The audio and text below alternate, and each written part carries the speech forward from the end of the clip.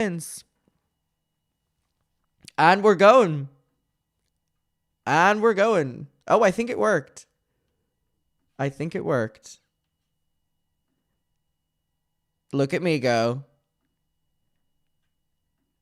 I know what the name of the title. Oh, it worked. Wait, everything worked. And we're going. I am now officially live on YouTube and on Twitch at the same time. That is pretty bonkers. Hello, everyone. We hit 500,000. Oh my God. Thank you so much. I just want to open with saying thank you so much. Let me pull up chat on YouTube on here. Hello, everyone on YouTube. I have you on an iPad. I'm looking at Twitch on my computer and YouTube on here. Guys, thank you so much for 500,000 subscribers. We made it. You were nominated and you humbly accepted your award. And look at us now. Look at us now. I am I'm so grateful. Thank you. And to show you how grateful I am, I've given us our new background early. I was going to do this January 1st. However, we have a complete new background filled with new faces. We have ones behind me too. We have ones behind me over here. We have everything. If you recognize anyone, let me know. Give me names. Who do you recognize? Is Gaga there? She is right there. Just Dance. Congratulations. Thank you. I appreciate it. I really do. Miss Brittany. You recognize me? I'm not on the board. I'm not on the board. I'm literally in love with it. Thank you, Cottage. Love that. There's a Cottage watching. Can you guys believe it? There is an actual Cottage watching my videos. Jenny, Miss Brittany. I love it. I love it. I love it. I love it. I love it. I love it. Anyways, what a day in Mucker history. In Mucker history. We hit 500K. Again, I just want to say thank you. And I love the background. And also, you know what? I did something that was so requested, which was get matte pictures instead of glossy ones because the glare is Jade there. She's right there. Is young Miley there? We've got Hannah Montana. Oh, there she is. We've got Hannah Montana. Paris Hilton on there is killing me. Yeah, just take a photo of her. I did this whenever I first showed all of them. Whenever I first moved to Brighton, right? So this is now our second set. We're now in our second season, I guess. We've got Miss Piggy up here. Selena Gomez, Mariah Carey, Kai, Beyonce, Miley Cyrus. We've got, I'm trying to see who else. We've got Madonna. We've got Ariana Grande. We've got Wambin. We've got Lily Allen. Sorry, I started to read them all, and then I was like, this is going to take a while, so I've just kind of condensed it now. We've got Rina Sawayama. We got Eric. We got Dolly Parton down here. We got Madonna. We got some Emma Chamberlain going on down here. I love it. Love it. Is that Alexa? Nicholas? It's like, is she behind me? It's like pantomime. Is she behind me? You love the Madonna one, Emilia? And where's Charlie? Do you have eyes? Do you have eyes? Yes, we do have our Felix over here. We have Taylor. I got Cat's Eye. Tennessee represent. I love Tennessee. I wish I could go back. If I could be in Tennessee right now, eating that damn apple pie at Dollywood, drinking moonshine. Ooh. Ooh. Now, guys, I was able to find some interesting topics. Spooky, oh my God, thank you so much. Kylie as well. I saw you gifted as well. Thank you so much. I appreciate it. I have topics for us today. I was not planning on going live today. I didn't think that we were going to... I see vape smoke. That has to be fundamentally that has to be a ghost because I am here on my own in the apartment. Unless Bonnie, Dolly, and Woody, who are freely roaming outside of this door, unless they're huffing and puffing, I don't know. I don't know what to tell you. I don't know what to tell you. Haunted apartment. Someone get Shane Dawson in here with a spooky instrumental song.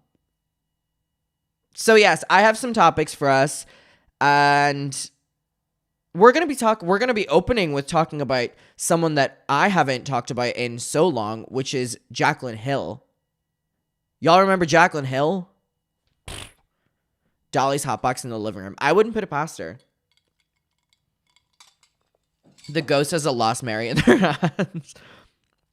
No fog machine today. Do you know I used that once and it affected my breathing so much that I never, ever, ever did it again? It must be Alexa in that house with a damn vape. I want Alexa Nicholas to be hired at like a haunted mansion and be like the smoke machine.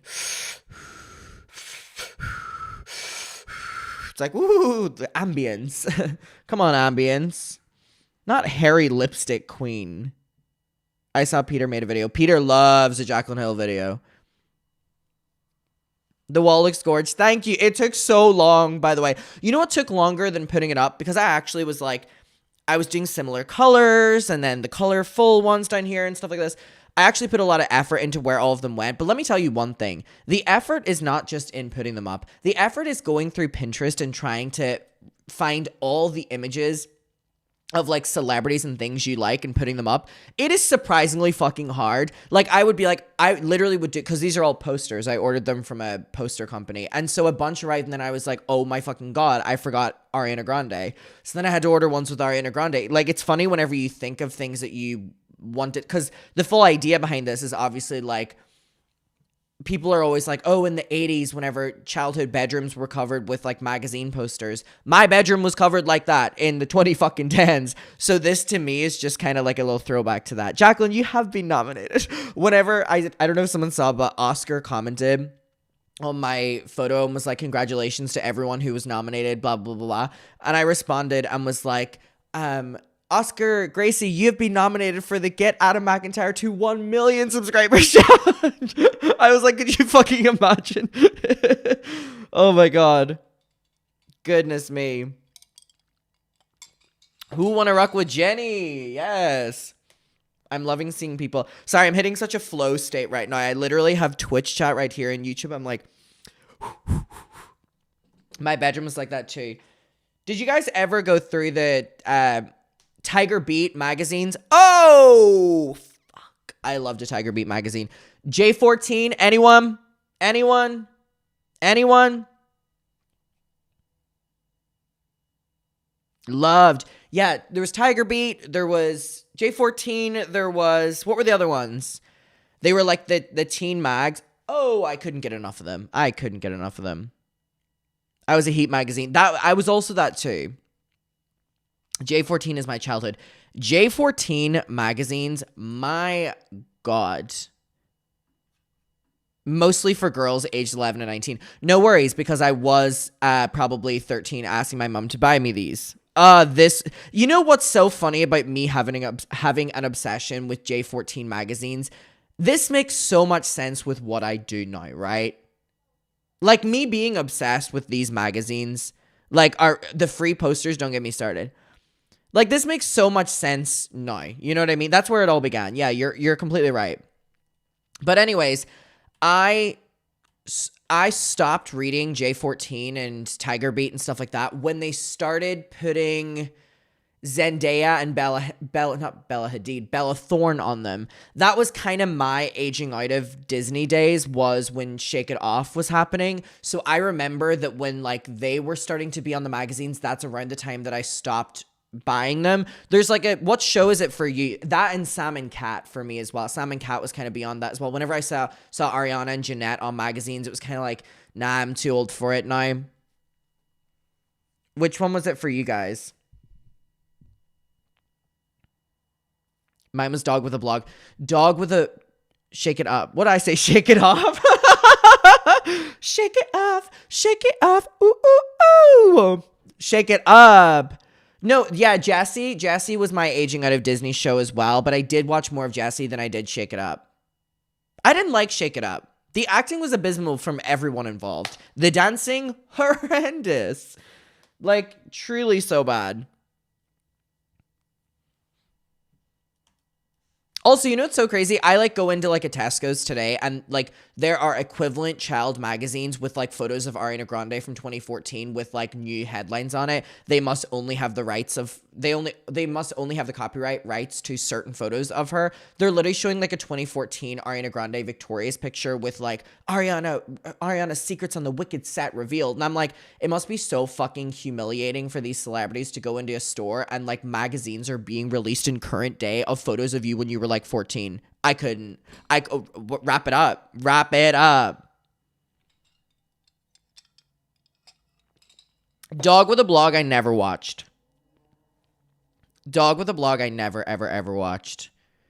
Jessie was good for what it was, but it wasn't good. Does that make sense? Jessie wasn't a good show, but it was good when it was good. Does that make any sense? I feel like the show was terribly written. I feel like the acting was generally abysmal, but it was good when it was good, you know? But I wouldn't say it's good. Don't know if that makes any sense. I never watched Sunny with a Chance because as a child, Demi Lovato made me very angry. And I have no idea why. She was just a celebrity I really didn't like. I grew to like her. Only in the last year, maybe. But Ant Farm, never watched that. Never watched that.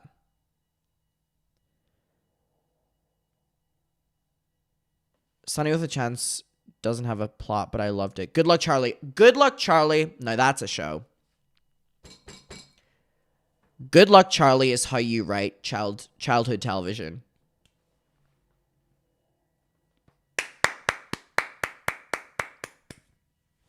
Mm-hmm.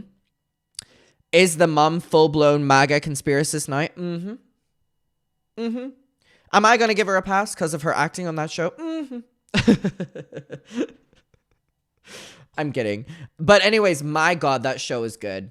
Bridget Mendler, one of the last stars in my eyes ever.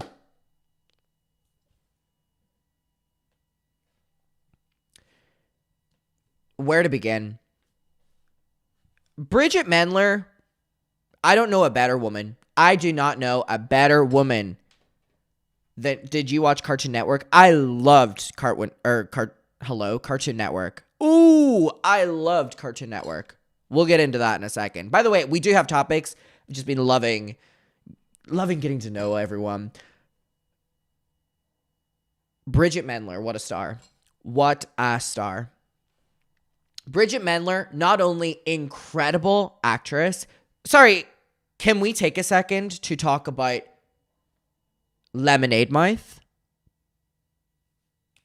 Oh, you don't want to have that conversation. You don't want to have that conversation about Lemonade Mouth. You don't. You don't, because you couldn't handle that conversation about Lemonade Mouth. Lemonade Mouth is one of the greatest pieces of movie that we have ever seen. And I'm being serious. I'm not joking at all. I mean it so deep within my soul that I think Lemonade Mouth overtakes the like Disney movie analysis, like whatever it's, umbrella. That to me is like, if I say like Oscar worthy, people are gonna be like, oh, you're trolling. So I'll just be like, it's just below Oscar worthy. Like her acting in that when like her cat dies or her mom dies or her grandma dies or something, whatever it was, I was moved. The soundtrack, oh, I forever am moved. I forever am moved. She's so gone. I know that's not Bridget Mendler, but again, what another talent. What another talent. But anyways, Lemonade Mouth, incredible.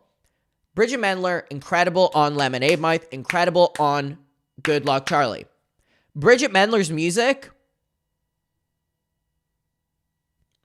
don't piss me off. Don't piss me off.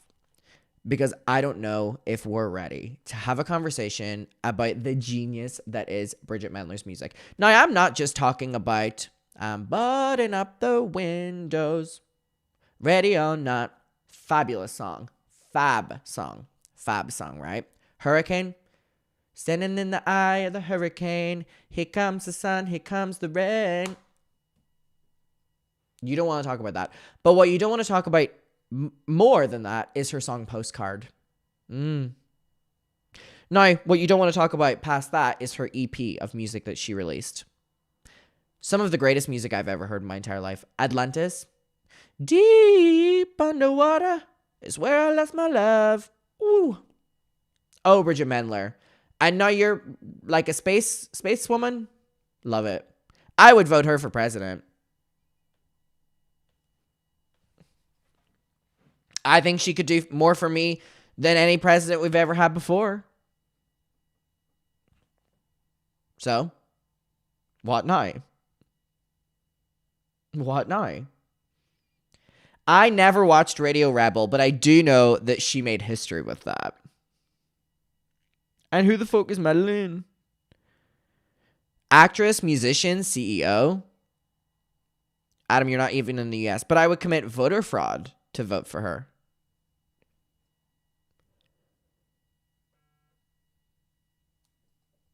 "27 and a mom, you make me feel so young." You are so young. Voter fraud. What about it? What about it? If you would vote Bridget Mendler, put a 2 in chat. Put a 2 in chat. All right. Our first topic is going to be Mrs. Jaclyn Hill. Look at that too. Look at that too. Radio Rebel was Debbie Ryan. Yeah, I just was not I could never warm to Debbie Ryan. I like her now. I think she's very likable now. But whenever she was acting, I could never warm to her. I find her quite annoying in Jessie, but I think that was more the writing. And then I find her really annoying in The Sweet Life on Deck. Don't get me started. But Debbie Ryan as a person, love her. I love her as a person. Acting, I really just can't handle it. Yes, she did have a non-binary baby. The name of the baby is so NB, as my friends say. So congratulations to her. Disney acting is another level. Oh, for sure. For sure. Before I get on to my Jaclyn Hill topic, is there anything else I have to say when it comes to child stars or Disney actors? Yes, you know what I will say? In rewatching Hannah Montana, you realize how terrible of an actress Miley Cyrus is. But what she fails for in actress, she gains in song. I am the biggest Miley Cyrus fan in the entire world. My God, rewatch some Hannah Montana back. All of them suck. All of them. All of them suck. Like, really bad. Anyway. What else do I want to say? Selena Gomez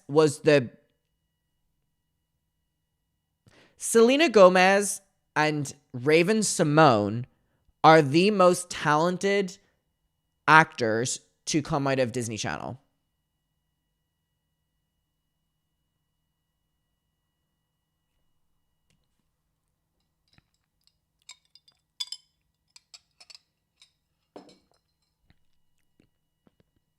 Zendaya.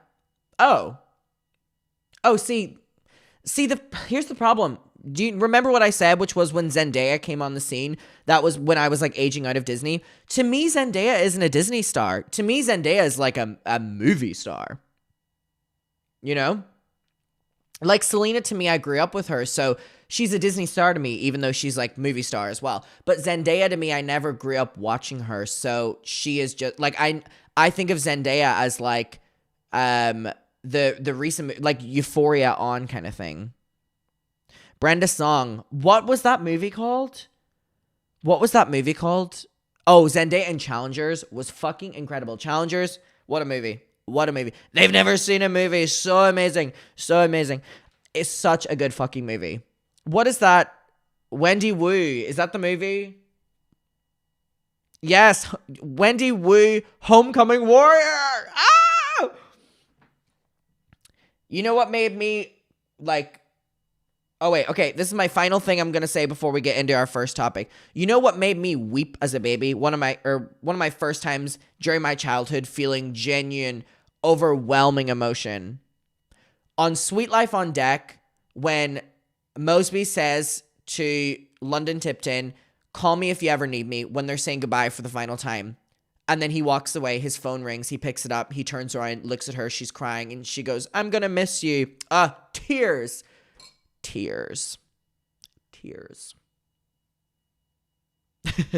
Right?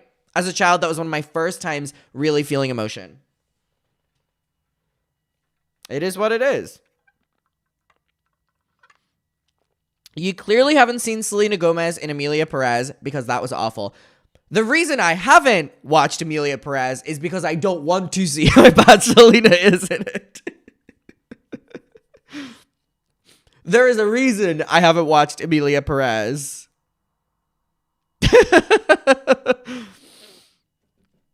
My brothers have literally told me, you don't need to see it. You don't need to see it.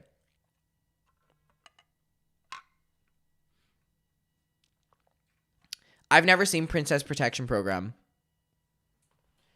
You're missing my point. I had such a distaste for Demi Lovato as a child. I don't know why. I don't know where it came from. Austin and Ally was a terrible show. Don't get me started with that. Yes, Ross Lynch's trade, but that show is so terrible. Don't do it. 916 Tomato, you get it.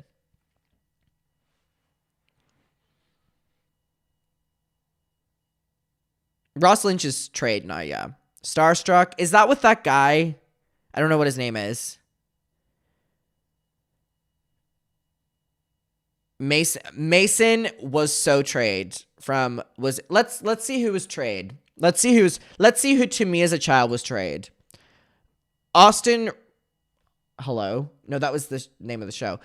As a child, my trade on Disney, if you will, was Mason from Wizards of Waverly Place. Justin from Wizards of Waverly Place. That one was crazy. Justin was crazy because they had him in all crazy kinds of outfits. If you know, you know. But they had him in un-Disney appropriate outfits. It was crazy. I would say them too. Or no. Also Max as well. Max. Soph said, "Can we get a move on?" No. Max was trade. Mason was trade. You know who also was kind of trade? The boyfriend Alex had who was like, "Yo, Russo!" What was his name? Zeke. No, that was the other one. Dean! Sorry. Marzipan Mandy commented on YouTube. "I'm 40, help me out. Trade? Question mark. Wait. The comments on Twitch versus YouTube are so funny. Everyone's doing all this on Twitch, and then YouTube is currently, what is trade? What does trade mean? WTF is trade. I'm 30, what does trade mean?"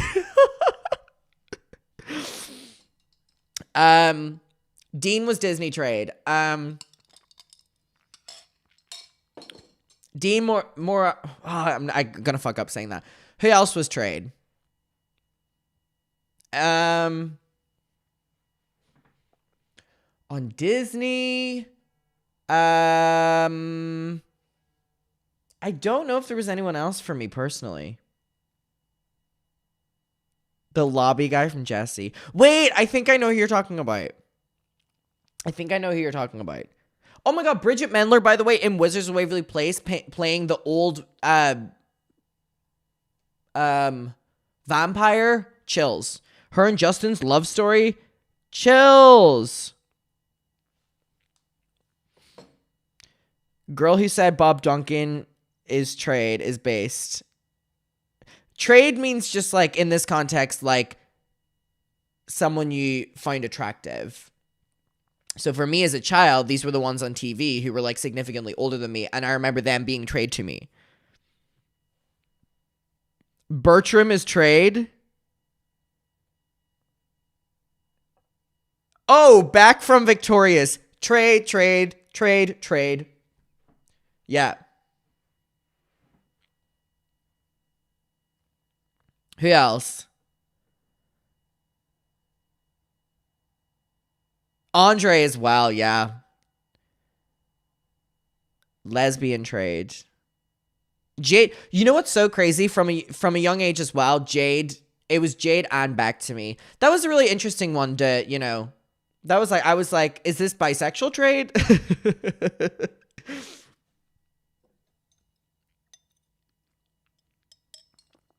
Freddie from iCarly, I don't see it.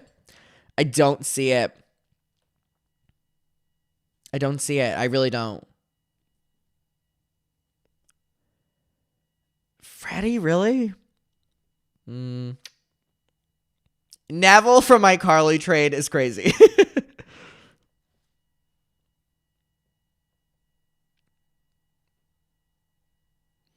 I saw the first Drake Bell was my crush. I thought there were going to be more, but I think as a community, we just kind of tread lightly on talking about Drake Bell these days.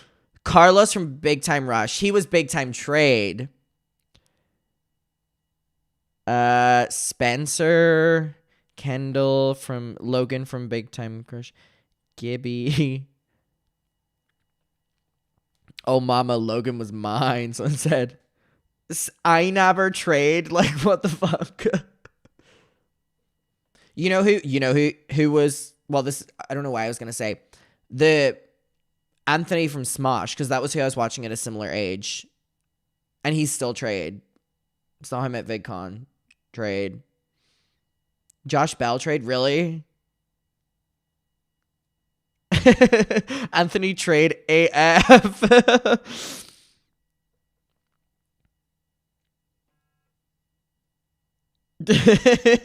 So y'all are just saying anyone for real.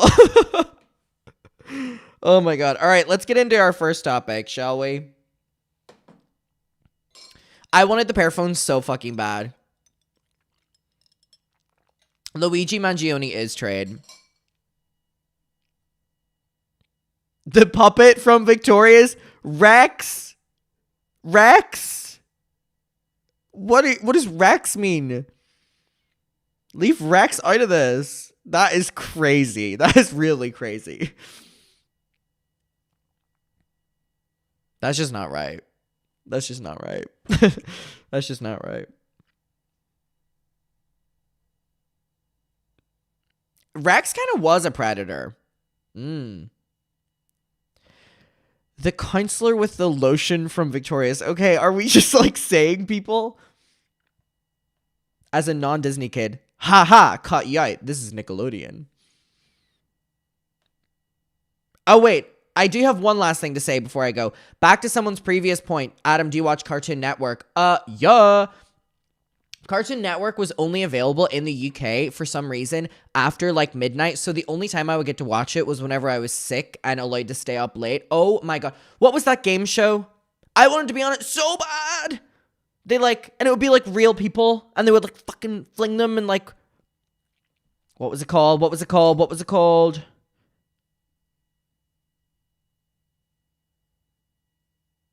No. What was it called? I don't think it was Wipeout. Was it Wipeout? Wipeout.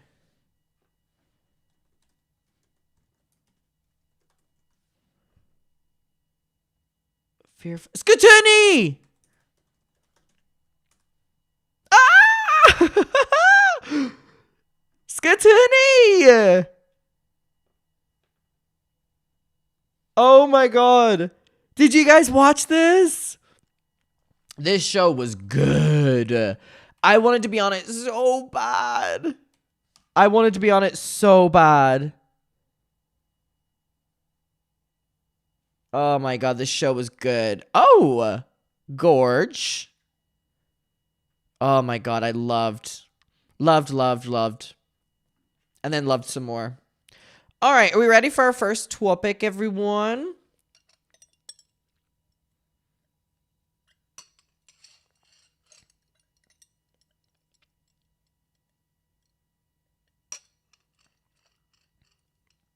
Not 6'7".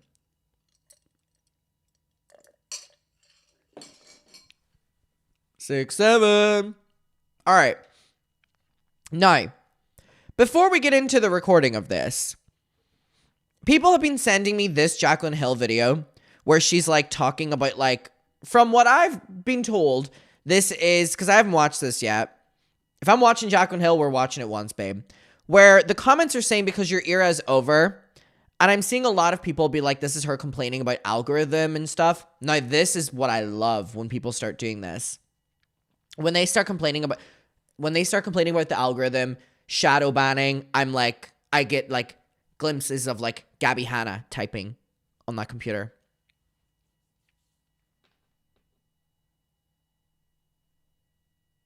As a 23-year-old, I love 6'7".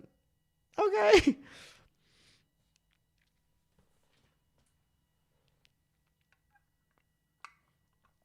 Someone also asked, was I drinking water? Or drinking coffee, yeah.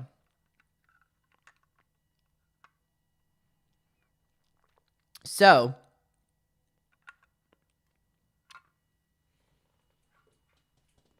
not Tubbo trade. Okay. Are we ready to do this Jaclyn Hill video? Are we ready to lock in, everyone? It feels so weird because we're also live on YouTube as well, but we film these videos for YouTube. So this is a YouTube inception where we're going to be breaking the fourth wall.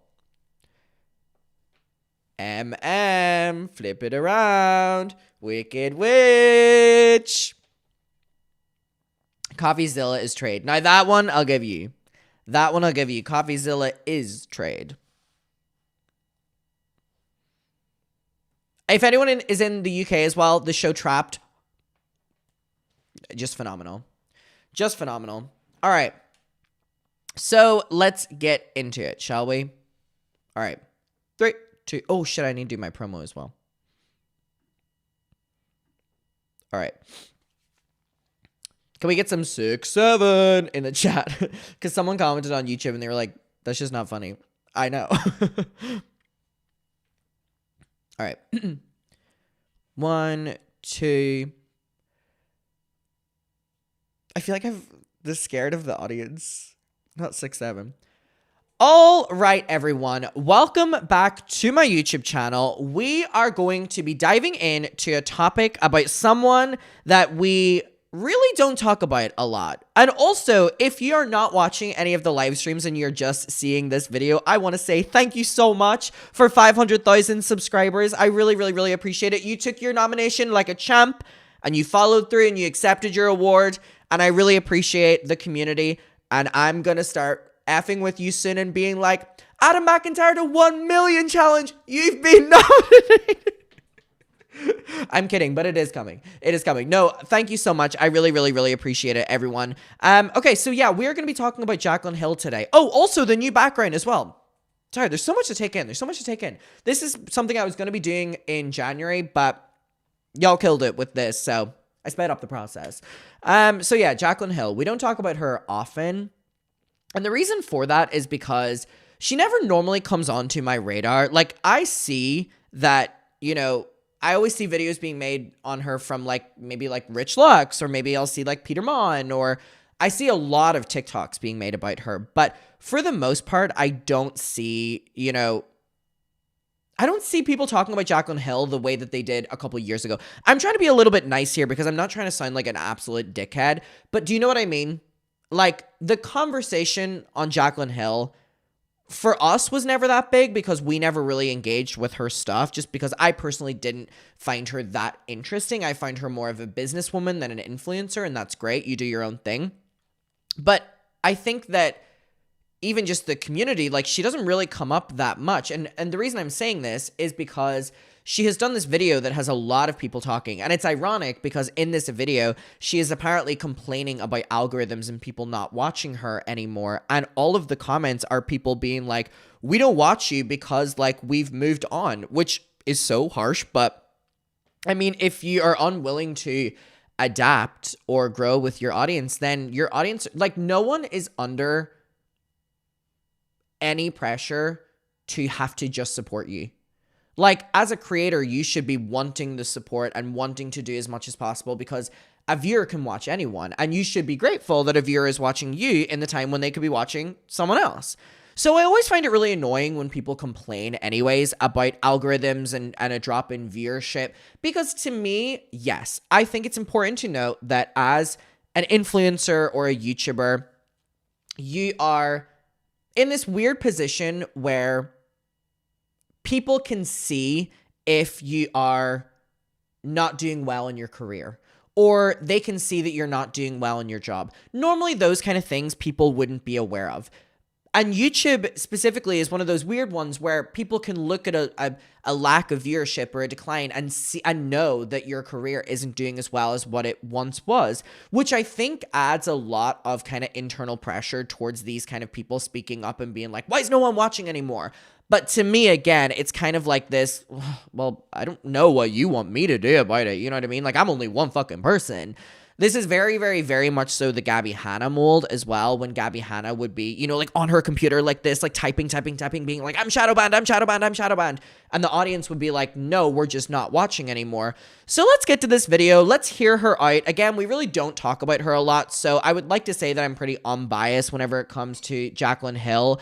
I've really had no interactions with her ever, so let's go in with an open mind and hear her out. Also, if you're in London, what better time to get tickets to the show 500,000 Opinions than now? Oh my god, London, March 21st. If you're in London or the surrounding areas, tickets will be linked down below. It'll be so much fun. And also, my Patreon is still 30% off. Using the code YouTubeMucker, you will immediately get 30% off of the entire thing, and you will get access to me reacting to Shane's movie, me reacting to the Ruby Frankie documentary, me reacting to Trisha's big Broadway dream, me reacting to Escape at Night Season 1, 2, and 3. We're currently doing 4, and also Beast Games Season 1. All right, Jaclyn, I'm going to hear you out. And you know what, Jaclyn? A lot of people haven't been hearing you out on this, but I'm going to go in with an open mind. Tell me. Now, let me just read a couple of the comments, but I won't allow them to influence me. All right. Because your era is over, and that's okay. What are you burnt out from? Saying I'm burnt out from posting Sephora hauls and get ready with me's to employed people is crazy. You're wearing a $130 crew neck. It's giving try being an influencer. I love that. Try being an influencer for a day. I love that. I wish these were my problems at work. Girl, it's not 2016 to 19 anymore. Your followers are telling you why.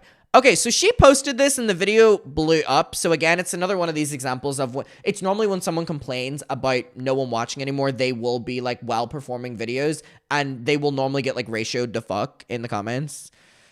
All right, Jaclyn, I'm going to hear you out though.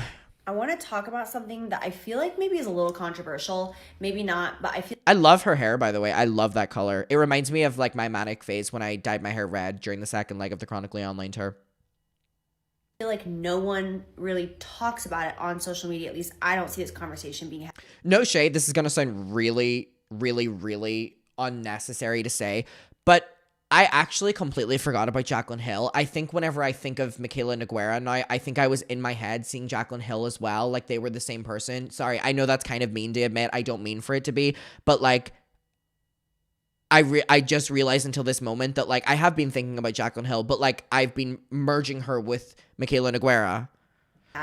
But I think about this every day, and this is coming from no shade, proceeds to shade her. Sorry, like an old school beauty content creator. I started on YouTube 14 years ago. Like that is insane. I have been here for every single era, consistently uploading, downloading every new platform, like watch the birth of TikTok, you know, like I remember when Instagram became a thing. I was already on YouTube when Instagram became a thing. This is so beautiful. I'm about to cry. And I downloaded Instagram and like it was like this new app and we were posting the square photos. Like I've been here for all of it. And I feel like, is she trying to establish already that like she's a veteran so she deserves all this? I mean, all right. We're in such a weird place on social media as content creators Oh. where I am like fighting. I feel like I am like trying to run through mud to connect with my followers at this point. I feel like there are. Huh? That's such an interesting thing to say. That tree's $800? That's an $800 tree behind her, and she's wearing a $130 sweater. This girl I need to be her accountant. That tree has so much potential to be gorge, but where's the rest of it? Okay, you know what's crazy to me? Saying that you're like jumping through hoops to be able to connect to your audience. Now, I know there she's putting blame on an external thing, but I don't understand how you can say that you're jumping through hoops to engage with your audience. It's so easy to engage with your audience. I'm doing it right now. We are engaging. You know what I mean? That's such a weird thing. I actively made the choice to sit down here and go live, and you actively made the choice to click and watch. That is engaging. We are actively choosing to do that. I don't understand how she's jumping through hoops to do that. It's so easy. We live in a world where it's so easy to engage with people. It's almost too easy. So many bots, and I feel like these apps... Bots? We're going down the bots route?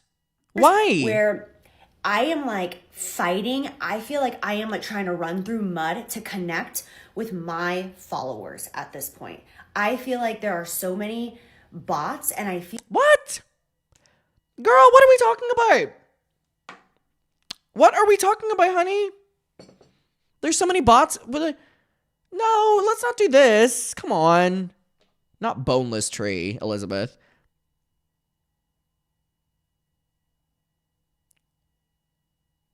It's bots, really? We're going with that? On social media as content creators, where I am like fighting. I feel like I am like trying to run through mud to connect with my followers at this point. I feel like there are so many bots, and I feel like these apps are now controlling who views my videos, and I feel like They always have. It's an algorithm. Right.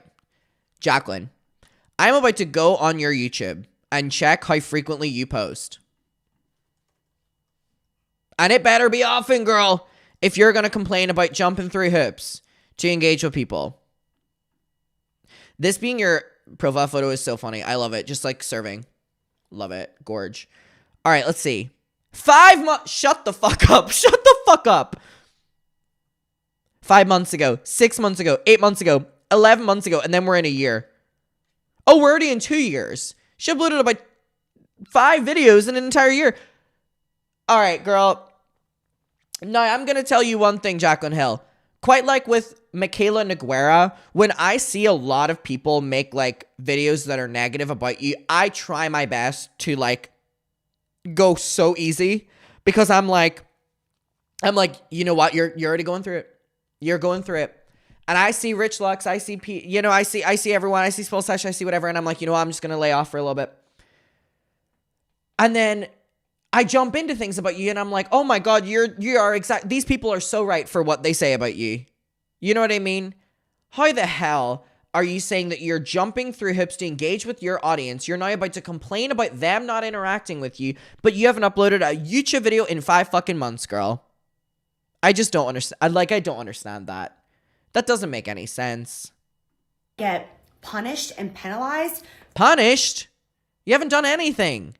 You haven't done anything to be punished, and you haven't done anything to be rewarded. For not showing up and creating all the time. Are you creating all the time? In the sense of, in the sense that, who's going to be cleaning your toilet, Donald Trump? In the sense that... off, like, I didn't post a TikTok, I think, for like a week and a half, 2 weeks, maybe. Like, sorry, shit, life happens. I've been doing this for 14 years. Maybe I'm a little... Okay, so what I'm hearing is you're taking a week or 2 or whatever off from uploading on TikTok, and you're taking months off from uploading on YouTube. Where are people to interact with you then? A little burnt out, God forbid. Burnt out from what? I low-key love when people are like so overtly like, what's the word? When they're so out of touch. I kind of like it sometimes. When someone is so out of touch, I'm like, wow, you're ridiculous. You've just said to us how you don't work and you're saying you're burnt out. Like, it's... like, to me, sometimes when someone is so entitled, yeah, it's like, you know, I kind of enjoy watching that because it's so interesting to see what someone with such an extremely different, like, point of view than what I have has. But then I come back to TikTok and it's like I'm put in, like, this TikTok jail where... I also love the concept of, like, people who specifically, and I'm not trying to be shady here, but, like, I find people who do TikTok who complain about burnout so ridiculous. And listen, with YouTube, I can understand it. There is so much editing that goes into the daily YouTube video. I'm not burnt out. I don't do any of that shit. I do the bare minimum. But, like, channels who actually put, like, a lot of work in, you know, kudos to them. With TikTok, mainly, most of the users will just record and go. What the fuck is there to be burnt out about? No shade. I genuinely no shade. No trade. Genuinely no trade. Where's the trade? Oh my God. Your audience just grew up. And also expecting your audience to support you forever just because they supported you at one time frame. If you're unwilling to grow up or adapt, that's not on them. That's on you. My views are complete shit. Oh. No one is seeing, like, it's one thing. Also, no shade, no trade. Where's the trade? No shade. But as a viewer, I think I've impacted so much how I do YouTube.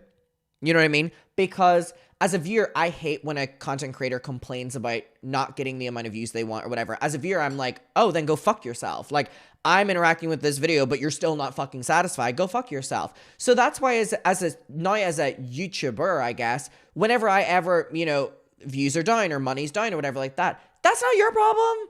That's something I like internalize and, keep like, that's just what we all should do. It's so weird to like, that's literally like, I can't even find it. I don't know. It's just,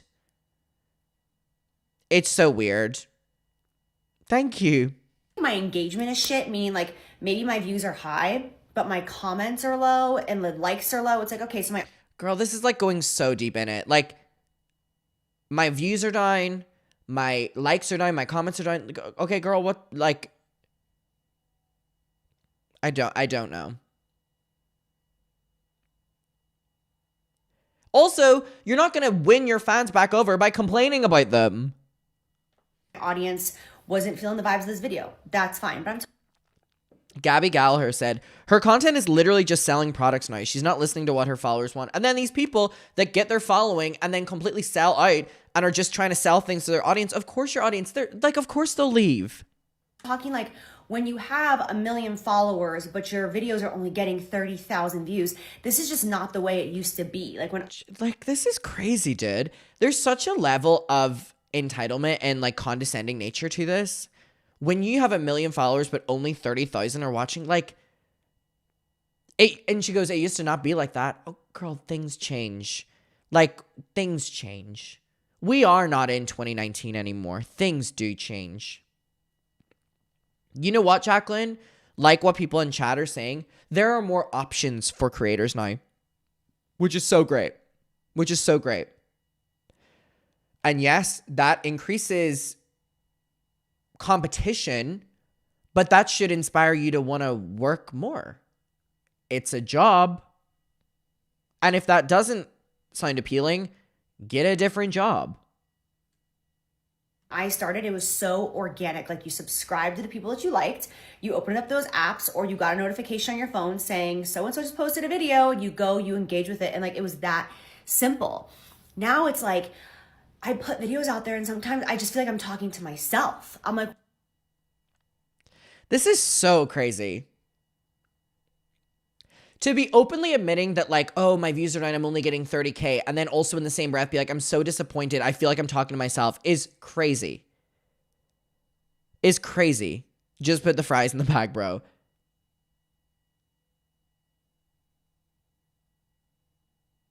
Even if she is, it just feels so weird to be, this is how you're handling it. Where is my audience? And this is crazy, dude. And the fact all the comments are her audience being like, hey, these are the reasons we're not watching. I feel like my audience is really on Instagram stories. Like, my girls are there for me on Instagram stories. Like, I really know who I'm talking to over there. But I miss the days. What do you mean talking to on an Instagram story? You post something and maybe you get a like or reply. Hi, Chloe. I don't understand it. What does she mean? Of knowing who I'm posting my content for. And I'm just like, how do like these new creators grow at this point? Like, those new creators are growing. You are not. You are trying to act like you are a spokesperson for them, in my opinion, being like, how can new creators grow in these algorithmic times? But you've openly admitted, in my opinion, that it's self-serving. You want an audience for you, and you're hiding behind, how can anyone grow in these climates? There was a time, Jacqueline, when you were the reason that other people wouldn't have been able to grow, because specifically the beauty community space was dominated by select few. Do the new creators out there, do you guys feel like you're connecting with an audience, or do you just feel like you're kind of throwing your videos out into cyberspace and like... I'm going to be honest, I've never felt from a viewer perspective and a creator perspective as much engagement in terms of talking back and forth with people. But you know what a big reason for that is? When I moved back to Brighton, I actively made more of an effort to go live instead of pre-filming the videos and talk to people and respond to things. It's an active choice you're making. So I don't, like, if you're complaining about it, talk to yourself. I don't understand. Hoping that it's going to stick. Like, I don't know. And like my comments, like I'll post a video and within 10 seconds, I'll get like 15 comments and they're all slightly the same. And I'm like, okay, so like these are like bot comments. Like these aren't really my followers. Like, I don't care about that. I'm at the point in my life. She goes, I don't care about bots. Give me more. And in my career where like, I only want to post for my girls. Like this is so contradictory.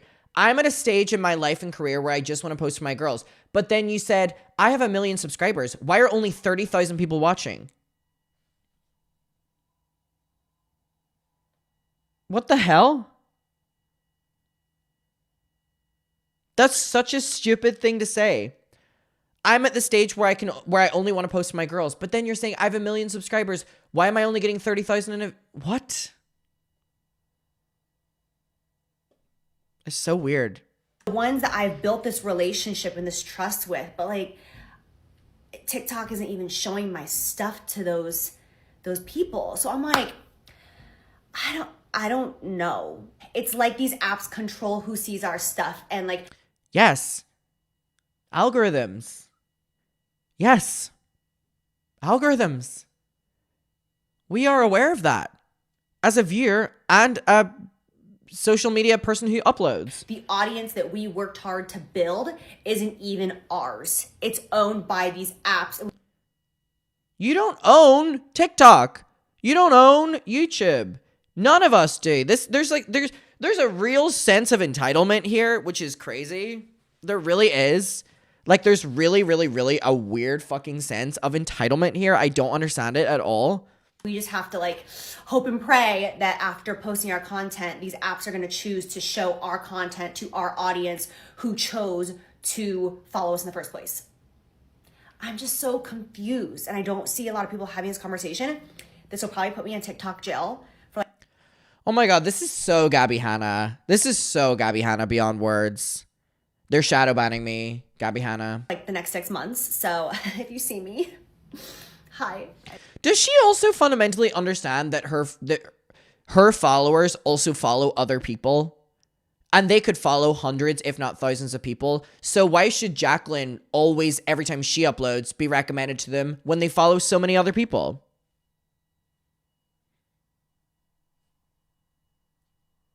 But also, yeah, exactly what you're saying. She's not posting. Hello? Hello? I love you and I miss you. And that's it. That's how you're ending it? She spent the entire time being like, I'm underwhelmed by the people watching my videos. And then she's like, I love you and I miss you.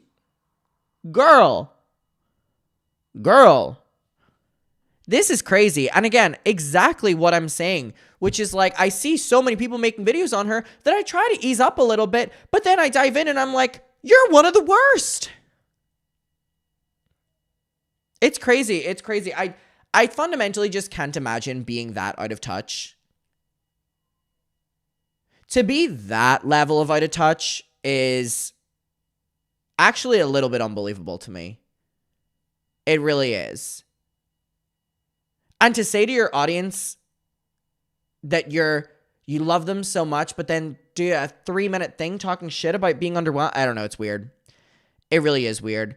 I will leave it there for now. Let me know your opinion down below and goodbye. All right, everyone. That was crazy.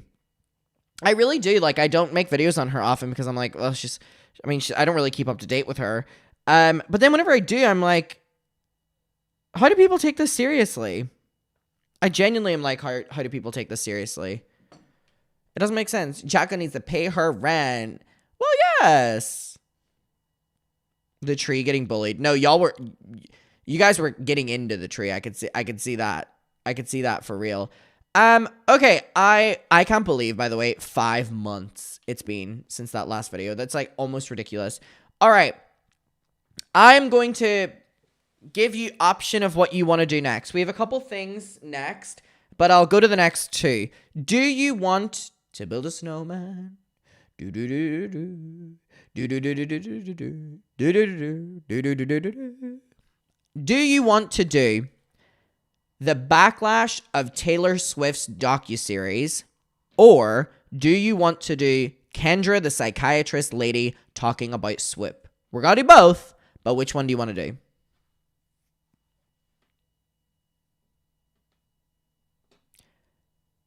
Twitch is saying Kendra. Let me see what YouTube are gonna say.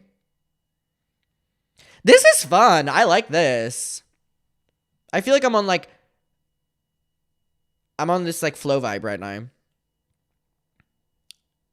YouTube are starting to say their ones. Kendra. All right, we will do Kendra first. So let's load up that. Hold on, but really quickly, I need to pee. So I'm trying to figure out. I'm going to put something on the screen for that time. Hold on. Oh, I know what I'm going to do. Let's load up that. Hold on. I should be a genius with this. Maybe. Okay, hold on. Or maybe not. Doesn't want to work. All right. I'm going to go pee. Let me play something. I'll play my beautiful voice for you while we leave. Actually, I don't know how to do that. So, wait here. BRB. I'll be right back. We're going to do Kendra calling out Swift.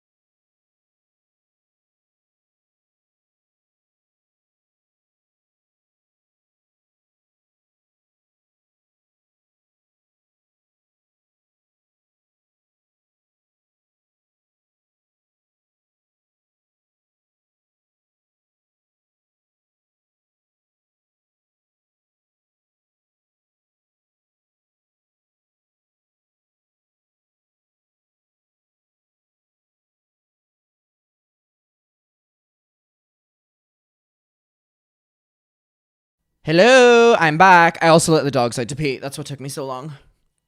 I also powdered my face because I was getting so wetty. We are back to matte again, like the photos behind us. Not jump scare. All right, so yeah, let's do the Kendra Swipp thing first, since that was the most requested one. Adam, someone said you farted or thought you did. I didn't, but what if I did? Okay, so I need to type in Swipp's channel first. Forgive me, it sounds cocky. He hypnotized me and opened my eyes. Redwood tree, it ain't hard to see. His love was the key that opened my thighs. Terrible. But if terrible. All right.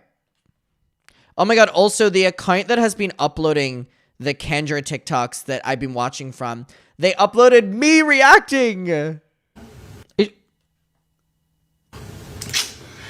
then he told, I made it.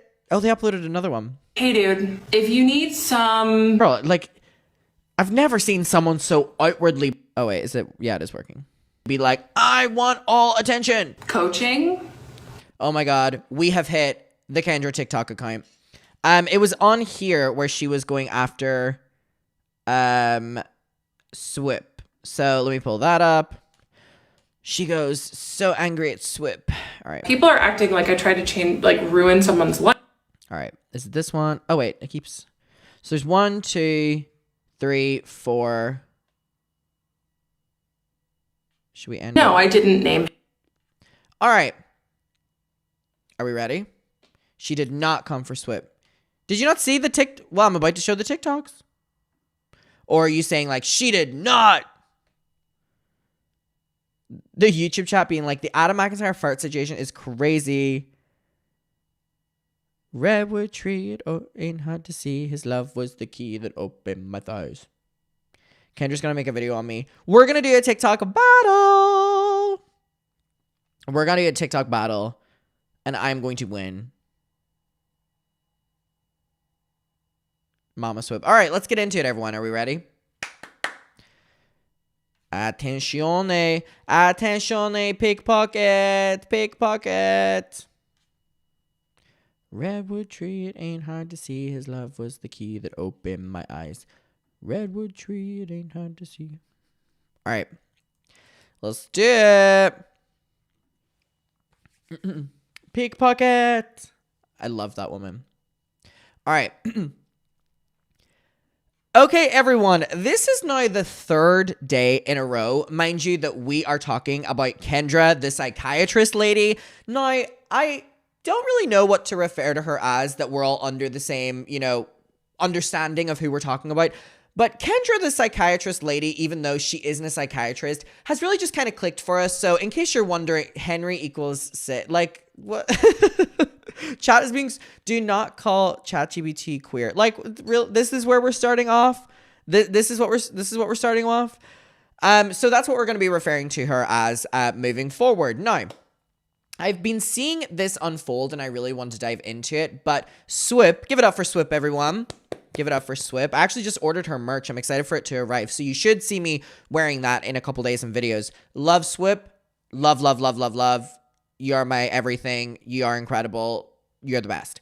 So Swipp, I seen, had made a video on Kendra, the psychiatrist lady. And I was like, ooh, here we go. Here we go. And it's so interesting because obviously Swipp is deeply, deeply, deeply incredible at what, she does, and her team are so fucking good at their jobs that, like, I knew when I saw that, it was like, I went, this is gonna be good. This is gonna be good. And good it was. Good it was. I would really recommend going and watching it on Swipp's YouTube channel. Here we see is, again, one of them. I fell in love with my psychiatrist. Delusion lies in what everyone missed. I just think Swipp is so incredible at what she does.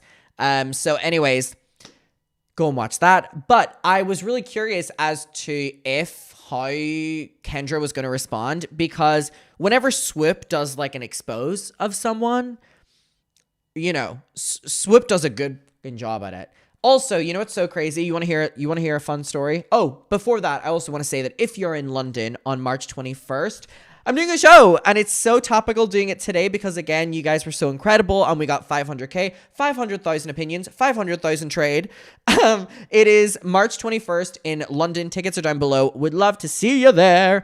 And also, 48 I was gonna say 48 hours only. I don't know why it still says that, if I'm being honest. Code YouTube Mucker, 30% off my Patreon. You will immediately get access to me reacting to Shane's movie, me reacting to the Ruby Frankie documentary, me reacting to Trisha's Broadway show, me reacting to Escape the Night Season 1, 2, and 3. We're also doing 4. And also Beast Games Season 1. So, I have a crazy story for you. Crazy, crazy, crazy story.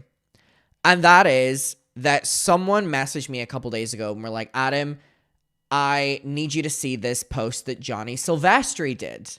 Okay? So everyone, you remember Johnny Silvestri? Remember that motherfucker? Johnny Silvestri, and I'm not going to play it, and I'm not going to link to his socials because I don't want to send anyone over there to send any, words. So I'll just tell you about it. He uploaded a TikTok that made me fucking L. It was like a bunch of clips of him at like festivals, concerts, the beach, at a diner or whatever. And it was like this upbeat song. And on the screen it said, life, because I didn't let a bunch of YouTubers ruin my life. Excuse me. Excuse me. The most self-inflicted thing of all fucking time, mind you. But yeah, it was like him with friends, him at festivals, and it was like, even if the guys have fallen, like a really fucking upbeat song. Yeah, like really positive, like overly positive, and it literally is like, life because I didn't let a bunch of YouTubers ruin my life. And I went, wow. Like, sometimes I think about all of that, and I'm like, we're aware of, she is delusional, but then you start thinking about, like, Johnny and Cody. I am so grateful to have gotten out of that sane. Cody Tyler, Johnny Silvestri, and Ballinger. Nightmare blunt rotation. Crazy. Cody Hildebrandt? There's no Cody Hildebrandt. So anyways, just wanted to give you that little Johnny Silvestri update. He is still holding a grudge, and good for him. Everyone give it up for Johnny Silvestri. So anyways, I was curious to see if Kendra was going to respond, if she was going to run away, or, you never know with these videos that Swip will make on people, documentaries, I may say, on people. But Kendra did a live on one of the nights where there was a video, and she's kind of ranting and she's kind of all over the place. And then people keep asking her, like, have you watched the Swip doc? Have you watched? And it's really interesting kind of seeing like her approach to it. So again, we're going to watch a couple clips from the live stream from when this all happened. And then within it, it's spiced into her kind of getting asked and pressed from the comments. Like, did you see what Swip did? Did you see what Swip did? So let's dive into it. A first name is not doxing. What the rest of TikTok did was doxing. Okay, I didn't say who he was. I think she's back talking about her psychiatrist, obviously, because this story has been like explained in great detail by Swip, that obviously now she's being pressed on the story again. I said a first name. This is such bullshit because she knows that she gave more information than that, or at least hinted at it. And people found him. Or maybe they didn't. Who knows? The flyers and shot, just very unnecessary, you know what I mean? I didn't ever say, yeah, that's him. Another thing that, like, I should have made clearer is that I didn't ever, like, confirm or deny if the person that was, because people were posting pictures, people were saying names, guessing names. Now, I may be completely misremembering, but didn't she bring attention to the fact that people had found him in that moment? Names, and very deeply unserious. And so I did not come to TikTok I hope she doesn't bring that damn crystal cock out again. I'll tell you that. To wreck his life. I didn't ever even say who he was. Professionals need to not wreck their own life by keeping good boundaries. I can't believe she still doubles down on the story. Like she got her attention from it. She's still Don't let people tell me what's truth and what's real and what's not. She said that she would delete comments of people saying his name and then stepped back from that and said he deserved it. Jesus Christ. Blake just commented that. I am divinely guided. Not this terminology. On the Patreon, we watched the Ruby Frankie documentary, and it was like Jody Hildebrandt and this heavenly divine, and fuck, I couldn't get enough of it. I am divine. What did she say again? She said, I'm not big. I'm not stupid. I'm not gay. I am divine. Something like that. People want so badly to just see me. What, Kendra? Be affected by their abuse. No, I didn't name him. What? It's actually romantic. I mean, Swoop just has a big... Oh, here we go. Sorry, that be...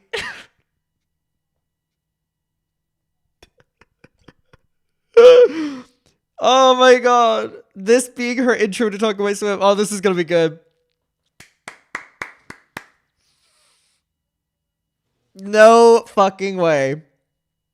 Oh my god, that surprised me a little bit. It's actually romantic. So Swoop.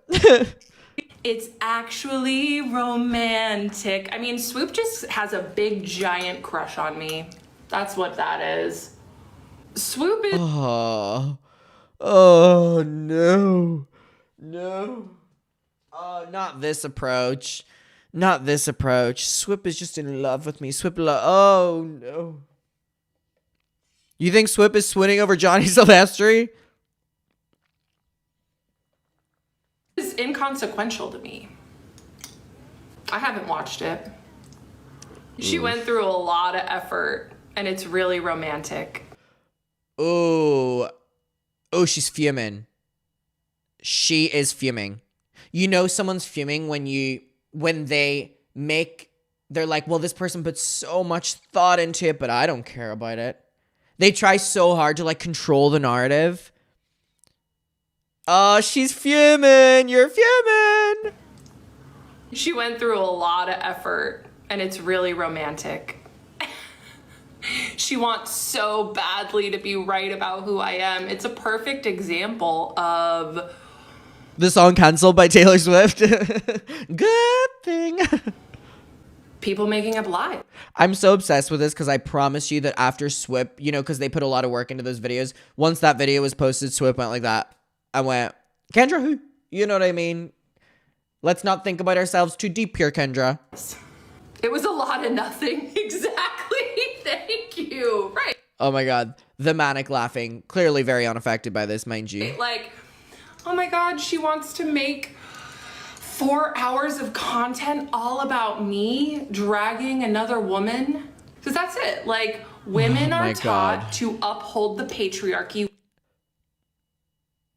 This is just so crazy. It's so crazy, dude. She's really trying to hit every single point here. So Swip's in love with you, and now this is all very sexist. What, girl? Women are taught to defer to men in power and will scold each other. Because guess what? My doctor and my guy friend just get to fucking laugh in their office while women do the former psychiatrist's dirty work for him. This is a bunch of gibbity gobbity goop. What is that phrase? It's definitely not gibbity. What did I say? Skibbity toria. What is that phrase?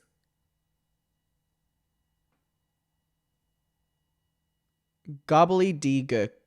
Bibbity bobbity bip. Gobbly goop. Bibbity boppity bip. Whatever. But this is a bunch of bullshit. This is genuinely a bunch of bullshit. What do you call it? Paranoia.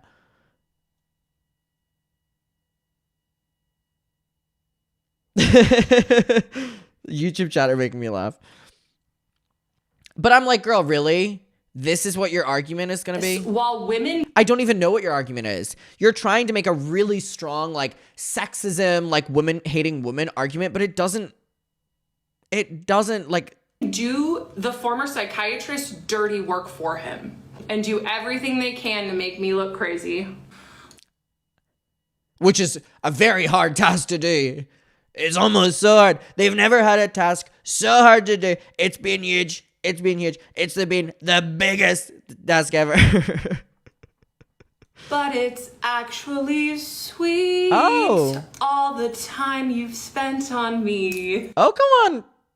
Enunciation. She went all the time. It's honestly Oh, we're getting a verse. Come on, we're getting a verse. wild. All the effort you've put in. It's actually Wait, can we do that end bit again? There's another video I want to get to, but wait. crazy. But it's Actually sweet to all the time you've spent on me. It's honestly wild. All the effort you've put in. It's Whoa. I really felt like I was a part of a community there. I really felt like I was a part of something. Girl, if this is her sober... All right, anyways. People Magazine interviewed me. So she's still fuming about the Swift doc, mind you. If People Magazine can have responsible journalism, other people can be responsible too. This just doesn't apply at all. I don't need to watch a YouTube video that they didn't even bother to interview me. I'm so obsessed with I'm not even going to bother to watch it. All right, then we shouldn't be having this conversation. Good thing we don't need to have this conversation. You're not going to watch it either way. Happy days. Why do I need to watch that? Why should I watch that? Wait, no, not why. I am not going to watch it because she did not interview me to get my take. So if my reality is being speculated on... And she would never speculate or mislead about any narrative or anyone else's life, right? Without my words, without my input, I will not watch it. Ooh. Swib would have interviewed her on Zoom and she would have walked away from it thinking it was a first date like she did with that TikTok live yesterday. Ooh, that's a good point. I'm like, oh yeah, that made me feel angry that someone would speculate on me like that. And I just think it's funny that people still... I love that phrase, my reality's being speculated on. I'm going to start saying that when my friends talk about me, like, getting in a situationship. My reality is being speculated on. Ooh, that's good. My reality is being speculated on. I love it. I love it. Write that down, y'all. Write that down. Love framing me as this, like, horrible person. It's like laughable, honestly. Do you have any friends close?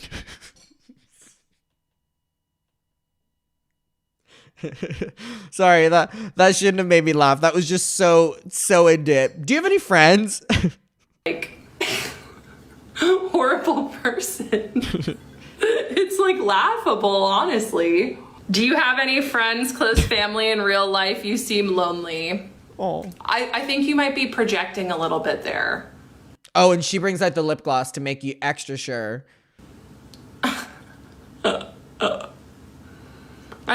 think So it's like, she has me. I think that's all. It's crazy, by the way, just keep remembering that she does coaching. Loki, should I do a coaching session with her just to kind of like, could you imagine? Could you imagine I started going to Kendra coaching, but I didn't tell you and I just told you I was going to coaching? I wonder how long before she would have an effect on me that you would pick up on something in my videos. How long do you think that would be?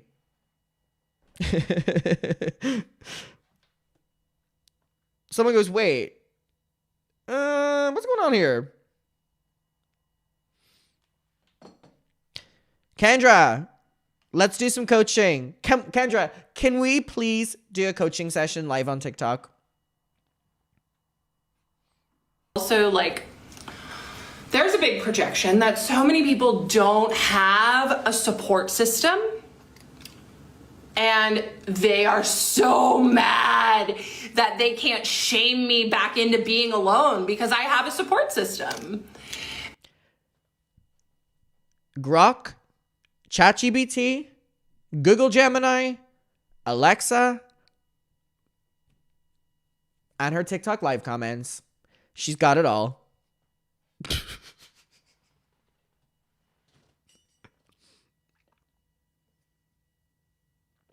Well, you got your karma because I just swallowed a hair.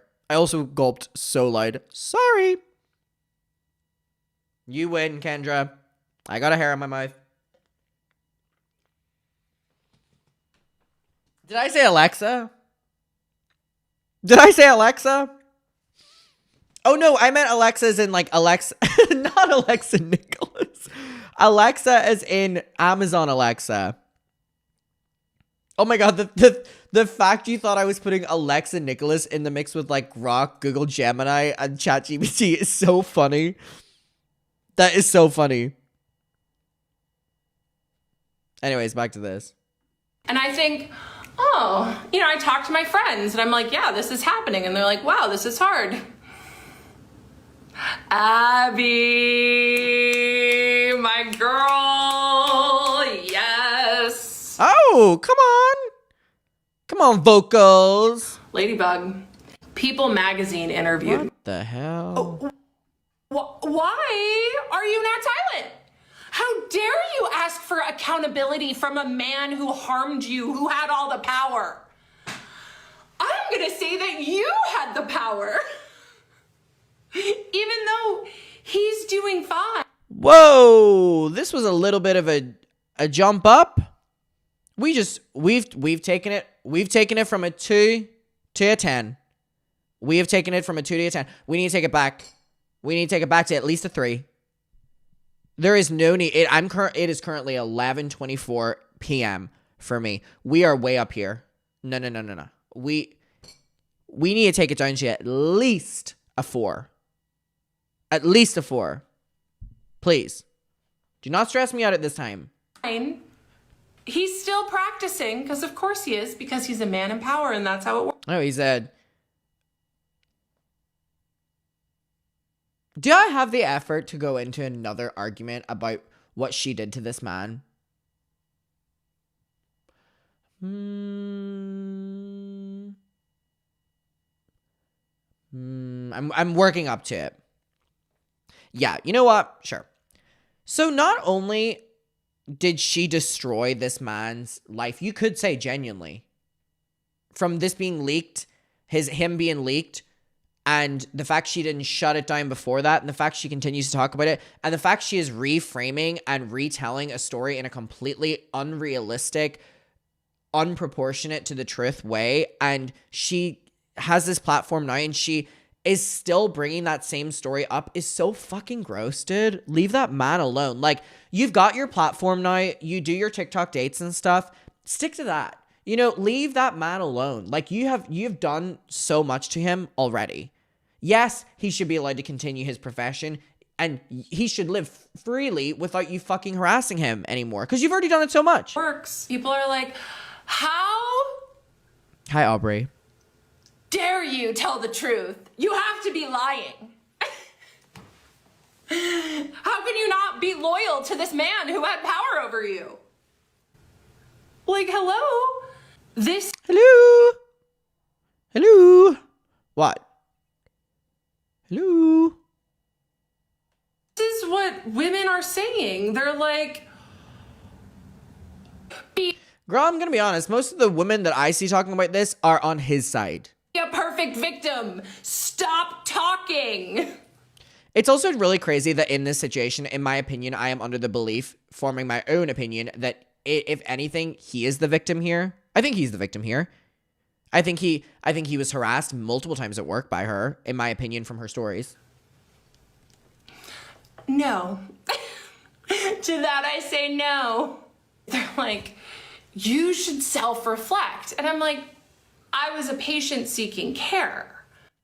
And you still, that's your response to someone asking you to self-reflect? I did self-reflect for 4 whole years, trying to center this man in everything.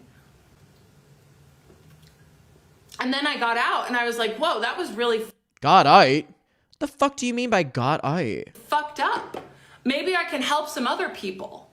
You can tell the Swip video has really gotten to her. The fact, God, look at her.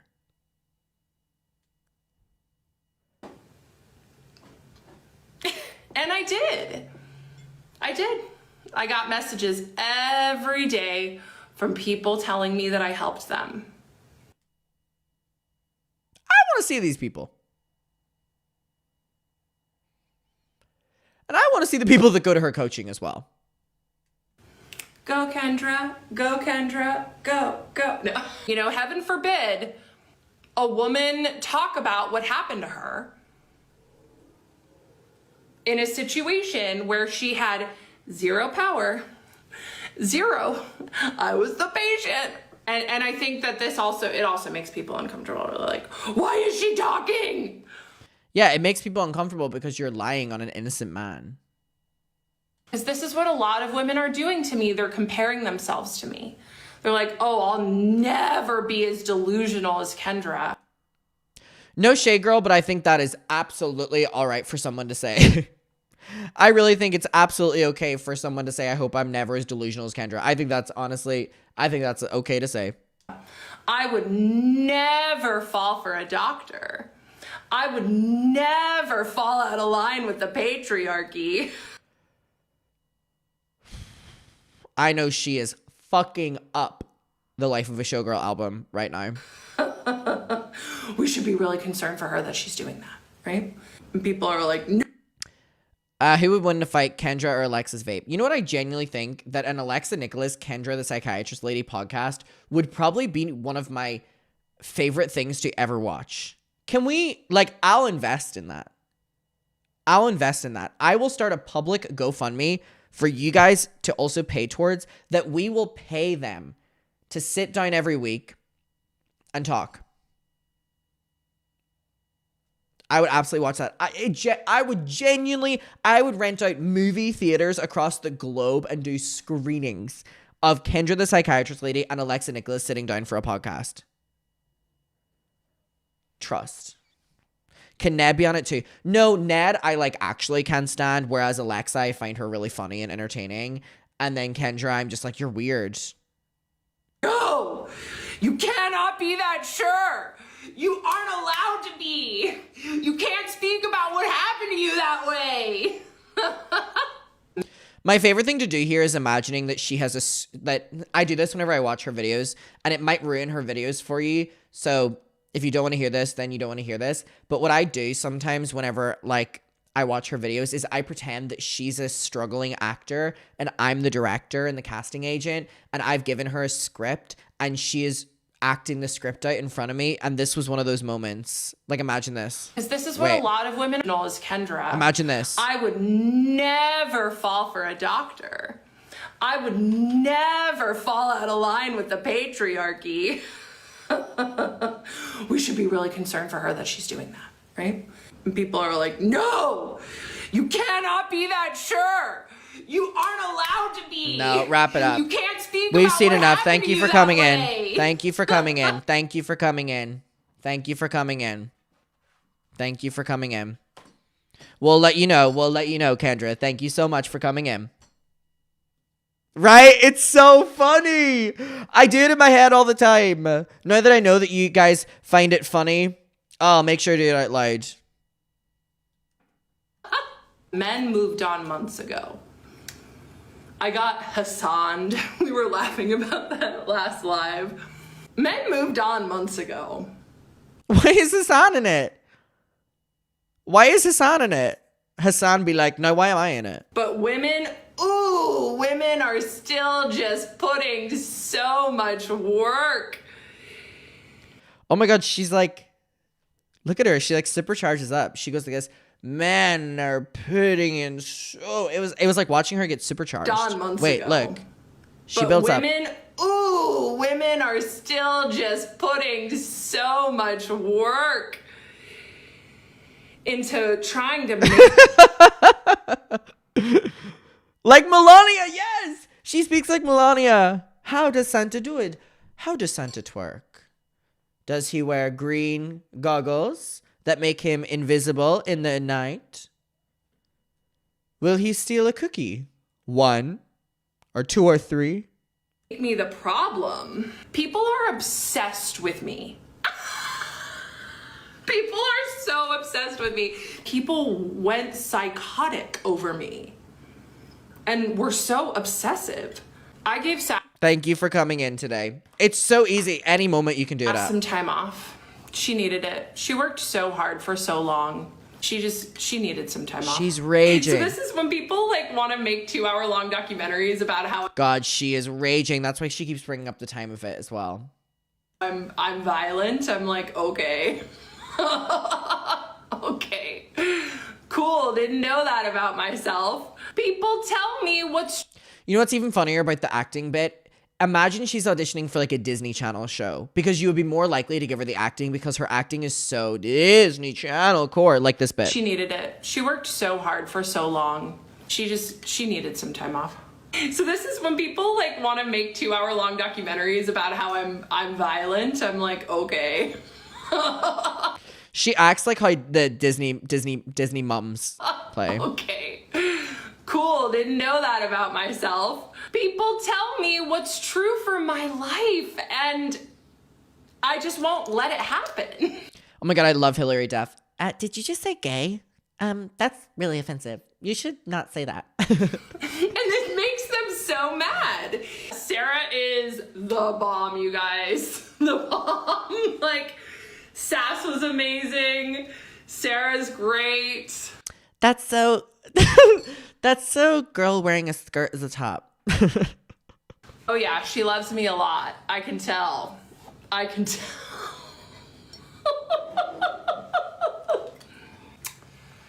Yeah, you guys are projecting. I'm just talking about what I won't allow from other women. I love to She'll lie from other men, though. hear you say that I'm bashing women. I think that you're getting it wrong. Women are bashing me. I don't think you're getting It's like a perpetual victim. it wrong. I know you're getting it wrong. Women have bashed me this entire time, and I'm At a certain stage, you've got to look a little bit inwards, right? standing up for myself. Oh, people, instead of being curious about my situation and showing 1 ounce of nuance, they tried to shove me back into compliance. Oh my Yeah, God. no, that's exactly what happened. Like, if anybody wants to invite me on their podcast, it's info@Kendra Hilty. Oh, maybe I shouldn't have them DM me. Oh. And I will be emailing. Kendra, let's talk.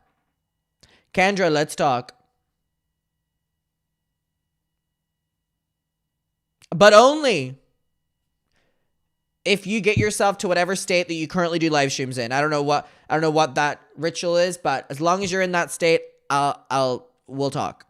This is so strange. Swoop Queen Kendra, my darling, you have been eliminated from this week's episode. Yeah, it's crazy. And again, the amount that she talks about how long it was, and you put in so much work, and it's actually romantic. See, this is the problem with the Life of a Showgirl album. These are the people these songs are for. She's fuming, she's raging, and again, that's because Swoop does good jobs. Swoop and her team are really good at what they do, and I would argue that Swoop's team probably showed more nuance and unbiased in a video when Kendra wouldn't have been interviewed than if she would have been, because they're that good at what they do. Thank you for coming in today, Kendra, but I think this is just not it for you. So anyways, she reminds me of Jan from The Office. Do you know that's so fucking accurate? That is so accurate. All right, anyways, I will leave it there. I hope you're all doing very well, and goodbye. All right. Jill Stream King. I was so annoying. I literally, I kicked, a fur or something on this, and I just, inhaled, a big fucking piece of fur. That's why I gulped so light, because I was like, no. Horrible. Wow, that acting bit is, my favorite thing to do. Redwood tree, it ain't hard to see. All right, so here's what I want to do. Watch the Ghibli video. I can't because of copyright. So what I would love to do is 2 things.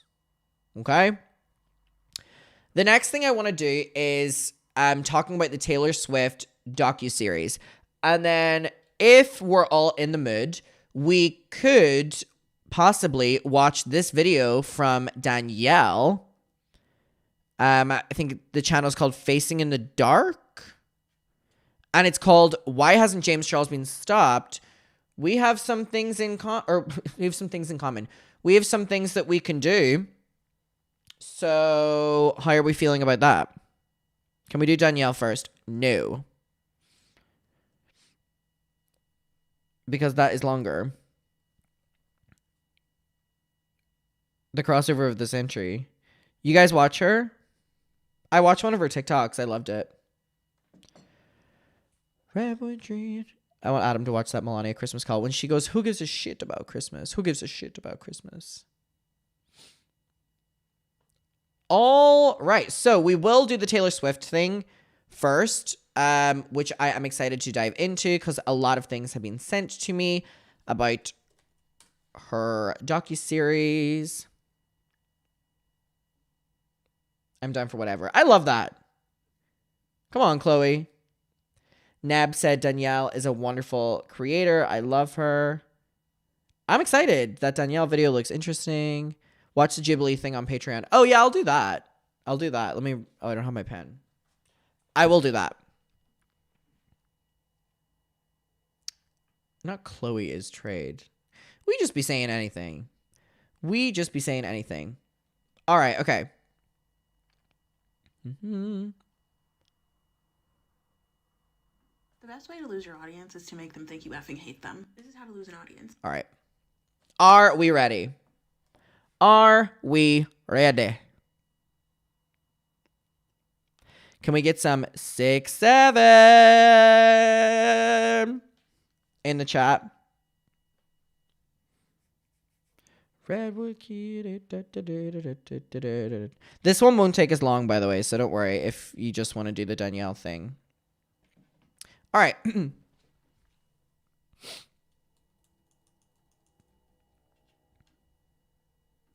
There we go. 1, 2.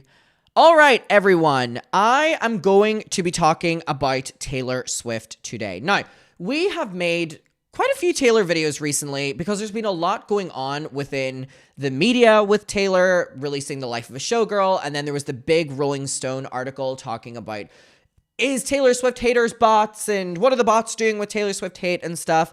And again, I saw something in a video I made on Taylor recently that like really stood out to me. And it was like, Taylor's one of the few artists that people say like a warning at the start of the video where they're like, I like Taylor. You know what I mean? And like, you don't really get that about other people because people are the non-rational Swifties who are just like so fucking annoying. Saying as a Taylor Swift fan, like ruin people's ability to be able to like want to freely speak about Taylor, which is annoying as a Taylor Swift fan. Taylor is on the wall. We have my favorite album of all fucking time, the greatest album of all time, and I genuinely fucking mean that. The Tortured fucking Poets Department. That to me is the greatest album of all fucking time. And I think we also, we have SNL photo shit back here. I love Taylor down, but it annoys me that every time I do have to say that. Okay. Now, Taylor, like I said, has been in the news and people have been talking and blah, blah, blah, blah, blah. Now, the amount of people that have been saying, Adam, have you been seeing the conversation that's been going on about Taylor Swift on TikTok? And I went, maybe I generally get recommended videos on her, but I haven't seen any really big ones. And they were like, no, there's 2 creators and their videos are blowing up hundreds of thousands of views talking about Taylor. One of them is talking about like how Taylor lost her audience. And then another one is focusing solely on Taylor Swift's new docuseries that came out on Disney Plus and the Tortured Poets Department Final Eras Tour, which I watched. I loved both of them. But even whenever I watched the docuseries, I was a little bit disappointed that it felt more carefully curated to paint a picture rather than what I believe to be an accurate picture. But then again, I realized that Taylor Swift now is a corporation and she is a brand. And to me, she's kind of no longer the artist, but that's okay. And on the docuseries, I kind of got like this wake up where, you know, the docuseries to me felt like a bunch of things that had been recorded that weren't planning on being in a documentary, but then they put it in a documentary and they kind of spliced it together with like voiceovers and things about the dancers and stuff. So, I mean, it is what it is. I was a little bit disappointed that it like wasn't even just kind of like deep as maybe like Miss Americana was, as, you know, many problems as that has being aged now.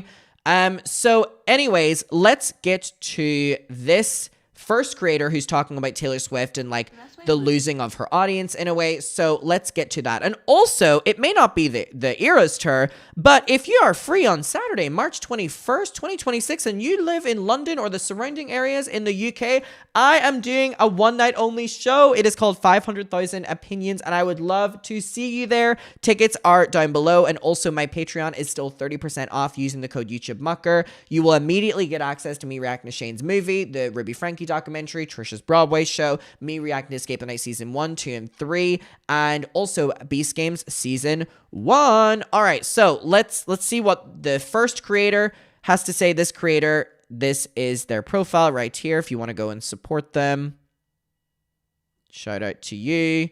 And again, this was heavily sent to me, and there's hundreds of thousands of views on these. Lose your audience is to make them think you effing hate them. This is How to Lose an Audience, the series on my page where I talk about how public figures lose the audience when they begin to act in ways that go against the majority of audience sentiment, and how it gets even worse when they insist on doubling down. And today we're going to talk about the lovely Taylor Allison Swift, and how I'm sure 2025 is not the year she thought it was going to be. I have a part 1 up on my page where I go through my lovely friend Shay's video that she just made about the first 2 episodes of the Eras Tour documentary, and how that video really helped contribute to some thoughts that I've had recently about how I think Taylor Swift absolutely hates her audience now, or at least the portion of her audience that insists upon continuing to engage critically with the art that she puts out and tie it to her personal life actions, as though we were not trained to do that by her over the course of her almost 20-year career. Part of what we talk about in that first part is how I think Midnights, and particularly the song Dear Reader on Midnights, was Taylor signaling to... It's just the volume of the video. I mean, it's on max on my end. It's a relatively quiet video. First of all, are there any like Taylor fans watching right now? Father Figure is about trade. I love Father Figure. I love Father Figure. Okay. So, okay, we've got some Taylor fans in here. So, look at that. See, and people want to say that we're just haters or whatever. No, it's not true at all. But even if it was, it doesn't matter because you can criticize millionaires. But for Taylor fans in here, if you are a longer fan, what for you was kind of like a turning point?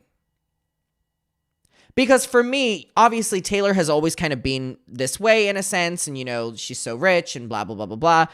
But for me, I was probably my peak fan of Taylor during the Tortured Poets department. So something for me personally within the Tortured Poets department and where we're at now was like my turning point where I was like, okay, I don't necessarily like Taylor Swift as a person, but I love some of the albums and I love a lot of the music. That's kind of like where I'm at with Taylor right now. And I think for me, that was really maybe Travis and the full era of Travis, because when Travis got introduced, it seemed like she started downplaying her own achievements and her own career, which to me kind of went against the full morals of Taylor Swift and the brand and the empowerment and the barriers she broke down. That to me kind of was like, oh, we're kind of, all right, no worries. And then I find Travis obnoxious anyways. And then when she started hanging out with all of Travis's like NFL friends, then the MAGA people, like I think that to me was the moment. That to me was the moment. And then I think her releasing The Life of a Showgirl so closely after all that kind of was like, give me a moment. You know what I mean? Give me a moment. To the audience that things were changing. That she was no longer going to be the confessional, emotionally vulnerable Taylor Swift that she had been, and was now going to be transitioning to being Taylor Swift the brand. One of the key... And I guess it was the Eras tour that did that, you know? Lyrics on that song, Dear Reader, for me is when she says, Dear Reader, the greatest of luxuries is your secrets. I love Dear Reader. She's going to have secrets from us now. She's not going to let us into the Which also is fine. That's not my problem with Taylor, is that she doesn't open up to her fans as much. My problem with Taylor is that I just feel like there's it's gone above what it needs to go. Process of her dealing with heartbreak anymore. And then Tortured Poets came out, and I said, oh, I guess she walked that back. And I think that would be fine if she didn't want us, the audience, to keep pretending like everything is the way that it was during Red Speak Now era. Because the problem with trying to leave Taylor Swift the person and Taylor Swift the brand behind and separate the two is that Taylor Swift the brand is... I think that's it for me when it's like Taylor Swift was a brand whenever I, loved her as an artist at its peak with the Tortured Poets department. But for some reason with like I guess it was around that time as well, the Eras tour, but I guess I was able to make a disconnect with it. I don't know. Once I started seeing Taylor more as a brand rather than an artist was kind of whenever I was like, oof. It's built on this parasocial relationship with the fans.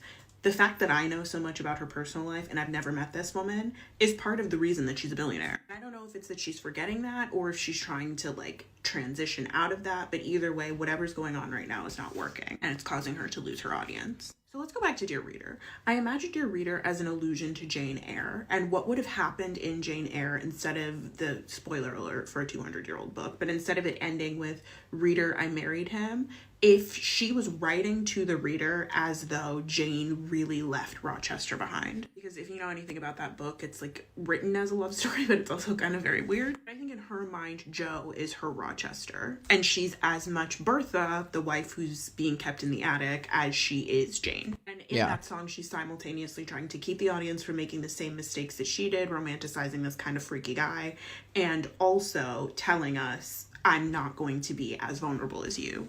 With you anymore. I want it to be bigger. Which then begs the question, what happened with Tortured Poets? Tortured Poets is some of Taylor's most confessional writing, but almost overly so. And maybe that's why Tortured Poets was whenever I was like in it the most, because Taylor was a brand at that point, but it kind of felt like Taylor Swift the artist again, who like overshared in the music. And here's the thing. You don't need to overshare about your life. If we're to believe that Folklore and Evermore are not real, that was oversharing, and that's her best work. That is her best work. Folklore and Evermore are her best work. Like, period. I don't want to hear any opposite. Like, they are her best work. I think this was the transition album for Taylor Swift, going from Taylor Swift the person to Taylor Swift the brand. Kind of merging these two styles. She's being very confessional, but it's almost like too much. It's very self-indulgent. She's throwing a lot of things at the wall, but I think it's like her almost parodying the idea of Taylor Swift. That's also a really interesting point as well. Is the Tortured Poets department meant to be like sarcastic and over the top? And like, I've never looked at the album once that way, but once you think of it in that way, you can see how it can be written in that way. She realized specifically like The Smallest Man Who Ever Lived, like I look at that as a rage thing, but is that meant to be ironic? Is it or not? And I think the choice, I don't personally think so, but it's an interesting theory, to come out with an album like this is like coupled up and like mixed up in the Maddie Healy and the Speak Up Now of it all. Because if Maddie Dear Healy, Reader is her moment of deciding, okay, I'm taking my personal life and my honesty and my emotional vulnerability out of the equation, and I'm just going to be Taylor Swift, the mannequin of this pop star in public, and then in private I'm going to be my real self.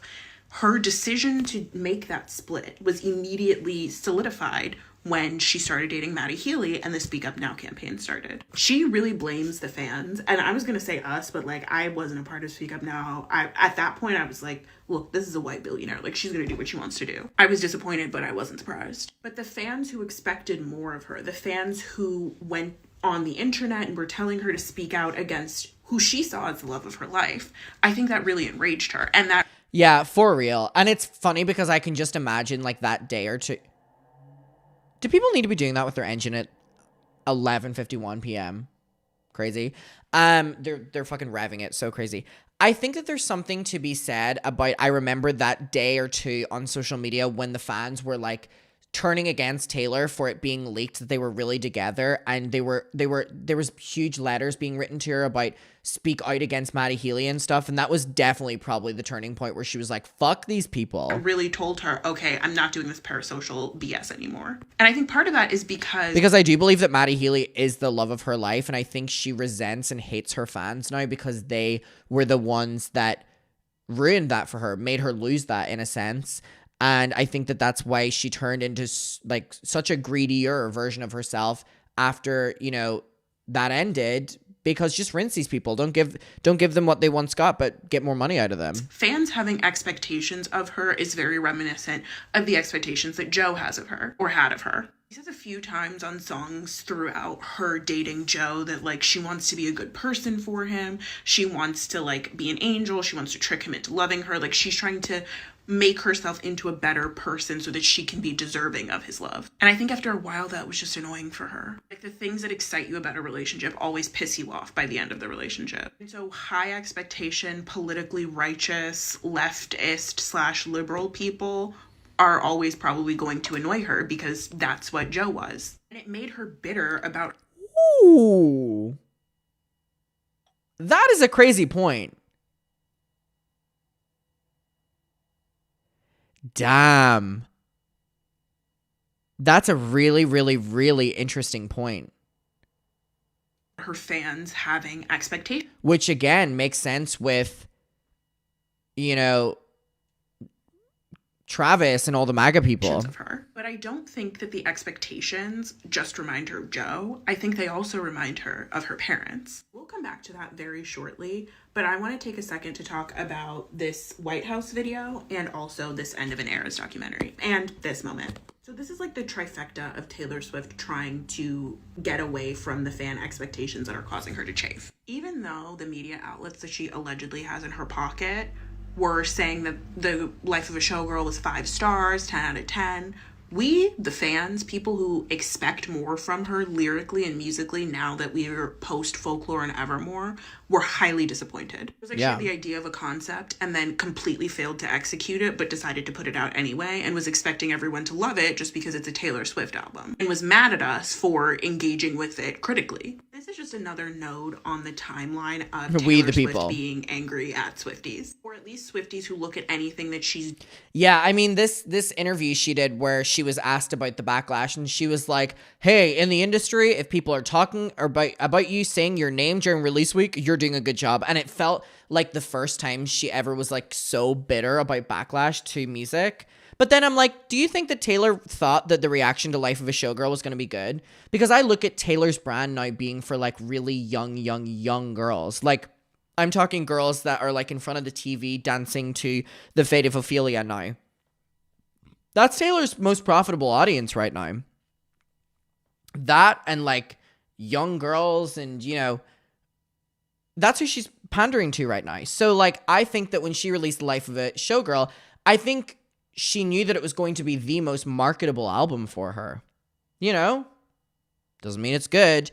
And I struggle to believe that Taylor will ever release an album as like lyrically good as like Folklore ever again, because that's not who the demographic is anymore. You know, it's easier to digest music, I guess. Doing with any amount of criticism and not just adulation. Because again, it harkens back to the loss of Matty Healy. I just need to say, like, Matty Healy is a Pisces Venus and an Aries Sun. I think she sincerely blames the Swifties and the Speak Up Now campaign for ending that relationship. But I'm here to say right now, if that man wanted to be with her, he would have stayed with her. Yeah. As a person with a Pisces Venus, there's nothing. But I think because the audience made her lose that is the reason that she basically pulled back so much from her audience. Nothing keeping me away from... Which I think ultimately is a good thing as well, you could argue, because I don't think that the Swifties now should have a parasocial with Taylor any further. Could you imagine she fed into that more? Someone who I am obsessed with and who I love, even if I believe them to be bad for me. I'm not saying that as a badge of honor. I think it's disgusting. I think it's my worst trait. But like, from the inside experience of that, it is not the Stan's fault that they expected her not to date someone who had said all of these horrific things in public. It is her fault for getting angry. And she has a pattern of getting angry when we hold her to a standard that she herself set. As with this White House video. She's sobbing. Once again, we've all said it. She's sobbing in the Miss Americana documentary about how she's a Democrat and she wants to be able to speak out against Trump. And this is a perfect opportunity. Sabrina Carpenter, Olivia Rodrigo, they have both immediately made statements. Yeah. When Sabrina was quick with it too, mind you. The administration has used their music. And then they deleted the video. In Reels. And they found a way to get them to take it down. She is the only person who has remained silent. Well, the only person who isn't like Kid Rock, like some sort of musician who's in love with Trump, right? I think part part of the silence is that resentment of being held to a high standard politically and socially, because she wants to spoon feed us a narrative. She wants to give us the narrative of Taylor Swift as the biggest pop star of all time, on the biggest tour of all time, so selling the most tickets, the longest run, all of these like metrics that show her as the best. There's that whole thing in the second episode of the docuseries where she talks about like gifting money to her crew for the show. Millions of dollars, life-changing money that she gave to these people. And as Shay said in her video, that didn't happen until the end of the tour. So this being in the second episode, that's because you wanted to front load it. You want people to go through this entire series thinking to themselves. But I also think recording it in general was like definitely a move to look good. Wow, not only is Taylor a talented artist and also the biggest pop star of all time, she is also an altruist. She is a philanthropist. Isn't she such a good person?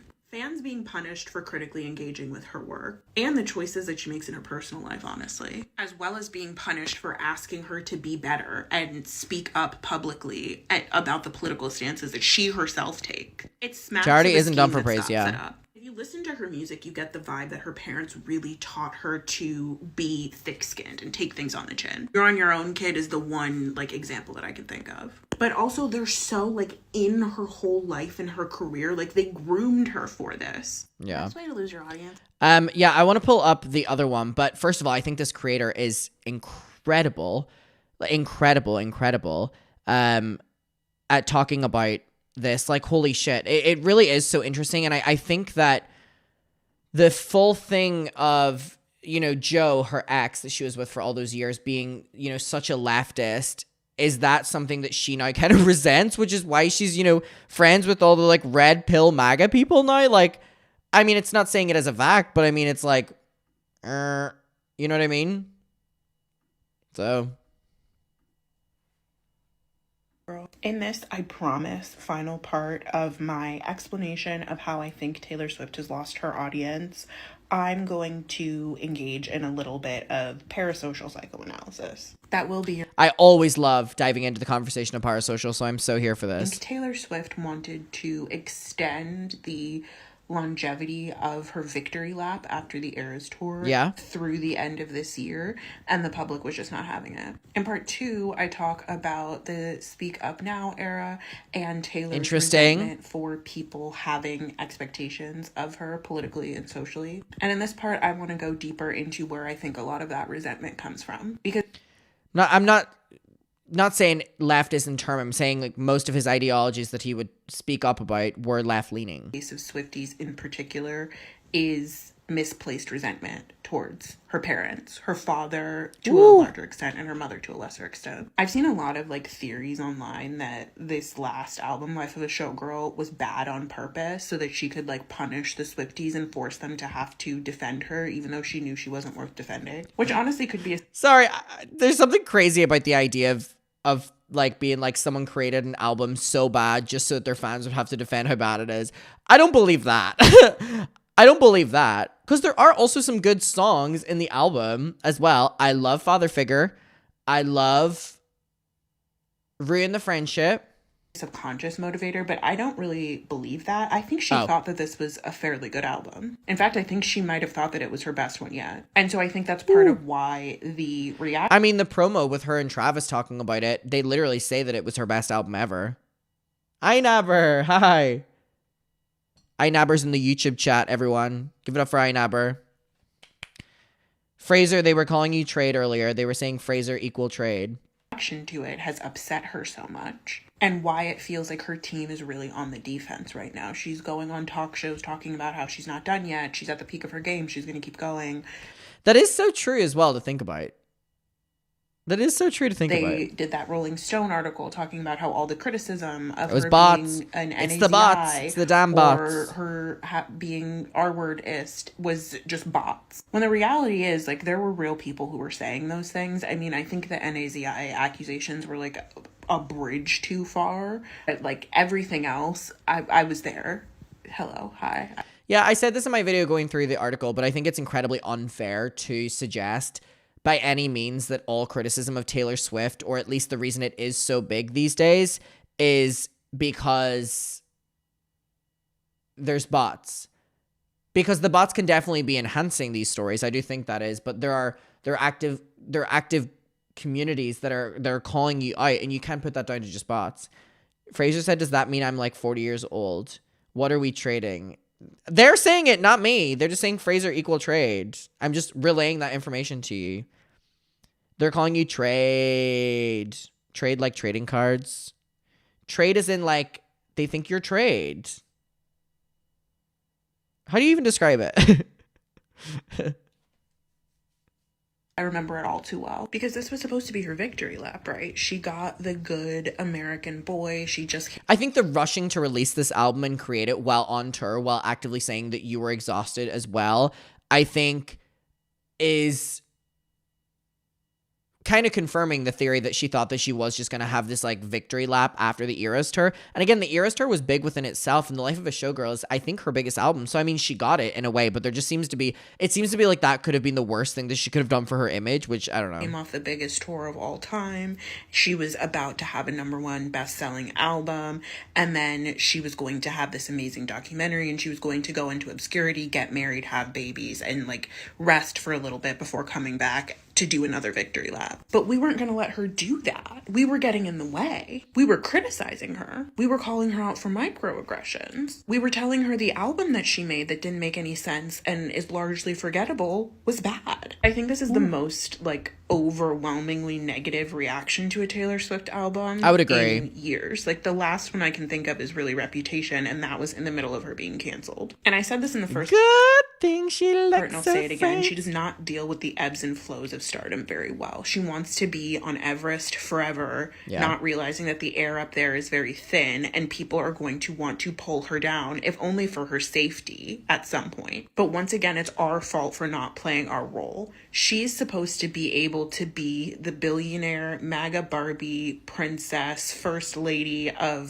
the MAGA Barbie first lady of the NFL is crazy. Franchise, and we're supposed to be MAGA Barbie first lady of the NFL. Happy for her. We're not supposed to engage critically with the things that she does because that's That's not your the role that Roblox we're meant to name? play in the story. And this is when I get into the parasocial psychoanalysis, because we are not the ones who are holding Taylor to unrealistic expectations that she doesn't deserve. By and large, her fans are holding her to expectations that she set for herself. She really wants to brand herself as an artist, and Folklore and Evermore seemed to be the culmination of that. And there's a lot of really sophisticated writing on Midnights, less on Tortured Poets, and I think Tortured Poets would have been better received if she had been less I heard you call me MAGA Barbie when the cokes got you brave. I've listened to the album so little that I almost forgot how that beat went. indulgent with herself. If it had been an album of just the best songs, I think that would have been a continuation of this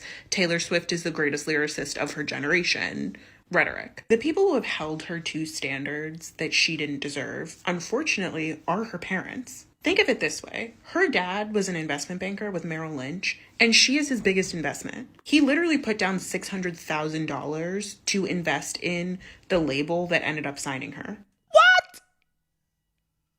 What? What? That is bonkers.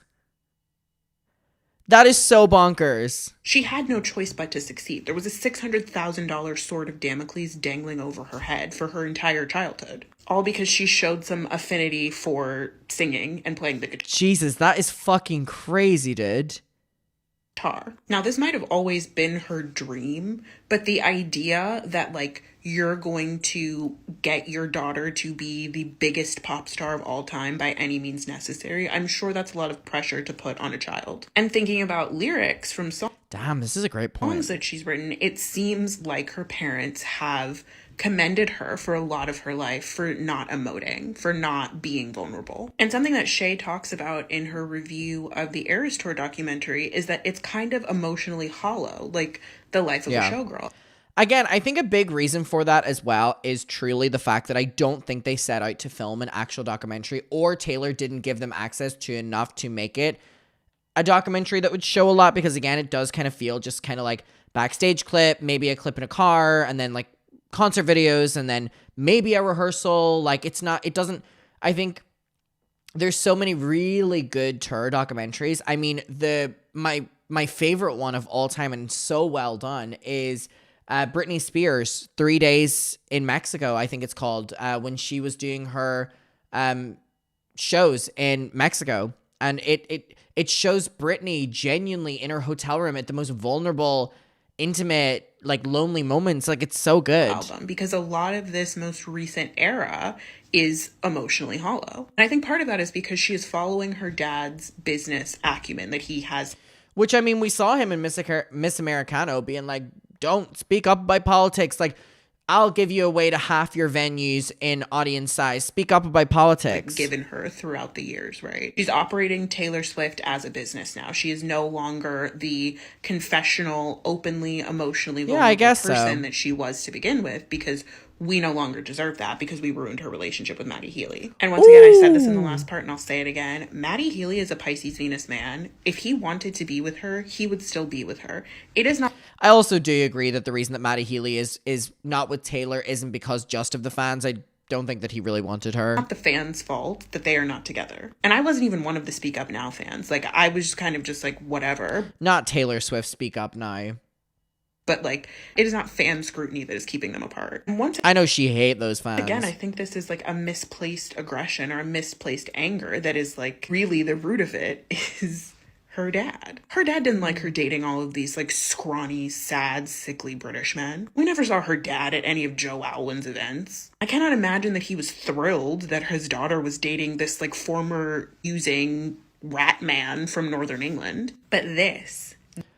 Whoa! Now hold on. I'm hitting like flow state. That is fucking crazy.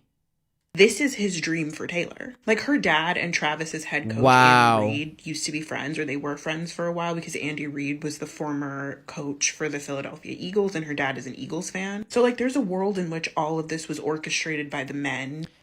Someone said it's literally all a business. It feels like it.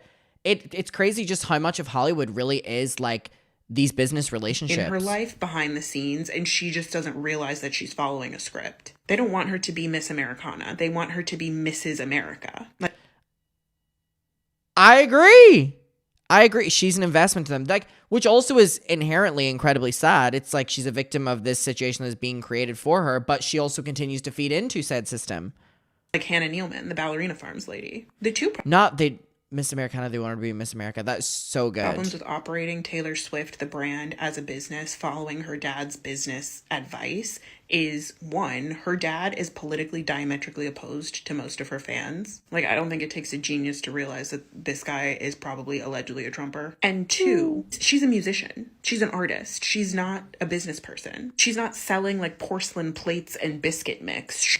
I'm sure she will soon.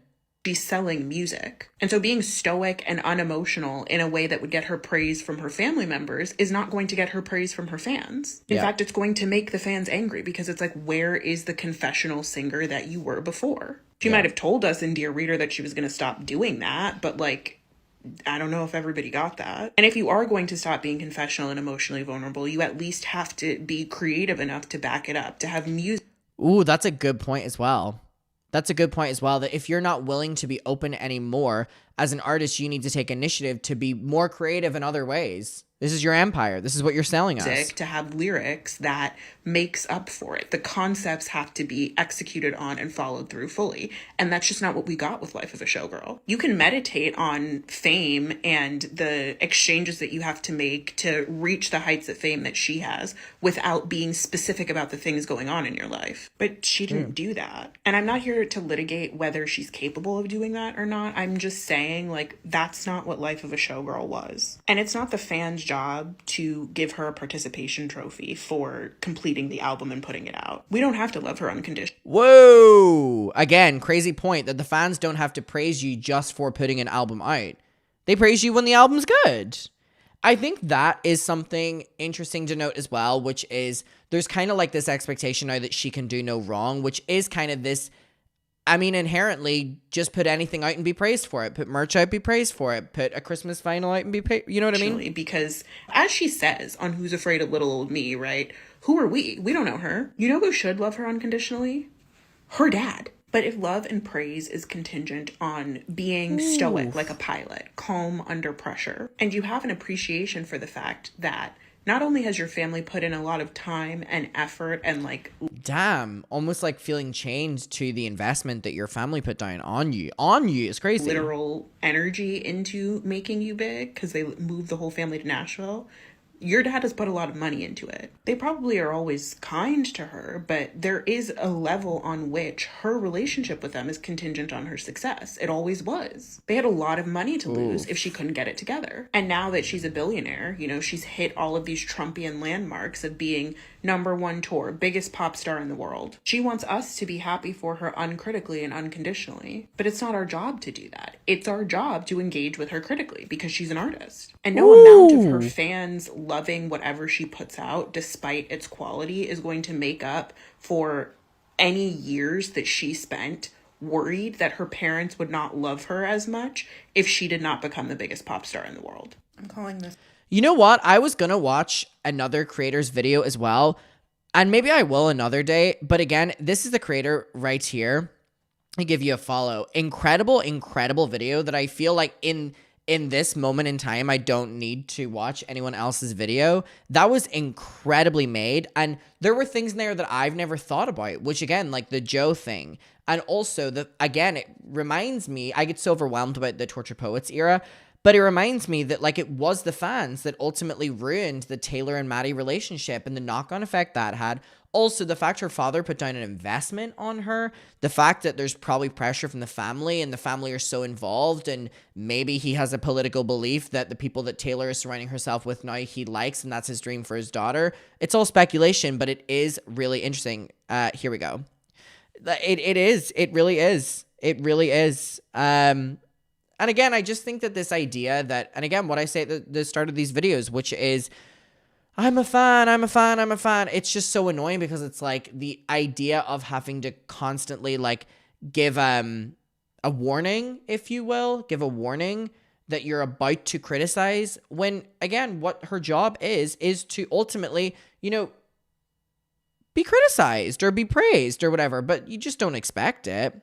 Anyways, we'll leave it there. What an incredible analysis. And I'll see you in my next one. And goodbye. All right, everyone. Let's do this James Charles video from Danielle. There was also a TikTok from Danielle I wanted to get to. Ooh, I haven't had dinner today. And ooh, that midnight strikes. And my God, I'm hungry. I don't know what to have for dinner, though. How are we all doing, by the way? How are we all doing before we do our final topic of the night? Hi, Amberlyn. Sliving. Love it, Aubrey. I'm just a hater and I'm not a Swiftie. Your Subway's nearly here. Ooh, I've been fucking up Subway recently. Their salads. But I don't know if I can have another one of their salads like 3 or 4 days in a row. DoorDash $100 worth of Burger King again. That was for an after party. And we did eat all of it.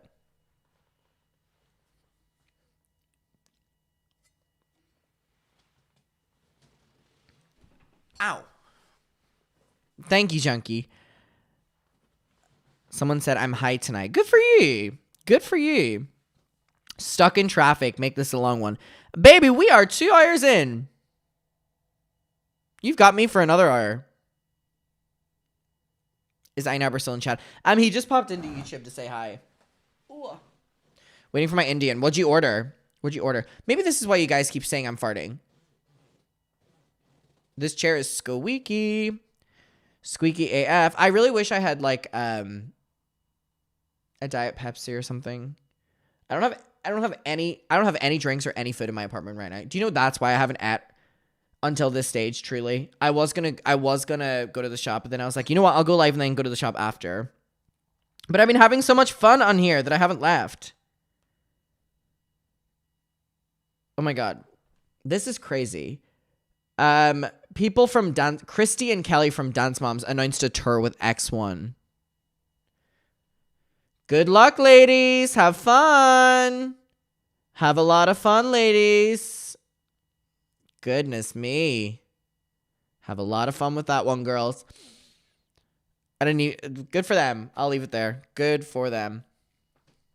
Get water. I have water here. I'm just trying to figure out if I have anything that I could pull in for this video, because this video is an hour long. I got white wine and Biscoff. I wish I had even some chocolate left in my advent calendar, but my big ass fucking ate all of it. I literally ate all of my advent in one night. It's just ridiculous. It's gluttony. Gluttony. Gluttony. Gobble that up. No, literally. Let me just see if I have any. I fear the only like soda thing I have to keep me company during this video would be a White Claw, and I am not drinking a White Claw right now. It's the 16th. What'd I say?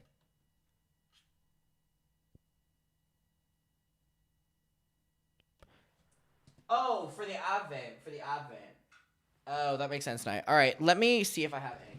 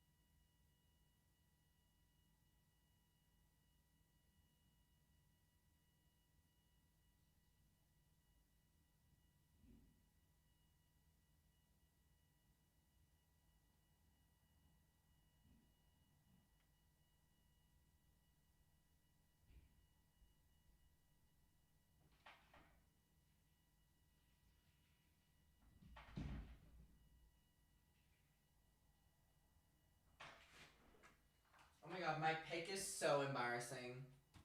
Like, it's so embarrassing. Hold on, I need to wipe it.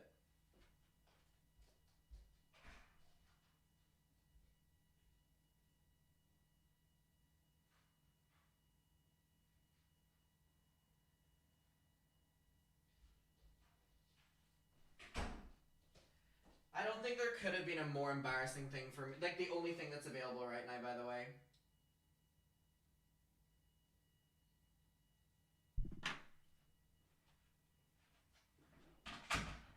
No joke. The only thing available for me right now, the only thing available is a fucking Huel. Is the only motherfucking thing available. And you know what? For me to be able to do this next topic, I need to take a couple sips of this.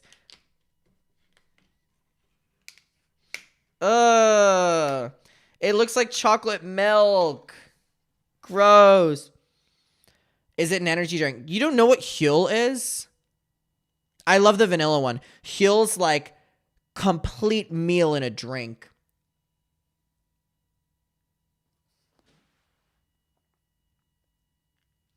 Wait, it's good as fuck. I'm not kidding. It's good as fuck.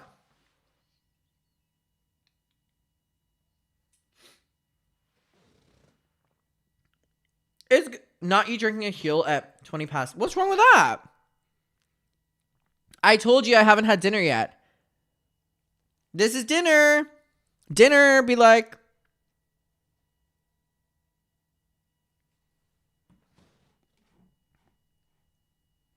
Sounds British AF. Isn't this American? Isn't this literally American?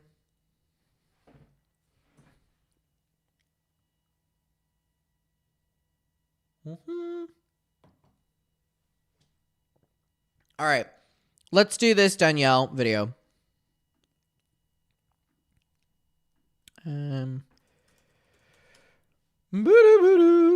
you shake it? Well, yes. It's a British brand, really?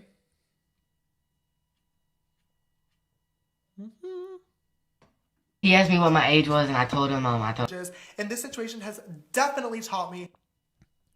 Everyone's saying it's nasty that I'm doing this. Whatever.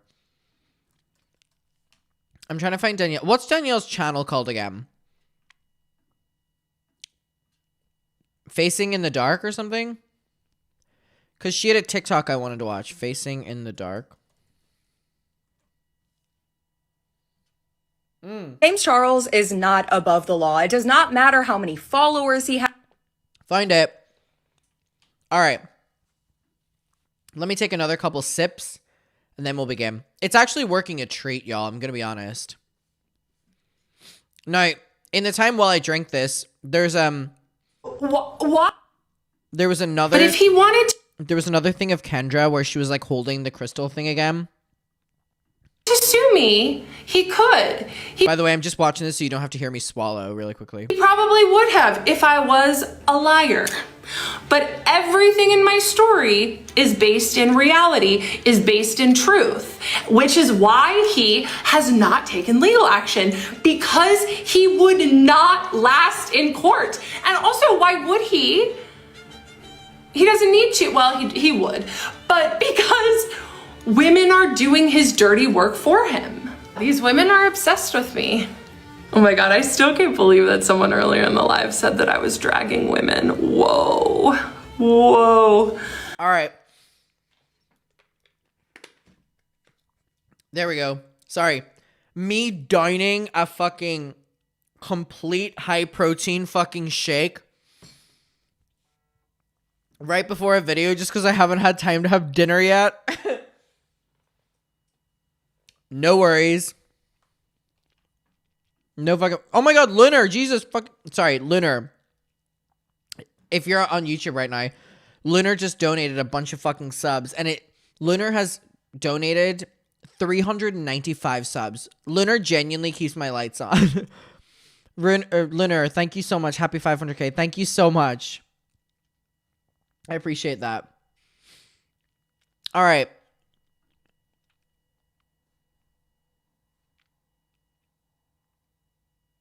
Are we ready?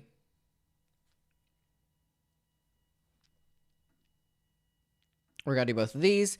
Let me figure out if I can speed this up a little bit as to what time would be good for that. Hold on, let me see. Up influencer, beauty I've never seen this creator before, and a lot of you seem to really enjoy them, which is good. guru, skincare guru, beauty tips, and We'll just watch it at this speed. We don't need to rush. We have time. All right. Danielle's great. Is she? Let me subscribe. Is she a new creator or been around a while? Or tell me. Give me the load time.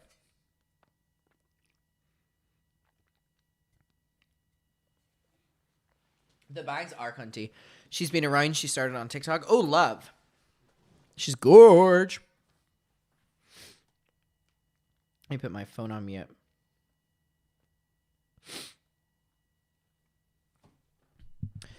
Then made YouTube channel a few months ago. Oh, love. Okay, great. Is she the baby bang girl? This is her right here. She talks a lot about her childhood. Okay, love. Let's get into it. Let's get into it. So her channel is called Facing in the Dark, right? Facing in the Dark, is it?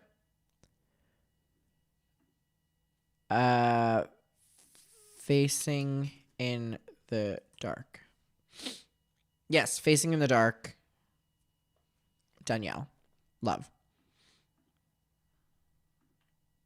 Great.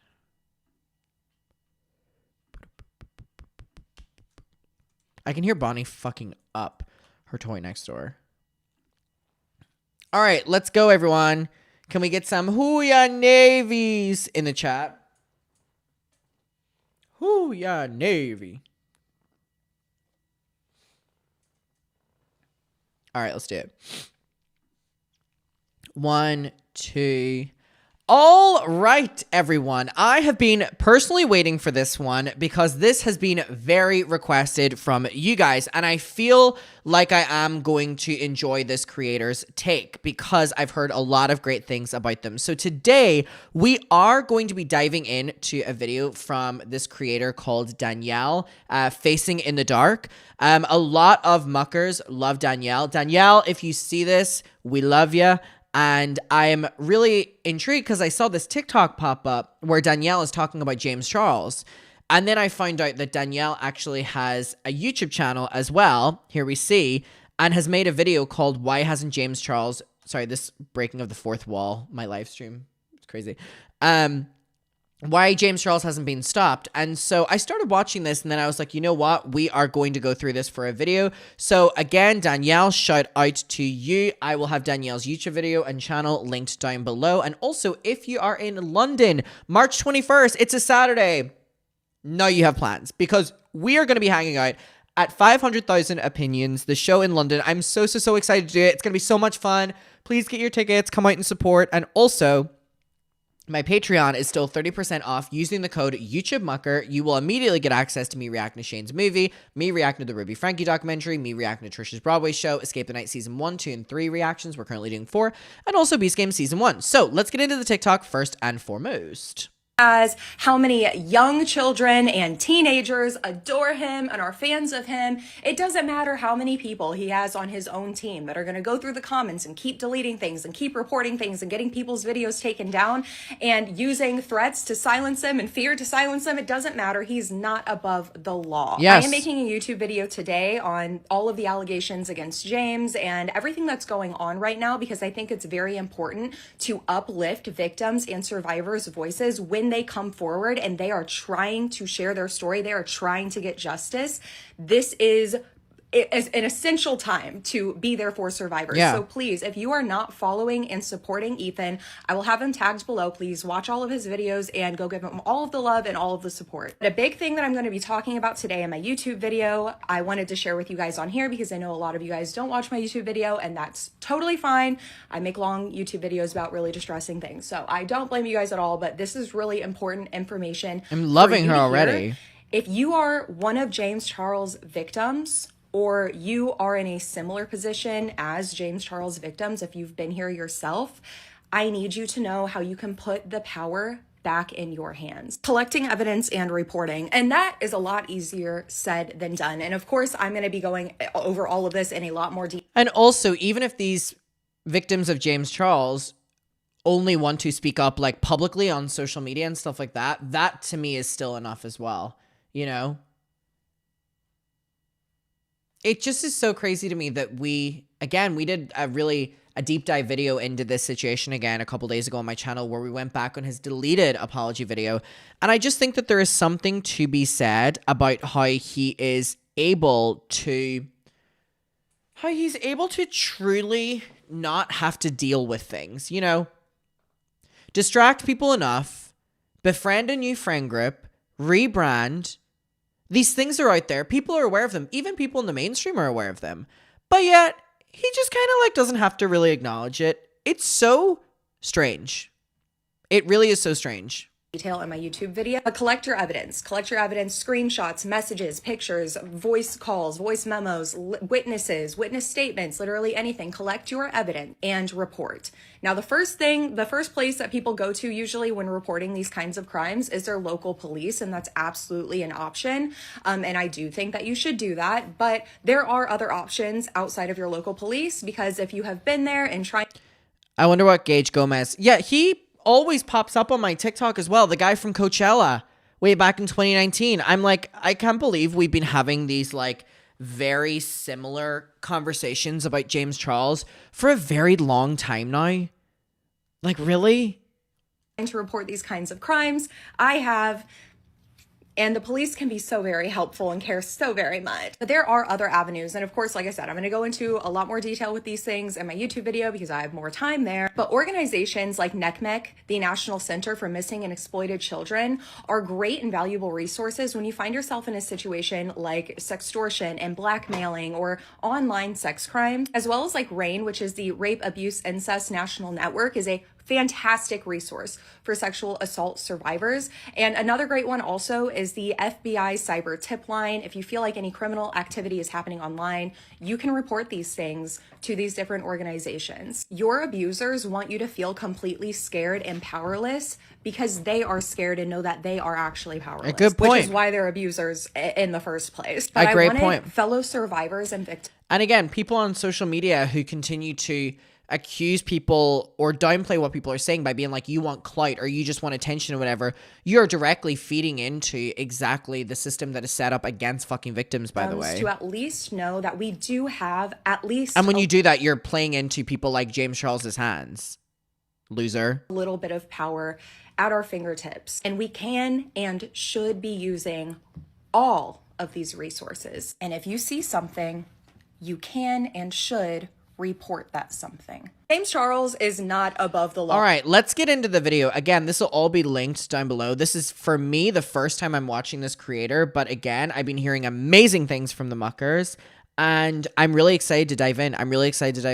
Danielle, let's see what you're saying. Hi, sisters, and welcome back to my channel. I'm just joking, but now you know who we're talking about today, right? If you couldn't read the title and see the thumbnail, now you know. Again, this will be linked down below. Okay, hello, my fellow concerned friends, and welcome back to my channel, unless you're new to my channel, in which case, I'm sorry for the jump scare in the intro, but I've been struggling with how to introduce this video because I have so much anger inside that I cannot wait to unleash in this video. James Charles, a lot of— Sorry, before we get into like more serious talk, can we have a moment for the bangs? The bangs are everything. The bangs are banging.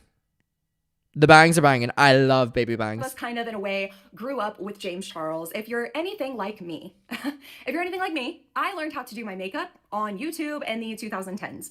Some notable people that I can remember is like Jaclyn Hill back when she was relatable. Oh, we talked about her tonight as well. Come on, Jaclyn Hill, who's doing very well by the looks of it right now. Actually had good makeup tips. Jeffree Star. But there was this one girl in particular, and this video is not about her, but if somebody could let me know in the comments. It is crazy. Like, I mean, I watched those same people growing up as well. Well, I didn't watch Jaclyn. No shade, Jaclyn. But it is crazy to see, like, who we grew up watching on YouTube. Some crazy shit just being exposed to. Who this was, because I have been spending years of my life trying to find her. Okay, she had blonde hair, blue eyes. I think she was, like, British or Australian. And number one thing is she had a big forehead. And I am saying that as a fellow big forehead queen, okay? The only reason I remember that is because she talked about how big her forehead was and how she specifically would like film her YouTube videos like this so that you wouldn't be able to see her forehead. But she always had slay makeup, like really cutesy makeup, but I can't remember her name. But if you were in the makeup influencer, beauty guru, skincare guru. You think she's talking about Nikki Tutorials? Really? British girl. Nikki Tutorials isn't British. She's Danish, right?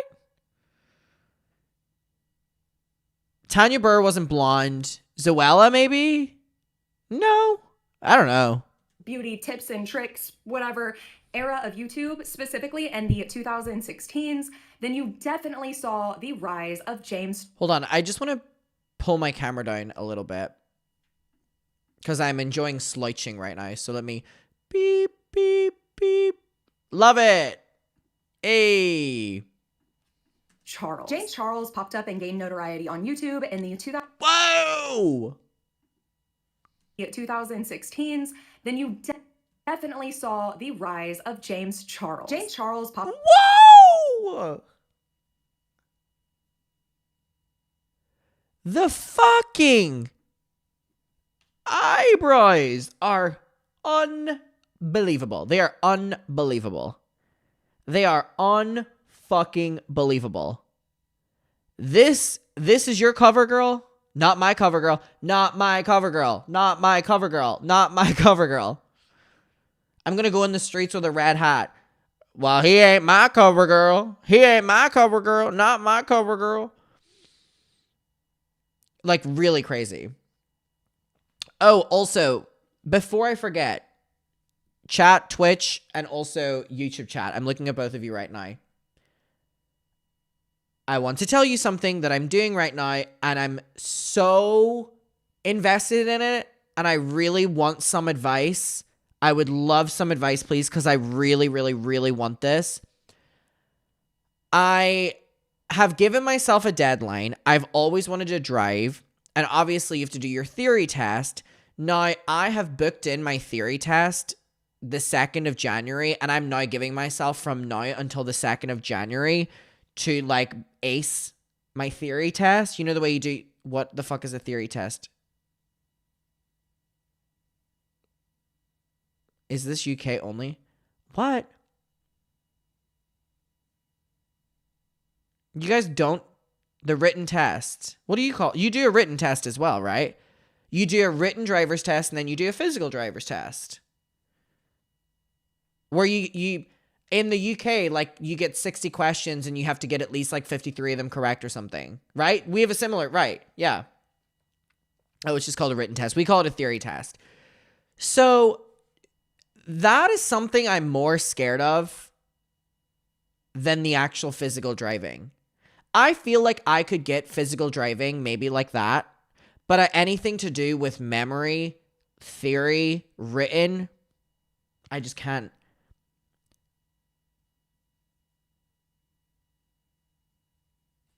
So I have started revising as of last night, and I am doing my written test, my theory test, on the 2nd of January.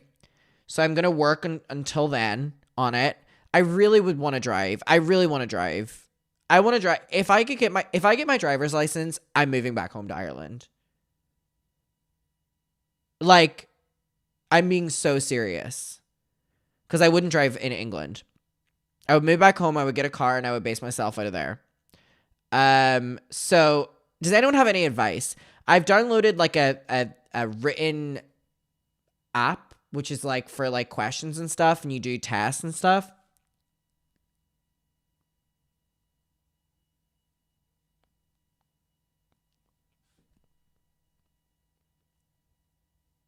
Just study and be confident. God, I haven't studied. You know what's so crazy? I haven't studied since I was... Someone said she was referring to Angelica Oles. Is that true? In The British Girl? I have not studied since 2019. Crazy. Last time I studied was 2019. I have not studied since then. I've been out of education when it has came to a studying thing since 2019. Crazy. And like the process of getting back into the ability to be able to learn and revise is surprisingly harder than I would like to admit. Surprisingly harder than what I would like to admit. But anyway, 1, 2, 3, release them. Popped up and gained notoriety on YouTube in the 2016s, and by October of 2016, he became CoverGirl. Now, James Charles being the CoverGirl, I remember personally sparked... This photo is fucking... Like, why did we take this serious? If this is the male representation, I don't want it. In makeup. If this is going to be our male representation, I don't need it. I don't need it. I don't need it. This is a crazy image. It really is. It was a different time. Yeah, it was. Yes, it was. Yes, it was. Yes, it was.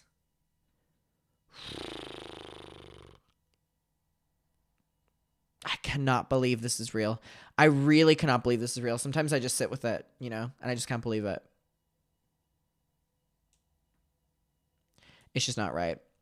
Sparking so much outrage because at the time I had just moved into a super conservative, strict, religious Christian home.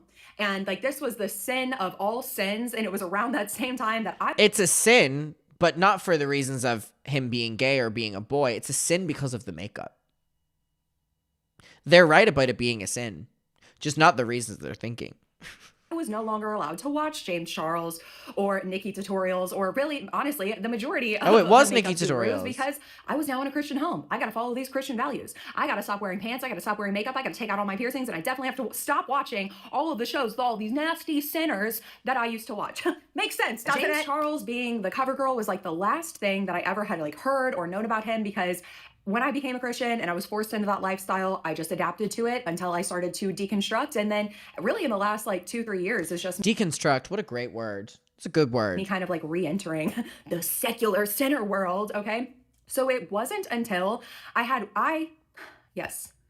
reposted something of James Charles because I thought it was funny. I related to it. I think it was freaking out over Trump being the president, and somebody screenshotted that and they commented on my video. It was like, why are you reposting his stuff?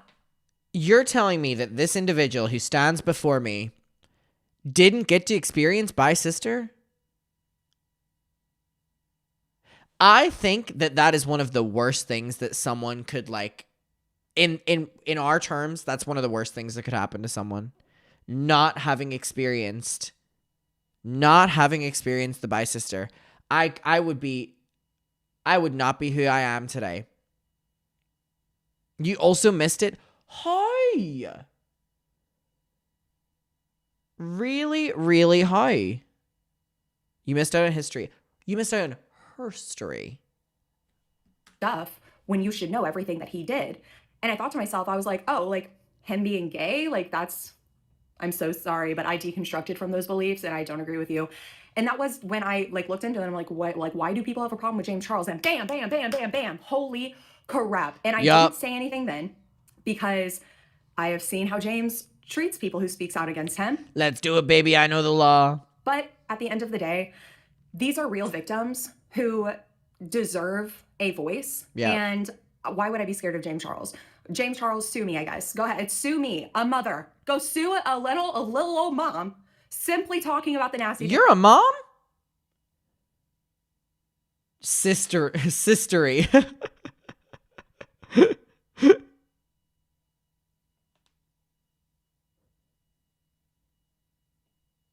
2 kids?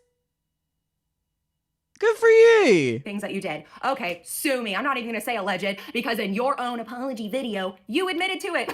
You just had a million excuses as to why it was okay and justified somehow. So go ahead, sue me. I really hope I do not regret saying that. But yeah, when that person made that comment and was like, why are you supporting him? And I looked into it, that's when I saw that this... It's also so crazy because to look into James Charles being called out, like all these things are pretty widely popularly known, that like it's crazy that he just kind of has the same career that he's always had, and like these things are easily accessible to find out about him. It's just crazy to think about. Man, who mind you is the same age as me.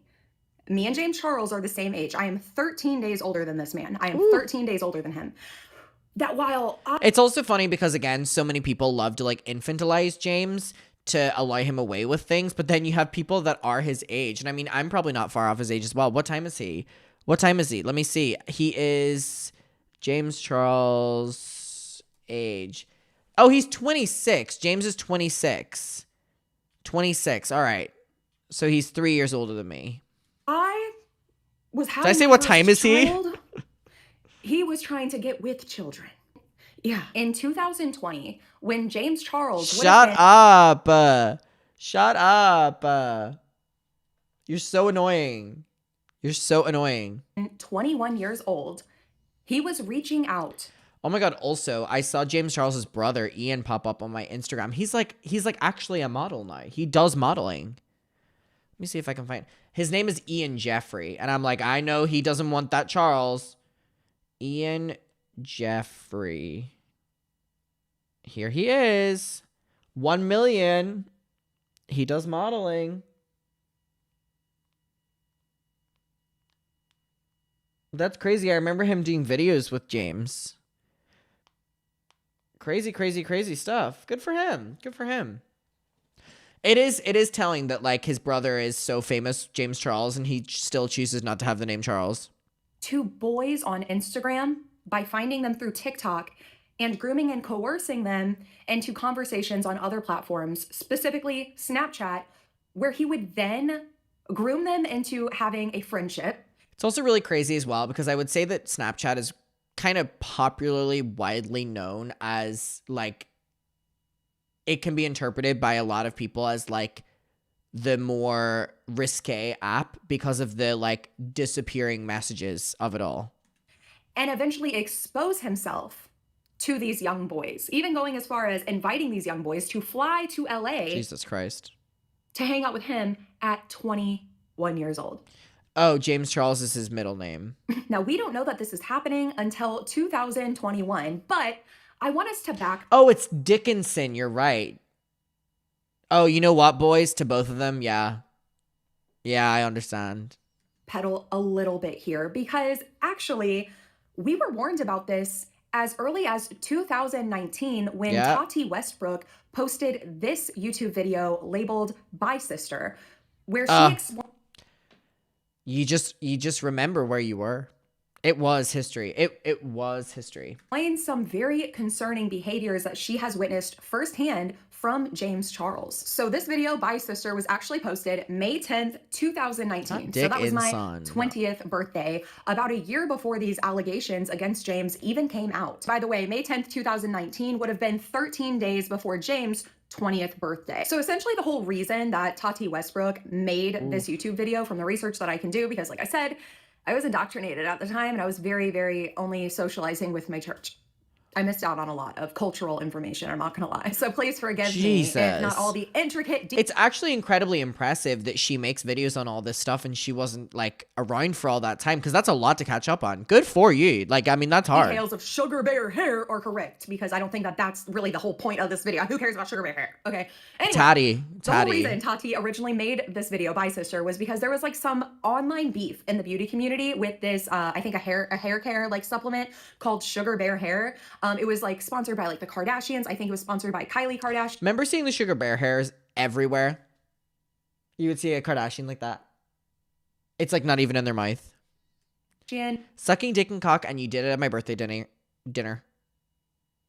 The amount of times I've listened to that one excerpt, because it was on the PowerPoint of the show.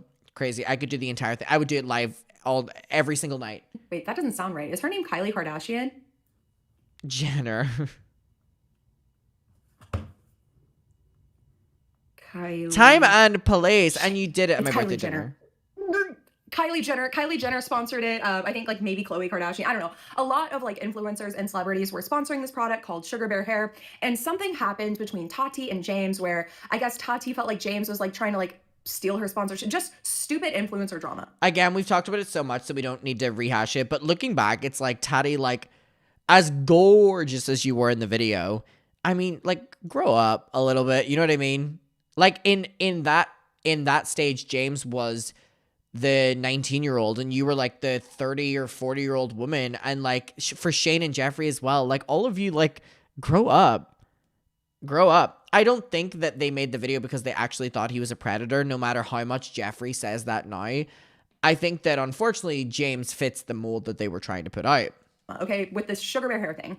However, in this video labeled by Sister, Tati goes into some behaviors that James is displaying that I think in 2025 really shine light on the fact that we should absolutely be believing these children, these boys who are coming forward and saying, this happened to me. Because a grown woman in 2019 was already calling out these behaviors. So what behaviors am I talking about? You may be asking yourself. Don't worry, because And I also don't hold much credibility to Tati's or Jeffree or Shane's word, considering how much Jeffree leverages that he has voice recording, of, you know, a victim of James Charles talking about their experience.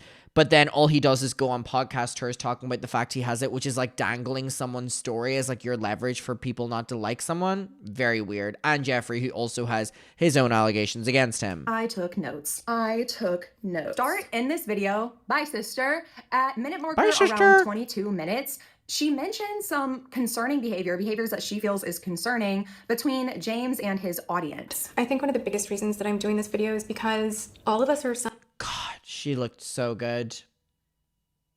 I mean, you've gotta give her 10s. You've gotta give her the 10s. And the Jeffree Star PR box in the background, she was playing nasty. I mean, this face, the hair, the outfit, the nails, the lashes, just the lighting, unbelievable. She really did her big one. You know what? Sometimes you walk in public and you get seen by someone you don't want to see and you're like, I look like shit right now. I wish I looked my best. Like, I wish on this kind of day when so many people would perceive me, I would look my best. This was her biggest video. It went fucking mega viral. All these fucking millions of views. And you know what? She looked good as fuck. somehow forgetting that his audience is made up of 12 to 14-year-olds, like dominantly, and he is role modeling to them his behavior.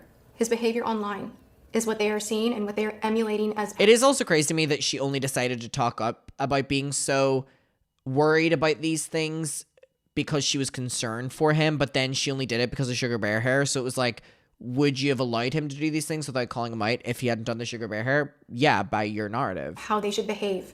to be successful and adored by the masses. Everything. She didn't say anything about him being weird with minors. It was mostly about him going after the straight waiter, who she had no way to know was straight. Yeah, I do think that a lot of people reference this video and they reference it in a way of like it was telling a story of the minors. I don't think that that is the case at all. I think that it's being used to show kind of the like pressuring or the way that he handles relationships with men, or in more often cases than not, boys. Everything is over-sexualized. And that's the huge underlayer to this all, that I finally have had enough. The last phone conversation that James Charles and I had, he said some things telling me about a situation that happened in Seattle at my birthday. Okay, we're gonna get to the whole birthday and Seattle situation in And a couple you minutes. did But it you hear at that? my goddamn birthday. This full-grown woman, Tati Westbrook, which if you watch this video, she talks about her and James' relationship in which she was kind of like his role model, his mentor, Should kind of like be his a mom figure, figure. right? Which we'll get into how she feels about his parents later, okay? Because it's all applicable and I can't believe she dragged his parents and by sister. That was crazy. I remember in the moment being like, ooh, low blow, girl, low blow. all irrelevant. But this grown woman who is a mother figure to James Charles in Father 2019 figure. was telling the viewers, telling James Charles' audience that, hey, what he is doing is bad. He is being over-sexual to his young audience. Even she can recognize that his audience is young people. Yeah. Like kids. Everyone knows teenagers. it. And if we're all Anyone who doesn't want to acknowledge that, I don't care to have a conversation with, because we're not living in the real world. If you're saying that James Charles's audience isn't young kids, come on. all gonna be honest and logical here, we don't get to tell her that she is wrong and she may be reading too much into it and stuff based off of content that we have seen of James. Because at the end of the day, this is somebody who was close to James, somebody who was a mother figure, a mentor to James. So if she has had these private conversations with him about the things that he has posted and how she feels about the content that Fair he is enough. posting in regards to his audience, then there very well may be things that he was planning on posting that he didn't, because he might have listened to her mentorship, and yet she is still sitting here saying it is still a problem. So we don't get to say that she is wrong, especially you really don't get to say that she's wrong, especially because all of these things that she is warning in 2019 freaking happened. Okay, so let's move on. That's what I'm saying. The worst thing for James Charles is that he responded to By Sister with one of the most incredible drag videos ever, No More Lies, but then he ultimately kind of became the evil that he was accused of. To the weird stuff that he was saying, okay? Because there's a lot to unpack in this video, and it's all relevant because it all really paints, I think, a very clear and plain picture about the exact kind of person James Charles is. Because James Charles is not just a gay man trying to find his way in a very straight and anti-queer world. That's not what's happening. He is a predator, allegedly, even though I just said sue me, but he is a predator. He specifically finds subjects. I mean, he's openly said, by the way, that he used his For You page as a dating app because he was desperate, in his own words, mind you. To go after that are off limits. And that is the thing, in my opinion, the way that I see this, in my opinion, I'm not saying this is what's happening, I'm saying in my opinion, that's what's getting him off. He likes that feeling of, this is untouchable and I shouldn't touch it, so let me see how close I can get to touching it. And I think when I show you this next part, and I mean, really, this entire video should prove that for you, and people like that are dangerous. I don't care how funny they are, because this is a big thing. Yeah, that's such an interesting point. For him to admit that, like, he was using his For You page to reach out to these people, why is his For You page mostly then young boys doing thirst traps? Like, that's so funny because, I mean, if I was held at gunpoint right now and you were like, open your TikTok, let me see what, like, my For You page is. All right, so let me refresh my For You page. So the first thing that comes up is someone singing karaoke. The next one is Taylor Swift. The next one is Perez Hilton. We have, if you and your friends are bored, book a studio and sing a little song. We have a Jaclyn Hill video actually coming up. Jaclyn Hill, you're not shadow banned. People just aren't interested. And we have a lot of property agent videos coming up. And oh, if Chloe's watching, our friend pops up. Like, your For You page is curated. So, like, why are you getting enough people's thirst traps that you're able to use it as a dating app? Could you imagine I use my one as a dating app? I would be waiting in, like, professional business verified DMs. Like, and the same thing with, like, how I reposted one of his videos is he is memeable. I've never thought about that before. Him admitting that this is a For You page thing is almost weirder. He is memeable. And he says things and does things that are outrageous, like the way he sings, his dancing, like it's memeable, and he does it on purpose because he knows he has a young audience that will memeify him. Really funny people can be really bad people. Really good singers can be really bad people, okay? Really great speakers can be really bad people. Really great authors can be really bad people. People who can make fantastic, hard-hitting movies and still be bad people, okay? Just because some bad people may have good qualities in them does not dismiss your the algorithm is danger shaped with what that you interact they are with. to society, especially when they're coming after little kids. He said some things telling me about a situation God, that she happened in looks so Seattle on my gorgeous here. birthday, and it literally made me want to vomit. Also, whenever I did this show in Seattle, I got to be like, guys, we're where it happened. Oh my God, you tried to trick a Tricking a straight straight man boy. into thinking he's gay yet Yet again. again. And somehow You're the victim. You know, it's really disgusting to manipulate someone's sexuality, especially when they are still, You know what's so crazy? That she became the spokesperson for like people figuring out their identities when this guy was clearly saying that he was bi-curious. Like, Tati, you know, we're at a 10 right now. We need to be down at a 3. Like, this video has its elements of feeling very like weird and like overstepping.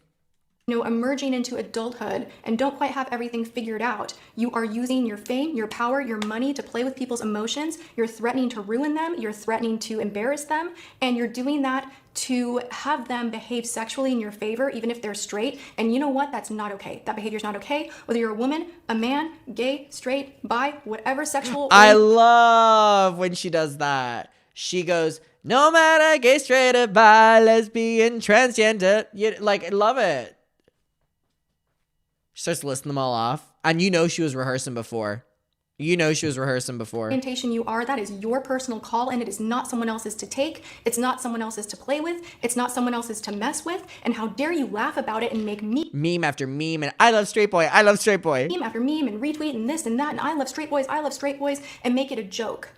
Because this behavior is not normal. It's not okay. She's talking about such serious things, but her way of telling it is so fucking over the top ridiculous that it's like, girl, you're like, I'm giggling at the memes. Okay? Cracking someone's sexuality is not an escape room. Yes, you heard that right. But in case you Cracking someone's sexuality is not an escape room is a crazy bonkers line. You forgot. Let me read it for you. You try to trick a straight man into being gay again, and somehow you're the victim. What is a predator? Hello? Like, I think that he has this weird thing in his head where he's like, if it's off limits, I'm going to go for it. And what it appears to me that he started with straight men. That's off limits. That's hard to get. And you know what the worst thing is? Like, you could be like, well, actually, that's not true because that Seattle waiter said he was bi. But then after bi sister, James proceeded to flirt with and get in situations with straight guys. So then it was like, oh, it actually is true now. No worries. Dude, like. But I'm sure I can manipulate them. I can coerce them. I can change them, right? That is a predator. What else would you call that? Genuinely, somebody let me know. What else would you call that? What else would you call that? Because like, not even imagine. Men do that. Men target lesbians. And are like, I can change her. Yeah, that is very true. And I talk with Neve about this all the time, which is a lot of like lesbians will have straight men be like, oh, well, you just haven't found the right one. And it is so fucking wrong. It's so fucked up. That's dangerous. You're a danger. You're weird.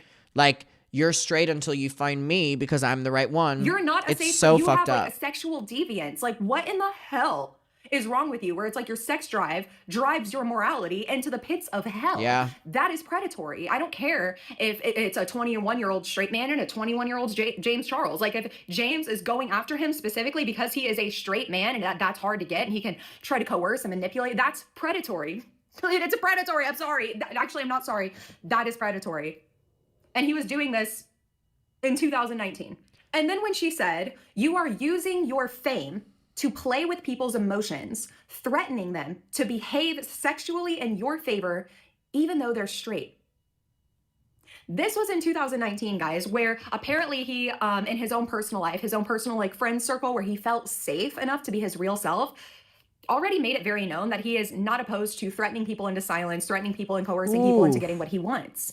To the point that Tati felt the need to come forward and talk about this. So it's like, how many other people? There also is something important to note that for her saying it in the video means that it was significant enough behind the scenes for it to become an integral part of the video. It's a great point from Danielle. Even more secrets on him that won't come forward out of fear or out of camaraderie or whatever.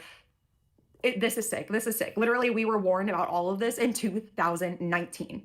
Tati then goes on to talk about how he told his dad, James Charles told his dad that basically he thinks that all men are at least a little gay, right? And then his dad's like, oh no. And then proceeded to make like really typical conversation to have with your father.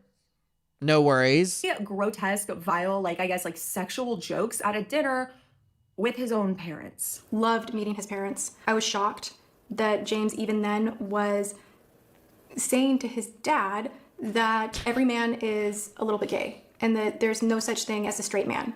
And, you know, his dad's like, you're wrong. I feel like the James situation would probably have been taken more public by the more serious by the public, if like her portrayal of this wasn't so like memeable. James, you're wrong. If someone who is like, very why is she putting on voices? And has been with women, decides that they're bisexual, that they want to explore, that's fine. Like, so be it. But again, it's just like, it's not yours to take. So talking about that at the dinner table with his parents was kind of weird. Him talking explicitly about sex and things that he would like to do to the waiter. Like, I was just like, I was like, oh my god, oh my god, oh my god, oh my god. To answer the question. Oh my god, I remember doing that every night. I remember being like, oh my god, oh my god, oh my god, oh my god. On everybody's mind, because I've seen the question asked a few times. It's like, I wonder what James Charles' parents would think. Having a Coke and red wine in honor of Adam. I hope you enjoy that. I wonder what James Charles, how could they support him? I mean, I think that they know. Based off of this, I think that they know the kind of person their son is. And I think you should know that there are some people out there who love their kids so much that there is literally nothing that they could do wrong in their eyes. Also, if that kid is a huge moneymaker, don't want to piss that off. You don't want to poke that bear. Yeah. But now we're going to move on to the part in Tati's video where she is talking about her birthday dinner and what James did at her birthday dinner. So I'll let her. And you did it at my birthday dinner. Or take it away from not behave this way. Like, it was just like, no big deal. Like, sucking dick. Like, I'm just like, oh my god. Time and place. And you did it at my birthday dinner. And I made excuses for you. And I made excuses for you then. And when I said, James, he's straight, you said, doesn't matter, I'm a celebrity. So freaking gross. I had to call everyone up the next day and apologize on your behalf. Love it. You then, you were talking in detail about things you wanted to do to the waiter. And when I said, James, he's straight, your response was, doesn't matter, I'm a celebrity. So freaking gross. Everyone get out your notebooks. Get out your notebooks. Write it down. Quote James Charles saying, it doesn't matter, I'm a celebrity. He genuinely believes he can get away with anything because he has notoriety, because he has a name, because he's a household name, which honestly, is he a household name anymore? Like, I know, like, back when I was a teenager, he was definitely like I feel like James Charles's career might be like statistically bigger now, but I don't even know if that's true. I would say that James Charles was more famous in my eyes during the CoverGirl days than he is now. A household name amongst like teens who were into makeup, but like this was years ago. He's more famous now. Okay, let's not let that sink in. This was years ago when he was famous, but not like the James Charles that we think of now, right?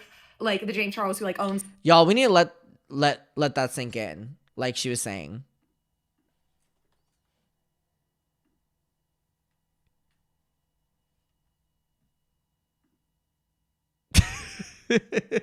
Let it in. Come on. His own, like, does he own his own makeup brand? I don't know. I know he has like the beauty blenders and like the painted palette or whatever, but he is more famous now. And years ago, he was already like, I'm a celebrity. I can do whatever I want, while preying on straight men. Straight men just trying to do their job at a restaurant. And by the way, this was your friend's birthday. Imagine literally sitting at your friend's birthday dinner. And they did it there. Could you imagine? And you did it at my birthday dinner. And just sucking dick and cock to take advantage of the waitress. That's weird. Jenny, think about that. That's weird. If that's like the memory that you leave your fellow companions with from that birthday dinner, that makes you weird. God, the word birthday dinner is just so ruined for me. Like, that's weird. That is so weird. Eat your food and talk about makeup or something besides preying on straight men. James Charles's parents left my home. You know, Christy, you grabbed my hand and you said, Ooh, I remember being gagged back in 2019 when she started speaking to James's mom. I was like, ooh, fuck, she didn't. I remember being like, damn. I remember being like, whoa, we're taking it there. Because I'm like, damn, we're getting down and personal. I hate this bit. I'm gonna be honest. I hate this bit as well. I really think that, like, because her intentions obviously weren't from a good place. And I think using your, like, mentorship power to then, like, talk shit about his parent is, like, you could say that you're equally responsible because you were his mentor. You know, thank you for looking out for my boys. Like, keep looking out for them. And I have. And, like, I'm handing that back to you. Like, This bit was so... You need to not be on Instagram liking comments and sharing with people that you're disappointed that I'm upset. You need to be not on Instagram. You need to be here in LA because your boys need you. You need to get off Instagram. You need to come to LA. Oof. I have a different perspective, obviously, on this than Danielle has. But let me tell you, whenever I first reacted to this, I was like this. I was like, that's so gaggy or whatever. The more I rewatch it, the more I'm like, oof, that was a low blow. Like, keep in mind the things we know about James Charles, he hadn't technically, from our knowledge, done any of them yet that it was like, oh, this feels a little bit unnecessary. You know, you're actively admitting there that James's parents, you know, handed him off to you basically to raise him in LA because he was huge. And Tati was gaining so much off of being friends with James and mentoring him, you know, him promoting her and stuff like this, collabs, that it just feels so shitty for her to do that. I'm going to be honest. LA because your boys need you. Yes, Tati. Now, I'm saying all... Yeah, because I think about that, like, in terms of, you know, he was 19, about to be 20.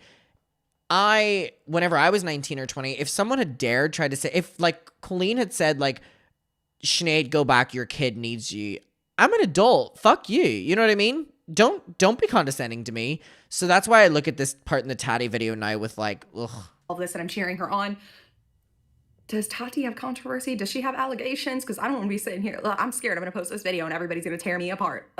But y'all already do every video that I post anyway, so whatever. I think his parents know. I think his parents are fully well aware of the kind of person he is, and I think they just don't care. I think that they, like, basically bred this into him. This is how he was raised. He was raised that I can get away with anything, and I'm going to still be viewed as this perfect little angel, and I can blame it on somebody else. I can blame it on something else if there is someone else. Like, we'll see later on in this video, whenever we start to actually get into these allegations against children. That's a private conversation or a text message, not a footnote in a video. Yeah, I mean, it was known, just it was done just to be like a little shady job. And he says he just didn't know. He just didn't know. He just couldn't tell. I'm sorry.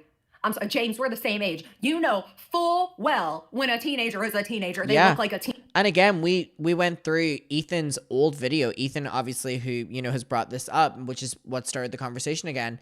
Thank God. You know, the video of him when he's like 14, 15, 16, he looks like a 14-year-old kid. It's so sick. Like, the idea of not being able to tell when someone under 18 looks under 18 is, I think, something within yourself you need to work on. Teenager. They do. Right, so now we're going to fast forward the timeline from 2019 when Tati posted this video originally to 2021 when multiple victims came forward accusing James of inappropriate Snapchats. For instance, a boy in February named Isaiah came forward claiming that James sent him explicit messages and asked for those messages to be reciprocated. If you're unsure about someone's age, just don't interact with them. If you feel the need, like I said in my video a couple days ago, if James feels the need that the safest thing he can do when texting with someone is to immediately ask their ID, I don't think that you should be talking to people where you need to ask for someone's ID, because that clearly indicates that you're looking at people who are very young. While Isaiah was only 16 years old, and James knew that Remember the age check texts? Yeah, if they're real, the ones where James allegedly sent age check when talking to someone, what are we doing? 16 years old, allegedly. James later tweeted saying that he was lying about his age, in which case I'm going to keep saying this over and over, but buddy, boy, teenagers look like teenagers, dude. There's no excuse. There is literally no excuse. Like, they look like teenagers. They do. Yeah. In March, there were other boys who came forward with similar or the same allegations, which led to James making this And Snapchat as a main communication platform is a choice. egregious Yes. YouTube video It's intentional. about holding himself accountable. Lack of documentation. Where he doesn't hold himself accountable at all. He basically just admits to all of everything and then says, but it wasn't my fault. Whoopsie doosey. Poor me. I'll do better in the future. Baloney. I call baloney, James. I call baloney. I think 100% you probably clicked on their profile. I mean, like, we're talking about James Charles. Do we really actually think about it for a second, right? Someone who is a celebrity, someone who has all kinds of power and fame. Do we really think that James Charles, somebody like James Charles, is just going to be messaging and flirting with random people when he doesn't really know what they look like? Do we really? It's a great point. And I've never once ever thought that James hasn't been aware of what he's been doing. Specifically, considering when he has been messaging some of these boys, some of them said they had their ages in their bio. Yeah, I agree with you. I mean, I believe that all blame is on Daft Noodles here, wanting clout and creating an environment where anyone could lie that they were a victim of James and get posted on the Daft Noodles popular Twitter account, which then led to the burying of real stories and James being able to pass it all off as fake news. Actually think logically? Do we really think that James Charles is so dumb that he is going to find somebody that he likes on TikTok? Because I'll explain this later. This is his pattern. With a For You page as well. Stupid. A thirst trap, if you will, which I'm not even going to. I understand that on the Banging Out podcast. Again, I just don't understand how you can openly admit that your For You page is these people. So what you're admitting is that you're getting thirst traps of like 14, 15, 16, 17, 18-year-old boys.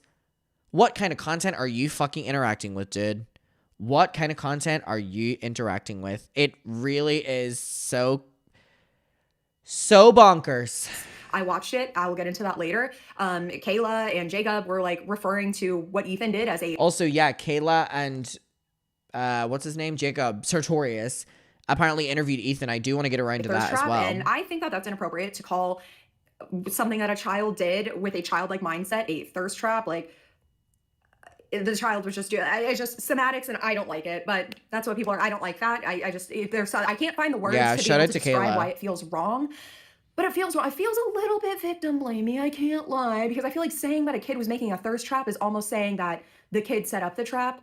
And I don't know if it's just because thirst trap has the word trap in it. We're talking about a child who was victimized by somebody, but also, yeah, I mean, thirst trap being in this connotation is wildly inappropriate, and that's why it's shocking that it applies in this situation. But I mean, it's very, very, very yucky to have both of those things in similar context. I don't like that. Okay, let's not call children emulating what adults are doing thirst traps. A kid is just emulating what he's seeing, she is seeing adults doing. Okay, and now I've gone on. I love this comment. I'm fully employed. Who's Daft Noodles? God, do you know what I would give to live like you? Such a sidetrack. I can't even remember what I was going to say. Let me take a second to regather my thoughts. Okay, so that's James. James's thing is like he sees children doing dances on TikTok that he is attracted to, and then he just immediately messages them. Let's use our brains for a second, guys. Okay. And then if that isn't what he's doing and it's videos of them just going about their day, that's even weirder, because why are you interested in what a 14, 15, 16, 17, 18-year-old is doing in their day? How do you message people on TikTok? How do you message people on TikTok? You have to what? Go to their profile. Yep. How do you find people's Instagrams or Snapchats or YouTube videos on TikTok? Unless, with the exception of them explicitly stating, here's my Snap, Instagram, and YouTube on the video itself, how do you find those things? You have to swipe over and go to the profile, don't you? Yep. And didn't he just say that if he had done that, then he would have known their ages? So if you found these people, these boys, if you found these boys on TikTok, and then went to other platforms to communicate with them, you had to have swiped over on their account, at least at some point. I don't think there's a world in which I'm not under the belief, and this is my personal belief, that James Charles did know these things about these guys. It was only when they brought attention to, I'm this age or whatever, that James stopped communicating with them. That's honestly just my take on it. There's been too many examples. There's been too many people. There's been too many non-conflicting stories, if you know what I mean, like ones that like match up. It feels it's icky.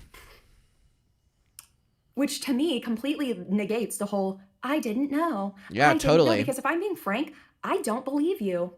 I don't either. I don't believe you that you are a famous celebrity and you're just messaging random people without knowing what they look like because you're just so desperate for love. I don't believe you.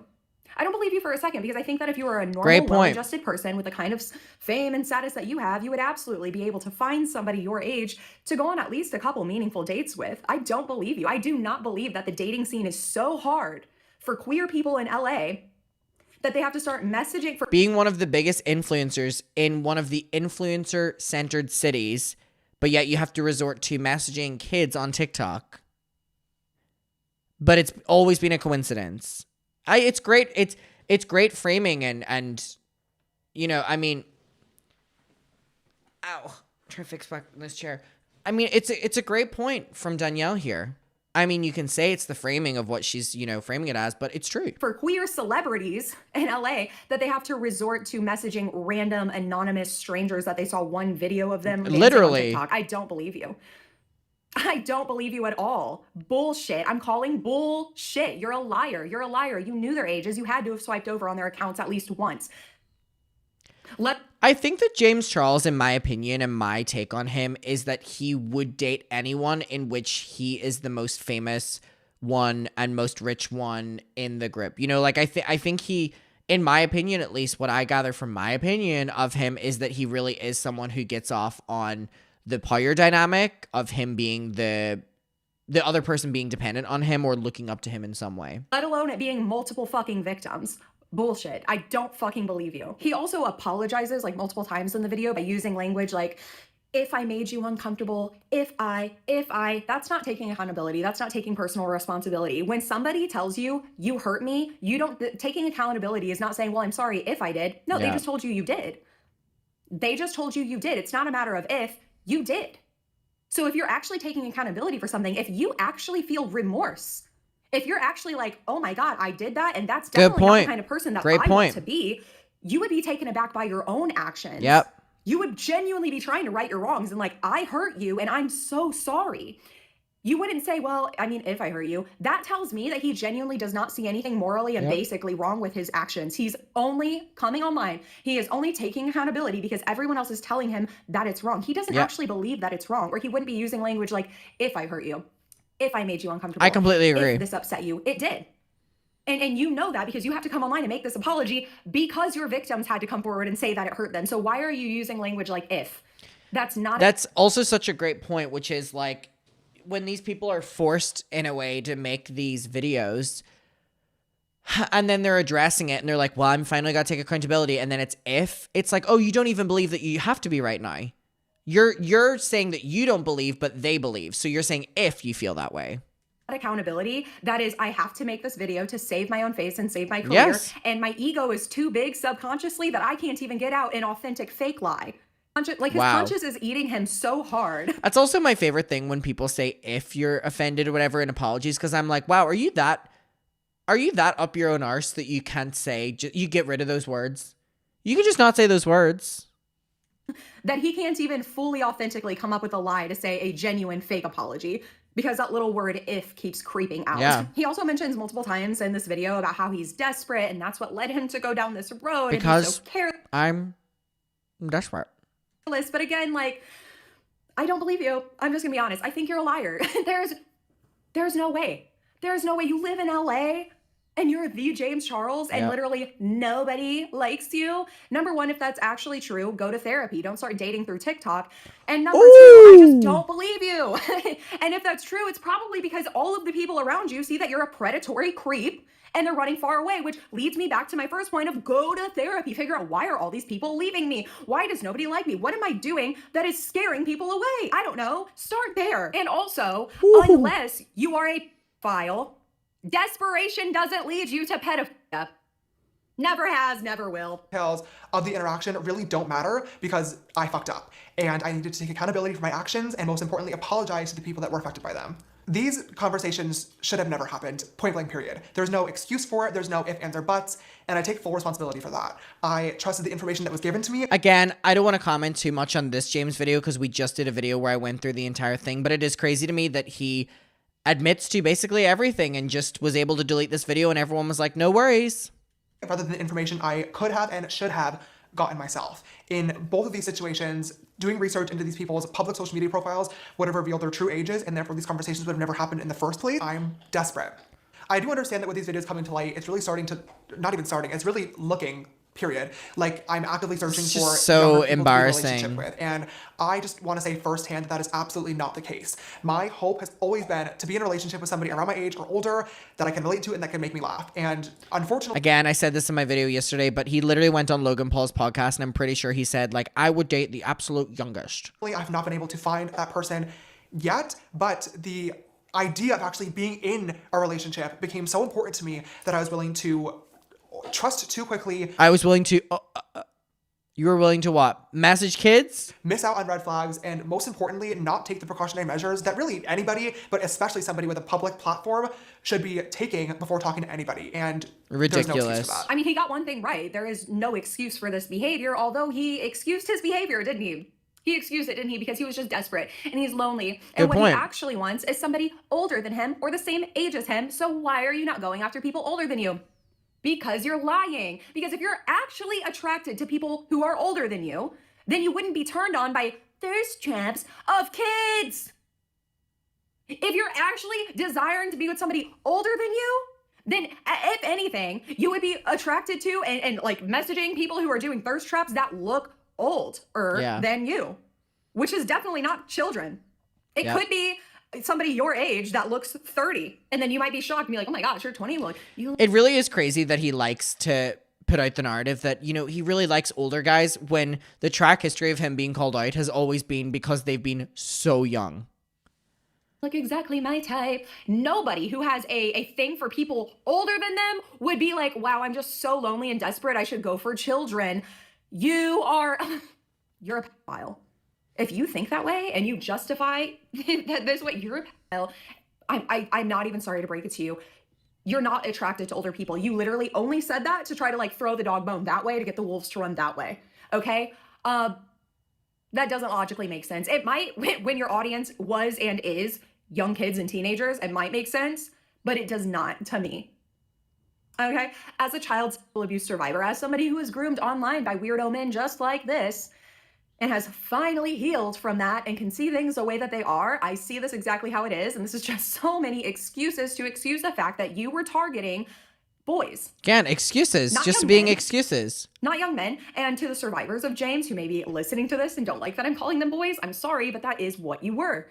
You weren't a young man. You were a child. You were a little boy who was taken advantage of by somebody in a position of wealth, of fame, of notoriety, and specifically of power. And as James... And again, said person admitted to this and there was no repercussions. Like at all.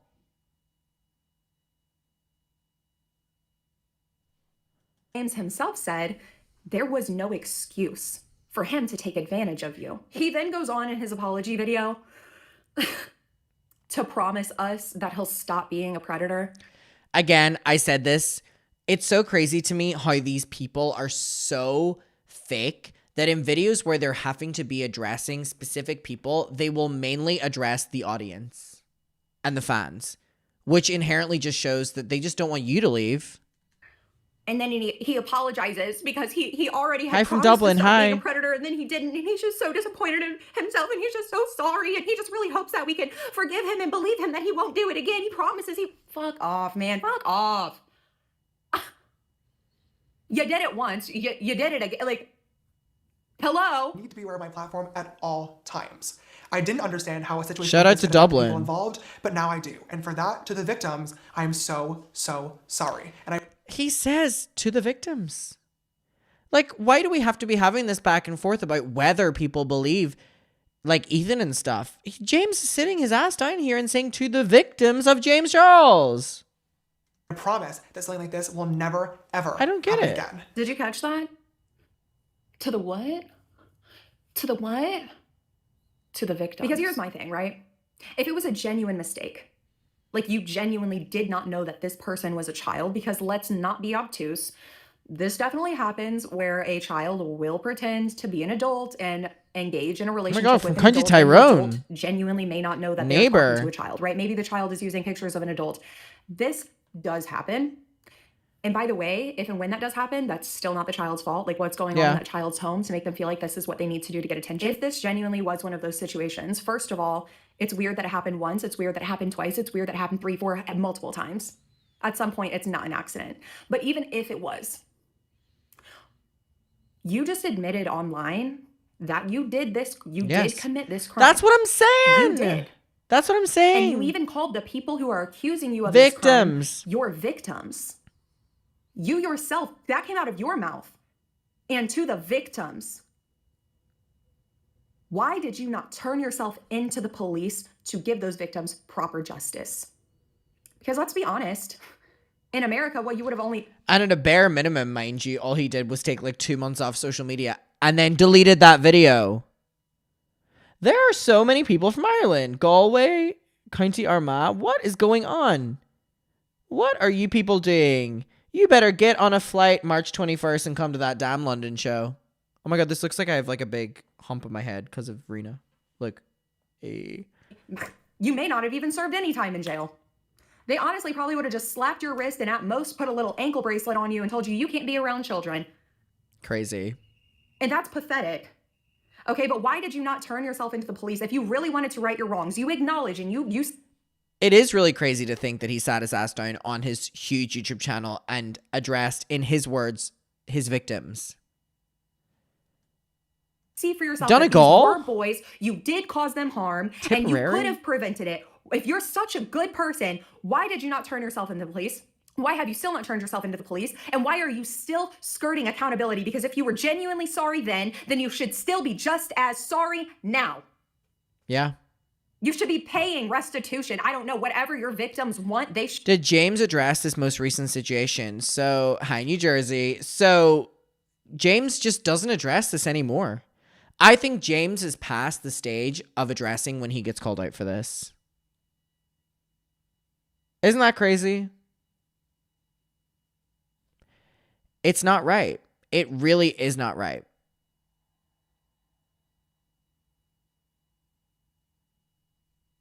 Like, imagine the luxury of never ever having to deal with pushback, number one. But then imagine taking that audacity as to anytime you're exposed for being predatory, you don't say anything. How are you abusing a privilege to like twist it to be this really weird thing? Should get, and you should be more than happy to provide. And it's because he didn't care about taking accountability. He cared about posting a video for the public to get him out of the hot seat. Yes. So this whole thing could just blow over and he can continue getting more rich and more famous and more powerful and more of a celebrity status. It's again, when an influencer makes a video so that the audience can defend them by saying, well, there's a video. Why are you still calling them out for it? And I mean, it worked. Have you ever met James at events? I've never specifically met him, but I ordered a drink literally right beside him at a VidCon party. The bar was like there, and then I was standing in front of it, and then there was two sides. He was literally right at that side, and I was literally right there. Like he could have literally gone like this to me, and I could have gone like that to him. Like, we were right beside each other. We did not acknowledge each other at all. My friend did take a photo of us beside each other though, so I would be able to be like, LOL. But we didn't interact with each other. I think James would be more scared of me to interact with me publicly because obviously I would speak about it. And also he tried to expose me during the Colleen time in 2020. So I think specifically when I saw him in 2022, I don't think he was really wanting to speak with me. I mean, he has a successful makeup brand. He's on TikTok literally all of the time. He's in everybody's comment section. He constantly is making memes of himself, even with everything coming to light. Sorry, loving seeing where everyone's from, by the way. Alberta, CA. Where is everyone from, by the way? I'm in Utah. Edinburgh, New Zealand, North Carolina. North Carolina, you do good airport food. Quebec, Jersey, Oklahoma, Chicago. Oh, I love Chicago. I love Chicago. It's a great place. It's so amazing. So amazing. They have such amazing people in Chicago. They have such amazing people. Amazing people. Minneapolis, such an amazing place. They've never seen somewhere so amazing. In Japan, oh my God, I will see you in like 30 days. New England, Canada, St. Louis, New Jersey, Canada, Massachusetts, Ohio. Ohio, I will see you next year. Iceland, Texas. Oh, I would love to be in Texas. I love Texas. I love Texas so much. They've never seen someone love Texas so much. I love the barbecue. The barbecue is amazing. When I go, I get huge amounts of the barbecue sauce. It's so big, so big. They've never seen someone get barbecue sauce quite like that. It's so amazing. So amazing. They've just never seen. Right now, with Ethan Red, one of his victims, coming forward, which we will be looking at his stories. And I did try to message him to see if he wanted to possibly come on this video, but he did not see my message, and that is okay. I'm sure he is getting an overwhelm of messages. But Ethan, if you are watching this video, I am in your corner. I stand with you. And if you want to come on my platform, on my YouTube channel, whatever, and do an interview and be able to genuinely just pour your heart out, I am more than happy to be that safe place for you if that is what you want. But yes, we will be looking at all the videos that Ethan posted in a little bit. But even with this recent upsurge of all of these allegations coming to light again with Ethan's videos, James is still not taking accountability. And again, also, it's so crazy because like people have been saying like, oh, Ethan's story has changed. It really hasn't. It actually hasn't. But again, why are you trying to give more pressure and pushback to the alleged victim speaking up rather than the person who has said that they have victims? A little bit weird. and like I said, like if you genuinely see that what you did was wrong and you feel bad about it, you should face it head on every single time it comes up. You should face that and take it and be like, yep, I did do that. Yeah.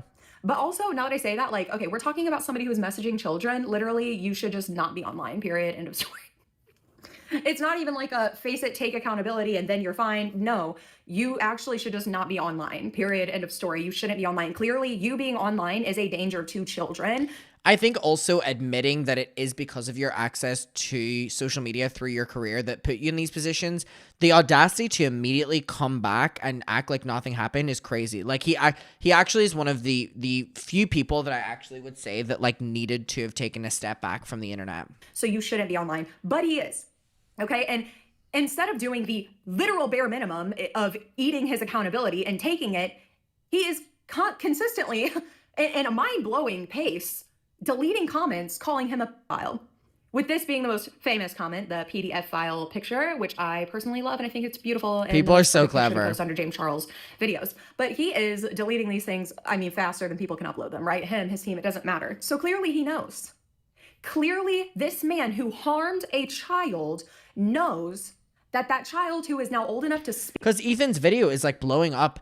And also, it's just so crazy to me that there are people out in the world, and this applies to James, that have like people speaking up saying that you were basically putting them in dangerous positions when they were a kid or inappropriate positions, and you choosing to like delete comments about it and not address it. That's so crazy to me that there are genuine people in the world that live their day-to-day life like trying to suppress conversation about that rather than like address it or shut it down. Weird. Speak for himself and stand on his truth. He knows that he is online telling the world what happened to him. And instead of James taking accountability, he is deleting it, ignoring it, and memifying himself. Yeah. Oh, look at his page. It's memeable. Oh, he's so funny. He's so funny. He's so quirky. He's so silly and crazy. And he is a predator. And he's only making himself memeable and funny right now because he doesn't want you to know what he did. Also, I think James admitting whenever the like Coca-Cola hello thing went viral, he was like, you guys can continue to like make videos on me. Like, you don't understand that like you're making me more viral or something like that. Because again, that further makes James funny to people rather than the serious things needing to be addressed. It's why so many people cannot take My Sister serious because of how memeable it is. He wants access to you or your kids, who knows? But now I want to show you Ethan Rett's videos that he has made regarding his encounters with James Charles, and I just want you guys to watch the video. I also never saw the appeal in terms of like people finding him funny. Yourself, I'm just gonna have them play. I love Lil Simsy. Might I suggest you don't fuck with my sis. He is able to speak for himself. He is a victim. He went through this firsthand, and there is nothing that I can say or commentate about his experience that genuinely is worthwhile. All I can say is that I believe him. And I wish that he was believed from the get-go. Hey guys, my name is Ethan Rhett, and if you don't know me, maybe this will help you out once again. So when I was 14 years old, TikTok kind of became like my escape. 14. And then suddenly, you know, I kind of blew up on TikTok. It was kind of like a kid's dream. People started paying attention to me. People were supporting me.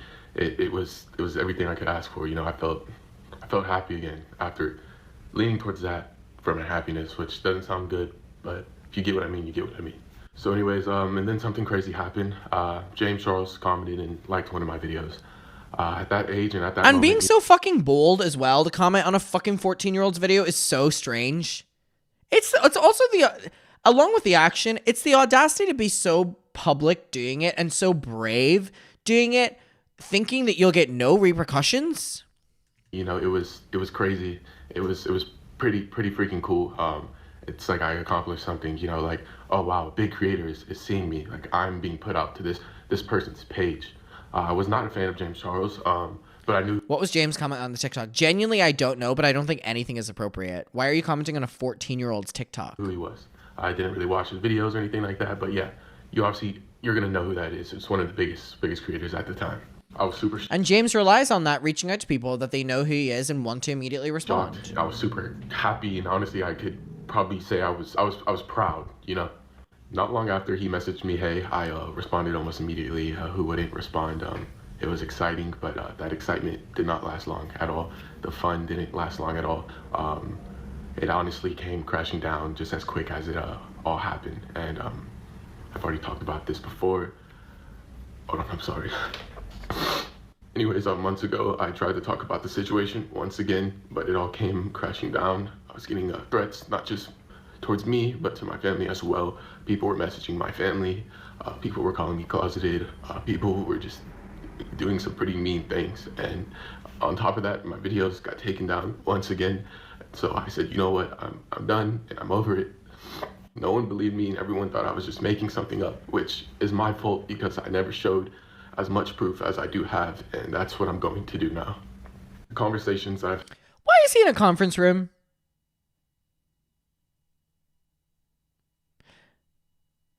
I've seen this video so many times that every time I watch it, I pick up something new. I'm like, come on, conference room.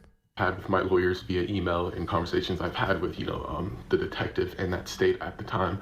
It could also just be a room in his house. Myself, because, you know, that's not just my privacy. You know, those people have families as well, and I didn't want to get them involved. But why should I protect people who never protected me? So I'm going to be speaking about it, and I'm going to be going deeper into it, deeper than I've ever been, with proof of me having conversations with my lawyers and emails and just everything else.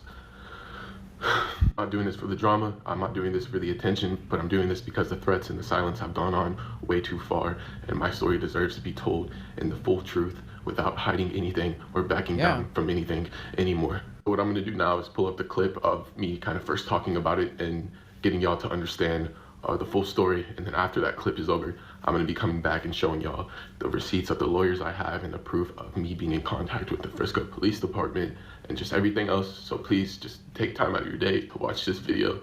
Even if you hate me and you don't believe me, please just try to understand where I'm coming from, and please let me show you the proof that I have. Hello everyone, my name is Ethan Rhett, and if you don't know me, maybe this will help you. Before I get into the story, I want to say I am not meaning to hurt anyone's career or damage anyone's reputation. I just keep seeing things pop up on my page, and it's sickening, and it triggers me in a way, you know. But back when I was 14, you know, I wanted to do social media my whole life. It's something I really loved and enjoyed doing. I started blowing up. I maybe created my account 7 months prior before I turned 14 years old. I ended up blowing up, maybe around 700,000 followers on TikTok. Everything was doing good. I loved it. That's also the craziest thing is James is reaching out to these like kids who are like big on social media as well. Arguably even easier to figure out their age. If you're so stupid that you can't even socially, in a social queue, pick up on what age someone is, they are also a public figure. And most likely on famous birthdays. It's amazing. James Charles commented under my post and liked the video, and it was exciting, you know. That's the biggest creator I've ever been in contact with or ever commented or liked my post, you know. Anyways, he ends up following me and he messages me, hey, I obviously respond. I'm excited. But that's where everything went downhill. It got really, really weird. Anyways, when we start going back and forth on TikTok, he initiates after a few days, hey, add me on Snap. I'm so like, creepy. Okay, I was trying to hide the fact that I was excited. So It was creepy. really cool. I was hoping that this was going to jumpstart my career even more into being an influencer, being someone, you know, making others happy, and just that was my intention. Also, there's something just so inherently even stranger. There's so many deep, evil, weird levels to this about reaching out to someone who's young, but also gaining notoriety on social media and then being a huge influencer reaching out. And they're so young, of course, they're then going to be more influenced to talk to you because they want the quote unquote like social climb aspect of it as well. The whole entire time. Anyways, me and James start going back and forth on Snap, and he eventually asked me, you know, what do I plan on doing long term? The fact he's willing to talk to any of these people on Snapchat just shows such a creepy aspect and level to him as well, because that app is notoriously known as people who are flirting or sending nudes or, you know. So obviously my social media was picking up and et cetera, et cetera. But at the time, I really also like the people that I speak to and go on dates with, we don't talk on Snap. You know why? Because we're like above a certain age. No shade, people still talk on Snap, but it's a little bit weird to be at a certain age and that's your main source of communication with someone that you're maybe going to go on like a first date with. Didn't know. I knew I wanted to be something and be someone and help others and just be. Oh my an God, amazing not person kick. and Jesus spread Christ. awareness on social media, all that stuff. And I couldn't really give him an answer because I didn't know. It was, yeah, I wanted to, but is it something I really could do, you know? Eventually ended up telling him I wanted to get into modeling or acting or maybe even both. And, you know, he was very supportive about that, you know? He said, oh my God, you'd be such a good model, you know? You would do so well modeling and just stuff like that. Talking to a 14-year-old. Anything of it. I was young. I was happy he was saying I could do that, especially coming from a really big and noticeable influencer, you know? I thought it was great. Brother kind of didn't tell me the way, but my brother he kind of let me do my own thing, but he kind of noticed, you know, he didn't, how do I word this? My brother didn't think about it as the way I thought about it. My brother kind of noticed something and I could tell, but it's just, he was kind of just letting me do my own thing. Now that we got that out of the way, I'm just going to jump into a more detailed version of it. I know y'all been waiting. I'm sorry. So James started getting extremely comfortable with me. And I just, you know, I was so excited. I didn't really realize it at the time. We were FaceTiming, which I will pull it up right here in this clip, this next clip. This is just... I don't think so. At least... This makes anyway, me so so that part sick. Was me on the phone with James that a friend of mine recorded just because he thought it was pretty cool as well. And I thought it was something cool to have. And I didn't think about it as any way. Is there something so embarrassing about that he's doing all this, but then the people on the other side are recording each interaction in the moment, even when they don't in the moment realize how inappropriate it is? Because again, that's what you are to these people. Like, you're like a caricature.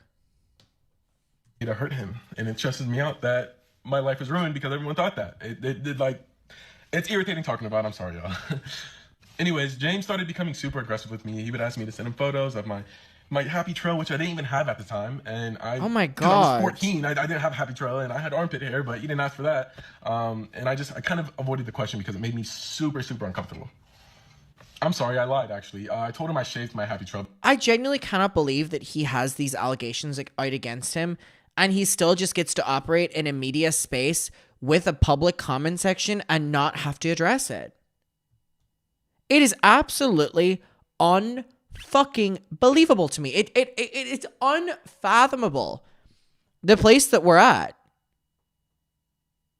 That he gets the opportunity to suppress this, for people not to talk about this. This isn't the first time we're hearing about this as well. And he's able to continue to silence it? Are we serious? Do we have that low standards? Because I was afraid to tell him that I didn't have a happy trail or have any hair on my body other than my armpit hair. So I'm sorry, I lied about that. Anyways, you know, he kind of started being aggressive extremely after that. He told me, well, don't shave your happy trail grin. Again, because I like that. And he was very intense about how he said it. I know it doesn't sound bad, but it was... No, it sounds it sounds like what it is. That James Charles as an adult was asking you as a 14-year-old to send body pictures.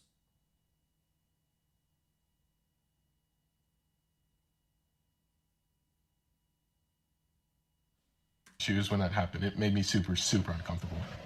Anyways, I go to bed that night and I wake up to his sent to me, and it made me very, very uncomfortable. He would send me a photo of his behind in the mirror. Sorry, we are...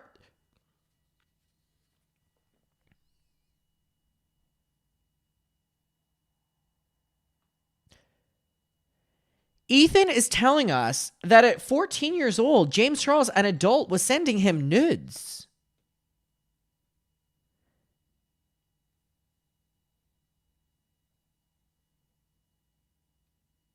How are we being told these things, but the person that we're being told them about doesn't have to acknowledge them or address them? And he also sent me a video of him in the shower, which those videos are somewhere on the internet. I'm sure you can find it. If I look, I could probably find them in a Google Drive that we actually had for my lawyer. Anyways, he started realizing that I wasn't into that. He started kind of making threats towards me, saying he was going to diminish my career. He could easily ruin my career. And then after doing all that, you're taking it to a level of them threatening to ruin this person's life. Like, truly a dangerous individual. Quite honestly, the most dangerous person to have a platform. Types of nonsense, and it was bad. Okay, it was really, really, really bad. It started getting super, super intense. He started saying he was going to ruin my career, go out and tell people I was gay, and I was which again is just isn't an issue. That's not an issue at all, but it was still the fact that I was a 14-year-old boy, and it scared me. It freaked me out. Anyway, so that's when I made that video. There's a lot more that happened in the story, but this video is about 5 minutes long, so I will be making a part 2. Thank you, guys. By the way, I just want to say I am not trying to diminish anyone's career. I'm not trying to ruin anyone. I'm just getting my story out once again because it was put under the rug, and it's not fair to anybody that has gone through this. Now, if you're watching this in the same situation that's happened to you, not necessarily with James Charles, but other people, just know I'm here for you. I'm there. Trust me, I've been through it, and there's so many other people behind you. It took a lot for me to make this video, and it's going to take a lot for me to make a part 2, but I have amazing people by my side, and I'm so thankful for that. So you can always reach out to me. Hey guys, I'm back to show all the receipts that I have of me talking to my lawyers via email. There's obviously calls, but I never recorded those, so I can't show you those.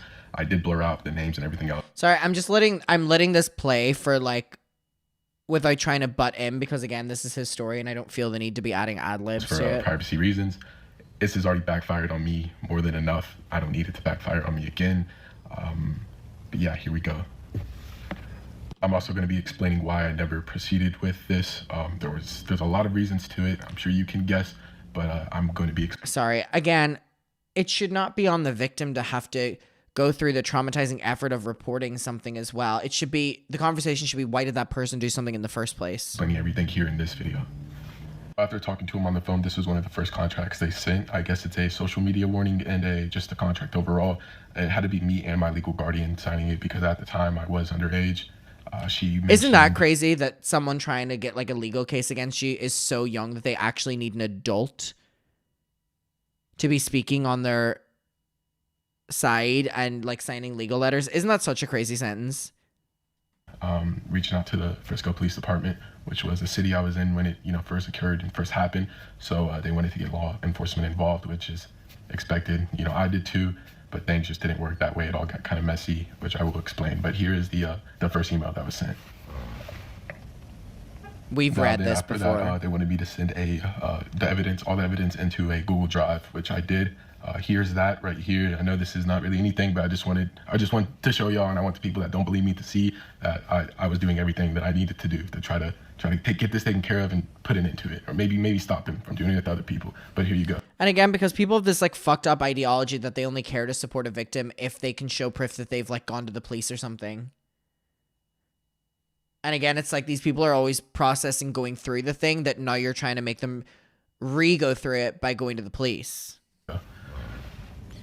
You can want someone to have justice, but if you're relying on them to have justice to believe them or hear them out, then you're not a good person. Now this right here, don't mind the first part. It's kind of just a repeat of all the other emails that I've showed already. But the second part I really wanted to show y'all because the lawyer is saying they reached out to the Frisco PD and the detective ended up calling her back. But she was, I guess, kind of busy. So they were kind of playing phone tag, but it was a good thing. Wanted me to be aware that they are trying, and they did reach out to the police department and everything else, which made me really happy. I remember actually, but here you go. At the moment, those are the only 3 emails I have. I'm trying to recover the rest of them, but I'm going to explain what all happened with that situation because I've never explained it before and people never believed me that I ever even contacted a lawyer or got in touch with law enforcement or anything like that. Please don't judge me if I get emotional and get a raspy voice or you can't understand me. I'm going to try to get through this strong, but it gets sensitive. To me, it's a sensitive topic, but let's get into things. So at the time when I was in touch with these lawyers and the detective, I was going through some traumatizing things. I was getting my address sent to me. I was getting threats. My family was getting threats. We were getting sent pictures of our house. It was a really awful thing. I started going into a depressive episode where I was too scared to talk to the lawyers. I was too scared to talk to the detective, and people kept pushing me to do it. Everyone kept pushing me and kept telling me, I need to do this. I need to do this. I need to talk to him. I need to do that. And it was just, it became way too much for me. At that point in time, it became a lot. I ended up just shutting down. I ended up not posting. I ended up not doing anything. I stopped talking to the lawyers. I just ghosted them. I ghosted the detective. I ghosted almost every single person that was trying to help me get the justice and get the help I need. I left everyone in the dust. And that is something I regret deep down inside, because this thing now, till this day, traumatizes me. Anytime I see a photo of him, see a picture of him, it's something. Because again, he sees, James Charles continuing on without any repercussions for this, which is incredibly, unvalidating, I guess is the word. Down. Anyways, a few days go by. Like I said, I haven't talked to lawyer, detective, nobody. Then they reach out and they're like, hey, maybe we can, get some money out of this. And it was like, what? There was oh, he's not going to want to take this to court. He's not going to want to do that. So maybe he can give you some money out of this situation. And that just right there was just that at that point was literally my breaking point, because it was nothing about the money, and it was a shame that they even said that. Yeah, after that, I completely cut all ties with him. Wanted nothing to do with that, because it was never about that at all. But I still had all this hate coming at me full throttle, and I was just in shambles, and I was broken. I was being called. People don't realize how much people who are at the hands of a social media influencer doing something to them really go through, because you go through the original thing and then you go through having to forever prove to people that it was true, but then you have the fan base of that person constantly against you. It's exhausting. Closeted, I was being made fun of for being gay or bisexual, and that shouldn't matter. It shouldn't matter anyone's sexuality. And once I'm ready to come out with what I am, then I should be able to. I shouldn't be made fun of that, or just because of a grown man preying on me when I was a child. Everyone was texting my family. Random people were texting my family saying that I'm gay, I'm closeted, all this and all that. It became such a big thing, and I was left broken and alone and had no support other than my close family. Anyways, guys, I still have so much I'm going to share with y'all, and I'm going to try to get those receipts and the rest of the emails today, so maybe I can put it into a video tomorrow. But I just want to say, for the people that might be going through something that I'm going through, don't run the social media. Don't make the mistake that I did, because no one even believed me. All I can do now is prove my truth and hopefully get justice for myself once again, try to, and maybe justice for other people. But yeah, I'm going to put clips of the conversations with me and James here at the end of this, end of me talking right now. And yeah, I'll see y'all guys hopefully soon. Hey guys, I'm back. I just want to say thank you so much for all the support. Also, it really does mean a lot to me. That broke my heart whenever he was saying about don't go to social media with it because no one believes. Here is me at 14 years old. Here's me also on famous birthdays. Dude, the fact that he was on famous birthdays as well. And I've been on famous birthdays prior to him even reaching out. So Jesus at that time, Christ. yes, it did say I was 14 years old. Jesus Christ. I'm about to show you next. Oh my God, even at the time then, it's 20. Next is a video of me opening his snap on Snapchat of him saying 4 years. And what he's Is he implying still only on that 20? 4 years is 4 more years until I'm 18 years old. My brother wanted to record it because he thought it was super weird of Jesus Christ, counting down? him to say. 4 years. That I is have a lot more so photos and videos I wanna share with y'all. strange. And for some reason, when I download them off the Google Drive, it will say downloaded, but it's not popping up in my camera roll. So I'm currently trying to figure that out at the moment. The last video I'm going to show you is a video of him telling me he doesn't like putting makeup on hot guys. And the reason why he told me that was because I saw he was doing his makeup and I said, hey, maybe you can put makeup on me for a YouTube video. It would be a cool collab, and I'm trying to grow my page because he made it seem like he was my friend and he wanted to help me and kind of give me tips and tricks. I hate putting really hot guys into makeup. Oh my fucking God. Like, I mean, there's just videos. There are videos of him sending to Ethan saying, well, I don't put hot guys in makeup. Talking to a 14-year-old.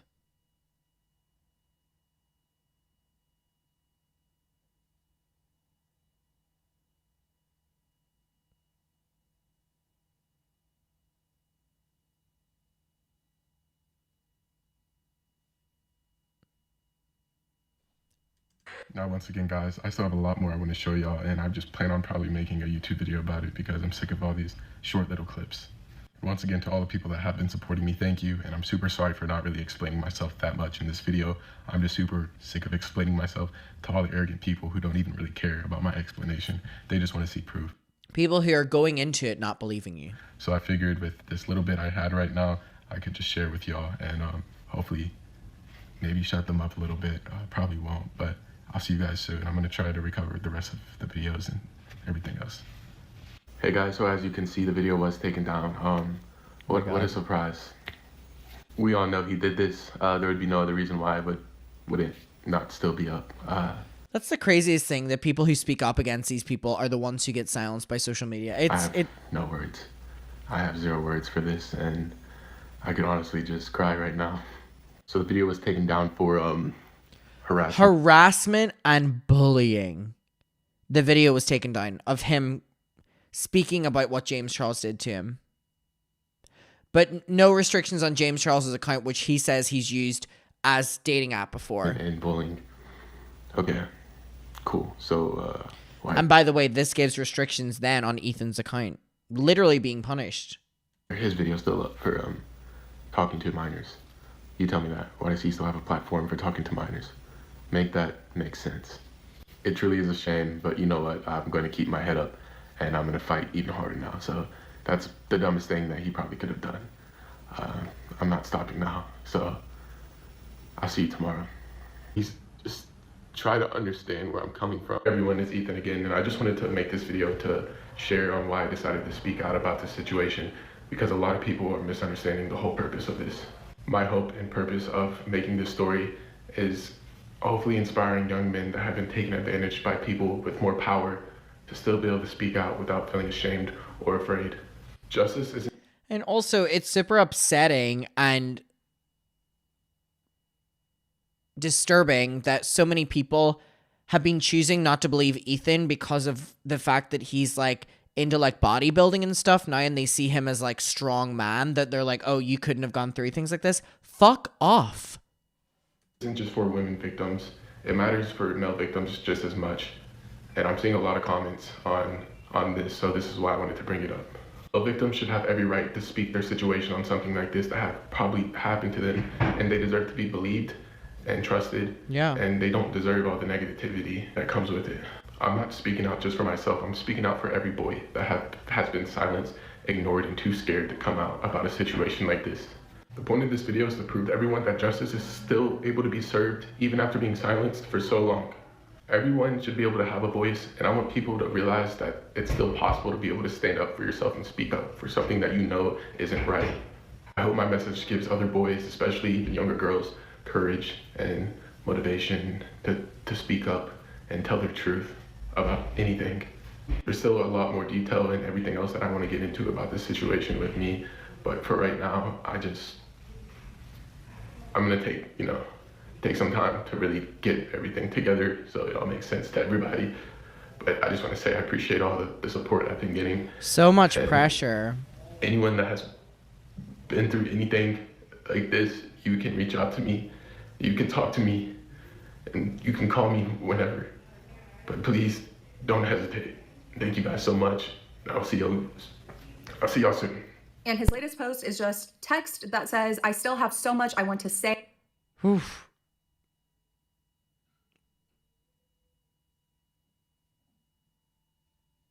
That was crazy.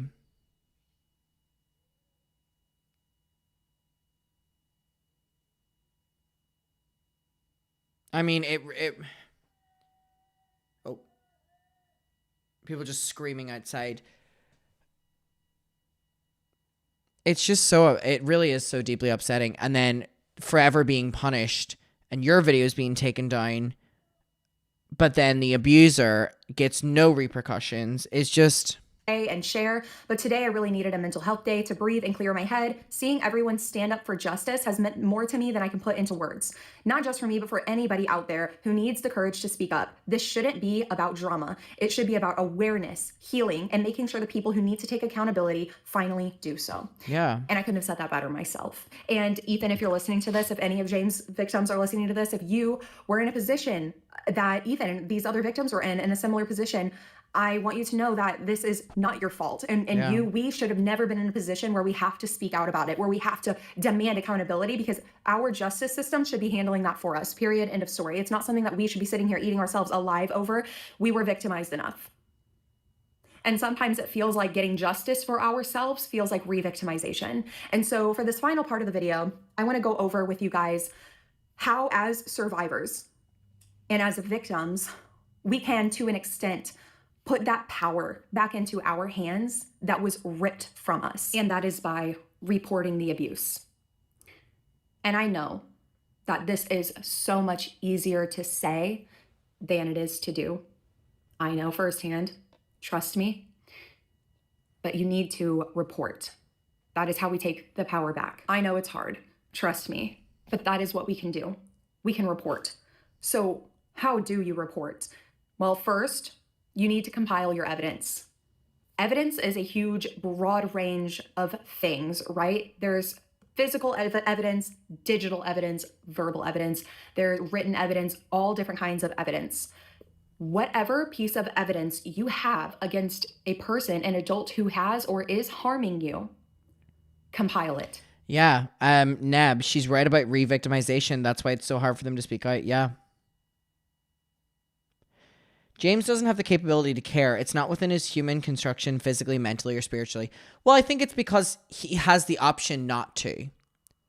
He has the option not to address this and his career not be touched in any way or his bag not be affected in any way. And that's why he doesn't. That's why he doesn't speak up, because he has the opportunity not to. If you have It's not right. physical evidence, It's not right. write things down and timestamp them, date and time that you wrote it down, what happened, who was involved, where it took place. All of these things can be used as evidence. Keeping receipts. Screenshots, voice memos, phone calls, even like your data on your social media platforms as a whole. The police can subpoena and extract that data, and that can be evidence. The other thing is compile your evidence in an organized way, because in my experience, law enforcement, the judicial system, the courts in general, It works against victims, dude. I mean, it really does. The system is not set up for victims at all. you lose a lot of standing and they lose a lot of patience with you when you're flipping through your evidence. Yeah. And unfortunately, they don't care that you're the victim in the case. They just want you to be choppy. Come on, let's go. Compile it, organize it, date by date if you need to, category of abuse by category of abuse. The lack of care that's used on victims, but the almost like babying of abusers is just outrageous. You need to, but compile it in an organized fashion to where when an investigator, when a judge asks you a question about your case, it's almost like in your brain, like, oh, that's on this page. I know that's on this page. I know that that's in this folder, or that They was do at want the this perfect date. And number victim. two, bring your evidence to authorities. And I say authorities because this is a broad range, right? I don't know you. I don't know your situation. I don't know where these victims of James Charles live, if they're in the same state as James Charles. So I'm speaking very broadly here for a reason, because this is broad information and you can apply it to you, bean soup theory, if you will. But you need to bring that evidence to authorities. Now, oftentimes what this looks like for people is taking their evidence and bringing it to the police.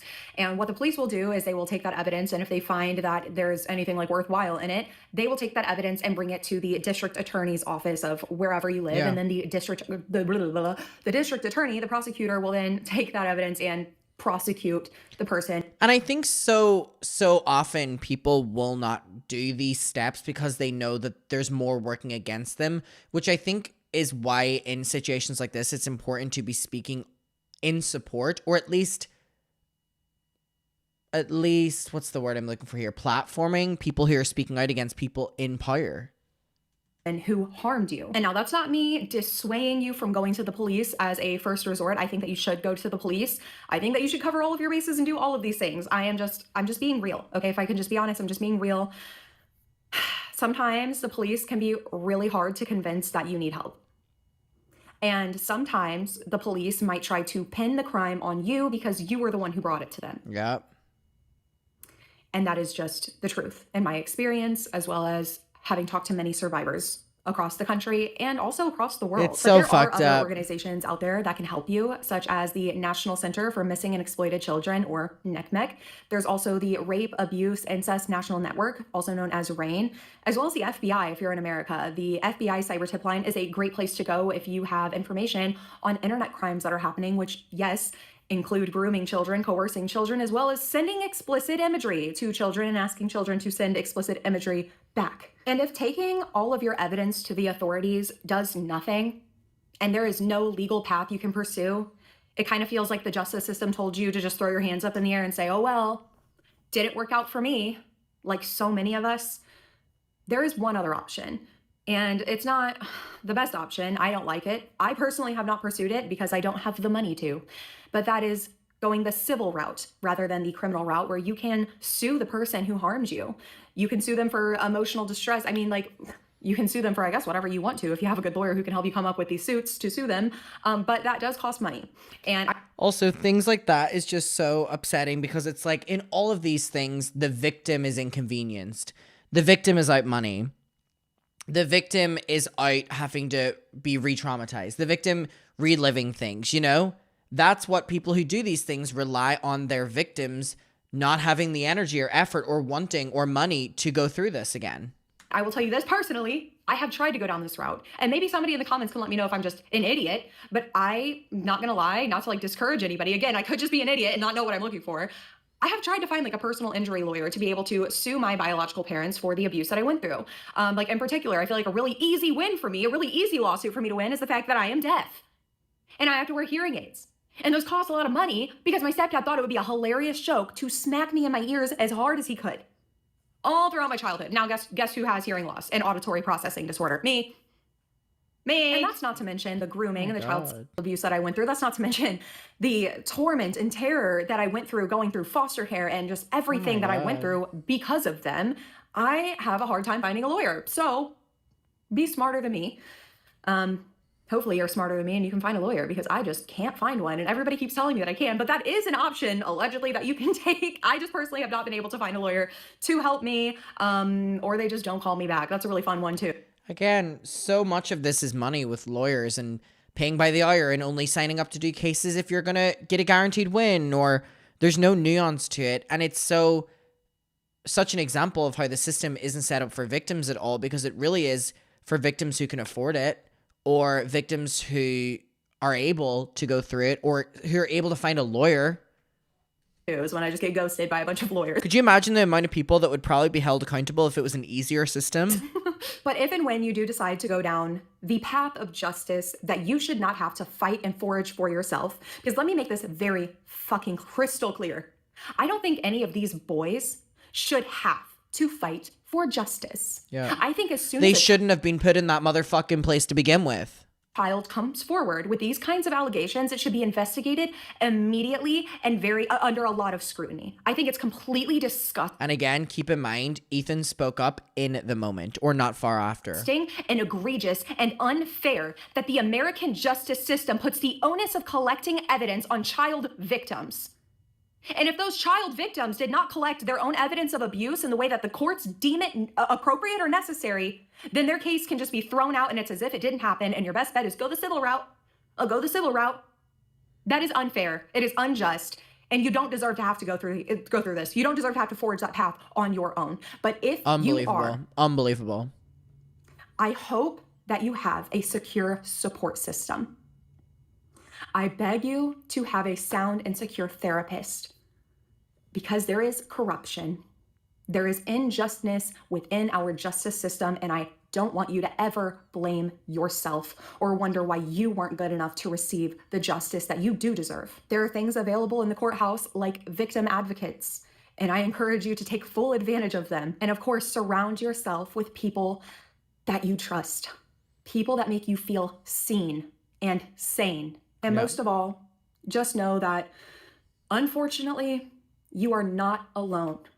You are not alone in this journey, and it is not fair. And to everybody else who is watching, who may not have been a victim of James Charles, like I know I wasn't, you know, but to everyone else who is watching, we can do something about this too.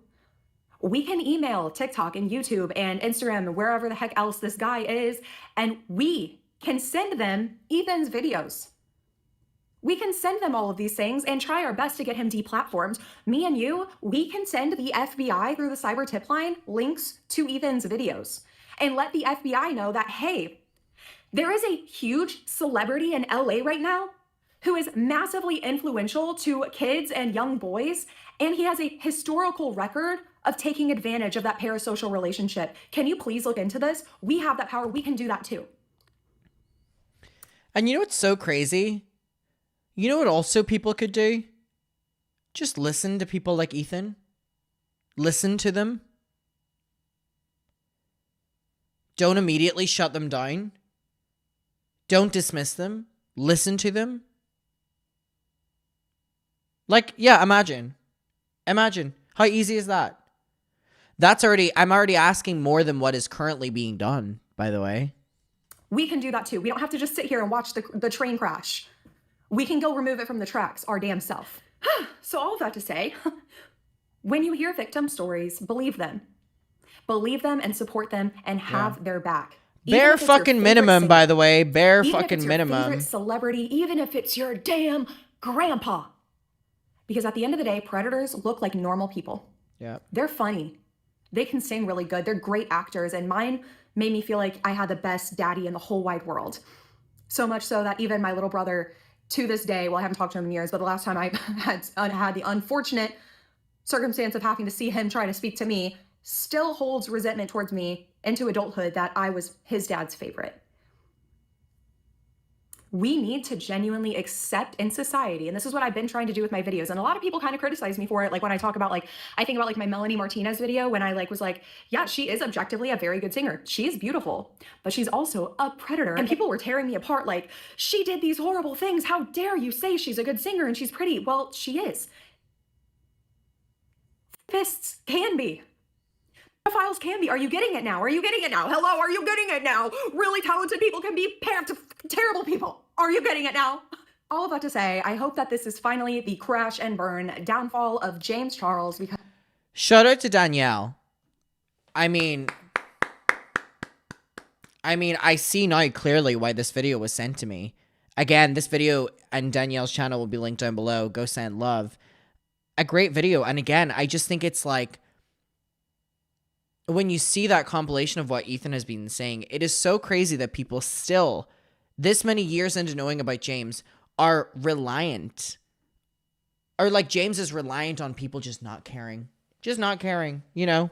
Just not caring. It's easier not to care. It's easier not to have to go through this again. Which is why in his video, the holding myself accountable, when he says the line of like, we've already been through this together when I did No More Lies and it was all fake. Just listen to victims, allow them to speak, and don't try to shut them up because it's inconvenient. And we will leave it there. That was a great video from Danielle. Lots of love, and go send some love. And thank you, muckers, for watching as well. All right, everyone. That was a great video from Danielle. I will definitely be watching more because that was good as fuck. Do you like the new background? I'm glad. All right, everyone. 4 hours and 12 minutes. Jesus Christ. We have been live for a long time. I am going to head off. I want to go eat dinner. I want to go play with the dogs. We're probably going to go for a late night walk.